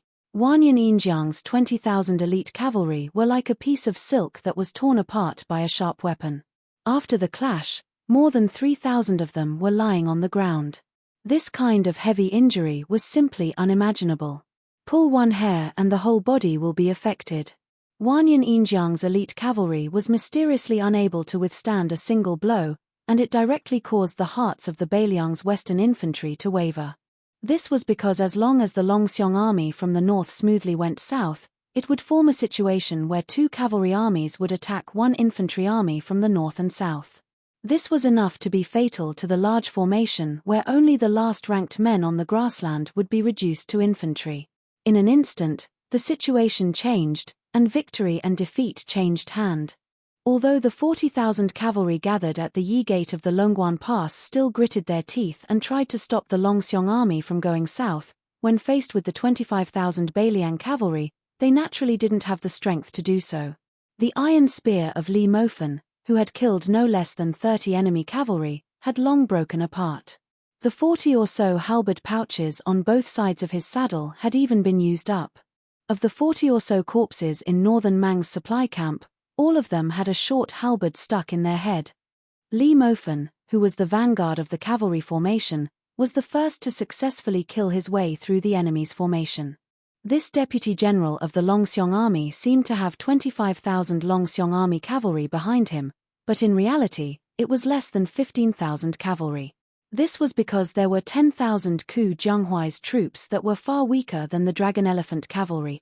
Those 10,000 outstanding vagrant youths, who had been conserving their strength from start to finish, were left with the corpses of the Beimang cavalry wherever their long spears passed. Ku Jianghuai's sneaky substitution was precisely the key to this battle that gave the Beimang cavalry a feeling of absurdity from start to finish. In reality, these 10,000 people had been following behind the left wing's two groups of Dragon Elephant light cavalry from start to finish.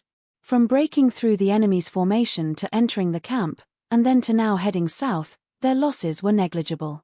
In the early stages of the battle, the two wings of the Longxiong army broke through the enemy's formation too easily, so the Beimang didn't see through their identities. As a result, on the current battlefield, the Beimang army was in an incomparably awkward and comical situation. The southernmost Wanyan Yinjiang's cavalry was beaten to the point where not a single bit of their energy was left. From the main general to the ordinary cavalry, everyone was panicking and at a loss. Then, there was the infantry formation that had yet to completely solidify. The top-notch infantry of the Northern Mang and Southern Dynasty's border army, more than 20,000 infantry soldiers, had already been deployed to launch a surprise attack on Phoenix Town and Linyao Town. This infantry army that had hurriedly left the camp and formed the formation were mostly clad in light leather armor. After all, they were not the heavy armored infantry that specialized in facing the grassland cavalry in the history of the Central Plains. Moreover, the original intention of this infantry army was to attack Qingcang City in Liu Province. How could they possibly be used to resist the frontal assault of the northern Liang cavalry? For this type of infantry and cavalry battle, the Beimang infantry, be it in terms of equipment or training, were all abnormally immature. The men of the northern Mang grassland had always been the weakness of the men of the northern Mang grassland. They were naturally unfamiliar with the heavy crossbows that they were not used to. Suddenly, they had to stand still and face the charge of the northern Liang cavalry. It was easy to imagine the extreme discomfort they felt. Further north was the Yi High School cavalry that had brushed shoulders with the Longxiong army. The northernmost was the Huang Song Pu cavalry that had given up their corps. The perfect defensive line that should have been united was now in tatters. Beimang still had the advantage in numbers, but the morale of the Liang Mang side was like heaven and earth. Li Mofen raised his head and looked at the Ku Jianghuai cavalry that was a Beimang infantry formation. That was the true main force of the Longxiong army. The corner of this general's mouth twitched as he raised his cold blade and lightly spun it.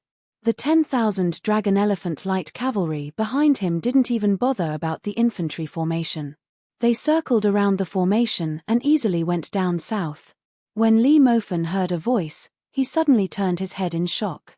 After the frontal collision, there were still 8,000 strong refugees behind him.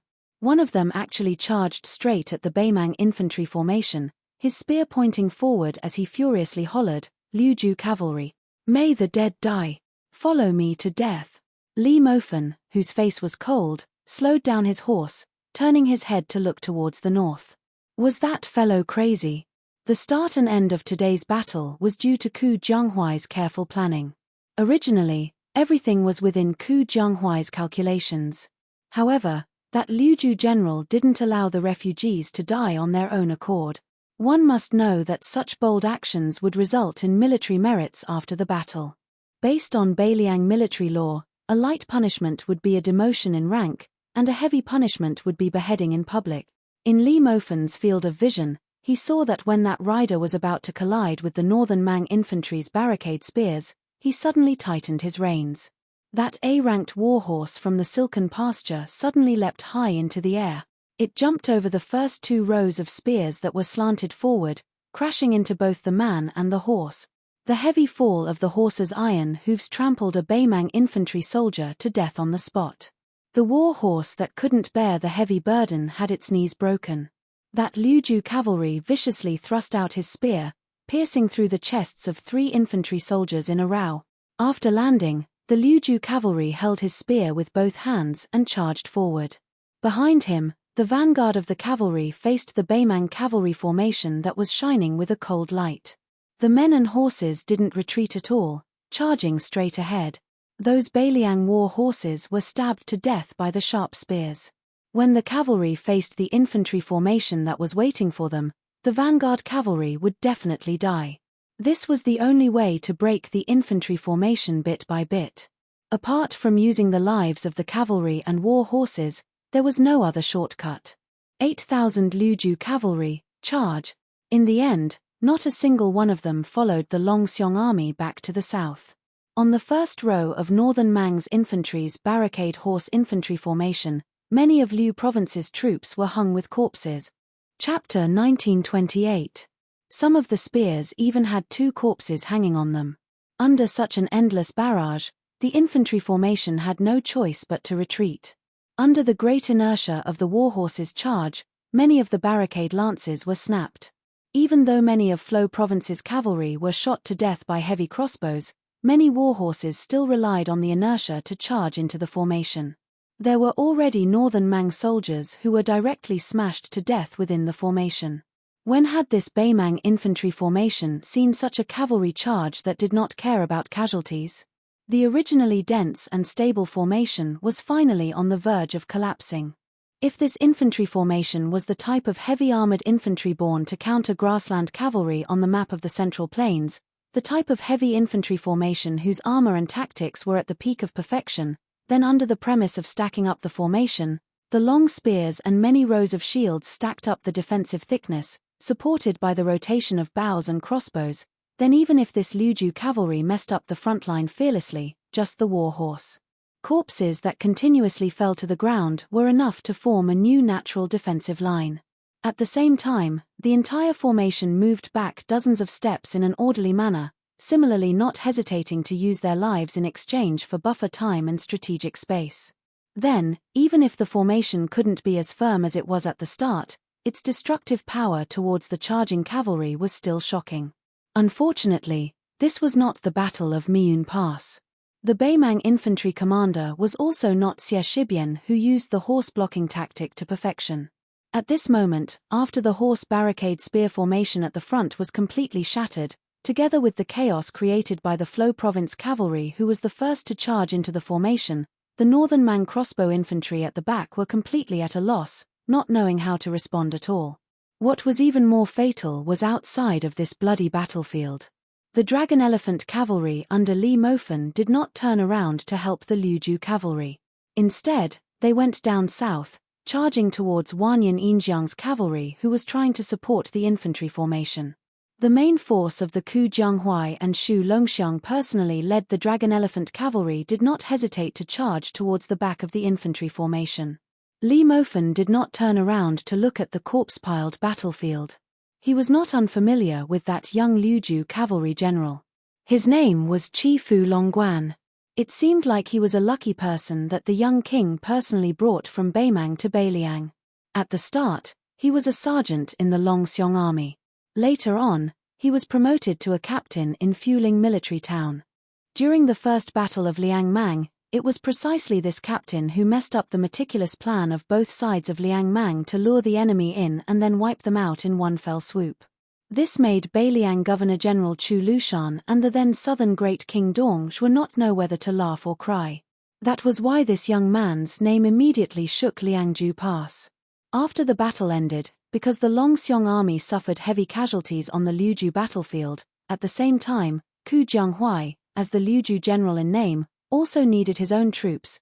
Chi Fu Longguan was transferred from Fuling military town to Liuju, becoming one of the 3 captains under Ku Jianghuai. Li Mofen could not help but think that this young man was indeed a troublemaker. He even planned that if this kid was lucky enough to survive, he would most likely not be able to become an official. Otherwise, when the time came, he would thicken his skin and plead with the young king to at least preserve this kid's life. Then, he would secretly throw him under his command to become a personal commander. Under the reinforcement of the Longxiong army's main force, the originally tottering Beimang infantry formation, from the initial 20,000 people, was now reduced to less than 10%. Once the infantry formation was broken by the cavalry, this was the case. However, out of the 8,000 Liuju cavalry, only 3,000 remained. That young cavalry general covered in blood at Chi Fu Longguan. He was picked up from the pile of corpses by Shu Longxiang, who was like a death god. The 2 of them rode together back to the south. The 3,000 Liuju cavalry that suffered heavy casualties retreated under the cover of Ku Jianghuai's main force Dragon Elephant cavalry. Under the intense charge of Li Mofen's Longxiong army, the formation of the cavalry under Wanyan Yinjiang was broken. In the end, they were unable to form an encirclement with the main force of Huang Songpu in the north. They could only watch as the Liuju border army broke through the encirclement. On the way back to the south, after the White Horse crossbowmen reported that the Beimang main force had no intention of chasing, the Liuju army stopped to rest. Shu Longxiang, Ku Jianghuai, and Li Mofen met up, standing together to feed their own horses. Li Mofen glanced at the young cavalry gathered together. After retracting his gaze, he looked at Ku Jianghuai, who had a serious expression. This battle can be considered a huge victory, right? The expected supply camp of the northern Mang barbarians has already been wiped out by us. As for the cavalry exchange, it's roughly 1 for 2, which is still within the acceptable range. Moreover, we even managed to wipe out Old Man Huang's infantry in one go. No matter how you look at it, we've profited from this. Ku Jianghuai nodded his head expressionlessly. Li Mofen sighed. Before, you said that in this battle, the Longxiong army would die first, followed by the vagrant cavalry. Apart from stopping Huang Songpu, you could also use this to train the troops. Both sides would not be delayed, and in the final battle, those Liuju rookies would drag down the Longxiong army. However, after being tormented by that brat, although they died later, the number of casualties was too much. In the end, we lost 7,000 cavalry. Ku Jianghuai, what are you going to do next? You only have so few troops, can you do it? Shu Longxiang suddenly said, allocate 7,000 Dragon Elephant cavalry to General Ku. Ku Jianghuai shook his head, no need. Shu Longxiang said in a low voice, after the 7,000 cavalry are given to you, you don't need to return them. Ku Jianghuai laughed and said something that left everyone scratching their heads. If we were in the Guangling circuit, not to mention 7,000, I would accept 70,000 and not return them even if you beat me to death. But here, forget it. Shu Longxiang could not figure it out, so he did not bother to think about it. Li Mofen smiled knowingly. This Liuju general narrowed his eyes. My Ku Jianghuai has the 3,000 vagrant cavalry. It's enough. Li Mofen asked, how do we deal with that brat? I reckon that if we report the truth to the Governor-General, it will be terrible. Ku Jianghuai said indifferently, Paper cannot cover fire. If we really want Chi Fu Long Pass to live, we can only report the truth. Xu Longxiang hesitated for a moment. Should I tell my brother? Ku Jianghuai shook his head. There's no point. Xu Longxiang was silent.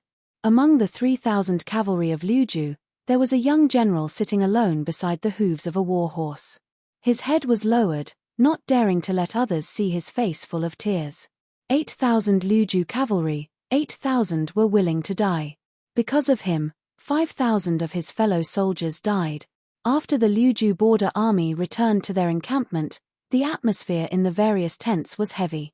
2 urgent military orders, from the Huayang Pass Governor General House and the North Jebei City General's residence, arrived at Qingcang City. Ku Jianghuai took the 2 military orders with the words Beiliang Governor General and King of Beiliang on them and came to the encampment of the 3,000 Liuju cavalry. On the drill field, Ku Jianghuai walked up the stage and said loudly, Liuju Cavalry Governor General Chi Fu Long Pass, step out. The young general stepped out, his face calm. It was like he was on the battlefield, facing death with equanimity. Ku Jianghuai's face was expressionless as he opened up a military document and read it out slowly. Liu Prefecture's Lieutenant Chi Fu Long Pass was greedy for merit and rashly advanced, resulting in the death of 5,000 Liu Prefecture cavalry. Beiliang Governor General, Chu Lushan. The 3,000 Liuju cavalry all revealed an unbearable expression, their faces filled with grief and anger. Ku Jianghuai did not move at all, his eyes cold as he looked down at the drill field. The young general who was sentenced to death felt relieved, his eyes red as he lowered his head and cupped his fists. Chi Fu Long Pass, yes sir. Ku Jianghuai's mouth twitched, suddenly asking with a smile, Beiliang Governor General, in Beiliang, is that a high enough position? It is higher than the cavalry commander and infantry commander. The 2 Beiliang deputy Jidushi are far from it, right? All the cavalrymen on the drill ground who were originally refugees were confused, especially those at Kifyulong Pass. Ku Jianghuai took a step forward and started to read the second military order from North Jebei City. Since the beginning of the Shu family cavalry, even if the camp did not have armor, blades, or horses, it was still iron cavalry. Liangju cavalry has 6 old camps, and Yuju had a new one last year. Reading up to this point, Ku Jianghuai paused slightly. Today, Liuju also has an iron cavalry camp. They are allowed to raise the camp flag and fight on the battlefield. Ku Jianghuai held the military order tightly and took another step forward. After taking a deep breath, he said in a low voice, Liuju cavalry has a new camp, the direct collision camp. Chi Fu Long Pass, from Liuju cavalry captain to direct collision camp sergeant. As sergeant, you will lead this camp. King of Beiliang, HSU Fengnian. Ku Jianghuai looked at the young general and shouted angrily, Chi Fu Long Pass. Yes sir. Chi Fu Long Pass straightened his back, his voice trembling slightly as he shouted with all his might, Chi Fu Long Pass. You dare not to accept the order? Beiliang military law, Beiliang cavalry, as long as they wore armor, even if they met a general, they would never have to kneel. Ku Jianghuai put away the 2 military orders. For some reason, he thought of the young general's unintentional words during the battle. This Liuju general gritted his teeth and said word by word, Liuju iron cavalry, may the dead follow me in death. On the drill field, 3,000 times, may the dead follow. Chapter 1929. Before the 6-pearl Bodhisattva parted ways with Xie Shibian, he had asked this deputy general of Liuju a question. Were you not afraid that Qingcang City would be lost because the 20,000 monk soldiers did not arrive in time to reinforce Liuju after the 2 of us defended Linyaro and Fengxiang? At that time, Xie Shibian's answer was very interesting. With Ku Jianghuai there, it would be impossible. The Beiliang frontier army had always had the habit of being xenophobic. The deputy general of the infantry, great ancestor Ji Yu, had already won a great reputation in the spring and autumn war. However, outside Liangju, he had never reached the level he should have. It was obvious that he had the support of the young feudal lord, but he could not change that awkward situation. Jin Partridge Ju Kang once had a falling out with him in the military town of Grave Tomb. For example, as the deputy general of the infantry, if Chen Yunshui had something to discuss with the left and right cavalry of Liangju, or if he needed to borrow people, Perhaps he did not even need to come personally. A letter would suffice. Even if he wanted to poach the cavalry, from Yuan Zhuozong to He Zhonghu and Zhu Kang, everyone would probably endure it. At most, they would laugh and scold him when they met. However, when it came to great ancestor Ji Yu, even if he was a veteran general of the Spring and Autumn War who had a stable place in the military history and was known as the founder of the world situation theory, he would definitely not receive such treatment in the Beiliang frontier army. Not only great ancestor Ji Yu, in fact, the younger generation Yu Luandao was also in a bad situation at the beginning. Therefore, he could only go from Liuju to Yuju, which was regarded as a cavalry general, and not directly climb up the ranks in Liangju. It should be known that before the Yuju cavalry won the series of battles outside Gourd Mouth, the Yuju cavalry had always been ridiculed by the arrogant Liangju frontier cavalry as the embroidered cavalry. In private, they laughed that they were the daughter of the old General Yang Wenwan. After the first battle of Liang Mang, General Ku Jianghuai of Liuju, who was the neighbor of the Longxiong army, the Longxiong army needed to replenish its troops. Whether it was He Zhonghu, Zhu Kang, or even the young cavalry general Cao Wei, who had never been to the border, all of the Liangju frontier cavalry had to do as the young lord wished. Although the entire Beiliang officialdom knew that this person was a genius in the art of war who had made great achievements in Guangling, in the end, most of the troops and horses under his command were young and strong. It was also said that after Ku Jianghuai managed to gather a cavalry of 10,000 people, neither the Xianli pasture nor the Tianjing pasture in Lianglong were willing to give them good war horses. It was only because of the young lord's strict military order from Mount Qingliang that they did not give him inferior war horses. Ku Jianghuai was like this. In fact, Xie Shibian, who was also one of the twin jade annals of Da Chu, was not much better. Before he was temporarily promoted to the position of Deputy General of Liuju, he had rushed to Miyun Pass with Cao Wei's elite cavalry. At that time, the cavalry under his command was of mixed origins. Most of them were the cavalry of Feng Xiong and Lin Yaro, who were originally horse bandits of the western regions. Adding on the 2,000 to 3,000 cavalry recruited by Chai Dongdi and Han Wenbao, this kind of mixed group of soldiers and horses was something that even the Yuju cavalry, who were looked down upon by the Liangju frontier cavalry, looked down upon. Whether or not this kind of deep-rooted habit could be changed was related to the prestige of the new Liang prince. However, the relationship was not so big that it could be changed overnight. Moreover, the young lord seemed to have a confidence that bordered on arrogance. In reality, whether it was Yu Luandao, who had been promoted by He Zhonghu to be the second deputy general of the left cavalry, or Ku Jianghuai, who was not so worthy of the title of Liuju general, neither of them disappointed Beiliang. Xie Shibian, who had already helped Cao Wei take Miyun Pass, was even more so. Before Xie Shibian led his troops into the Fengxiong town, there were 2,000 soldiers guarding the town, half of them were refugees and half were Yuju infantry. Compared to the low walls of Qingcang city, the Da Feng dynasty clearly placed more importance on the Fengxiong town, which could be the first to reinforce the protectorate of the western regions. The city walls were definitely on the same scale as the prefectural cities of the Central Plains. Moreover, compared to the two ancient towns of Qingcang and Linyaro, the Fengxiong town, which had the same rank as the other two town officials, had more than 200 people, far more than the 120 people of Linyaro and Qingcang city. Once the protectorate of the western regions further west could not control the 40 or so countries under its jurisdiction, every time there was a war, the nobles of the western regions would have to pass through the Fengxiong town before choosing to enter the Central Plains through the old Beiliang or turn southeast to seek refuge in Shujiao. Therefore, the history of the Fengxiong town was like its city walls, much thicker than Qingcang and Linyao. Chapter 1930.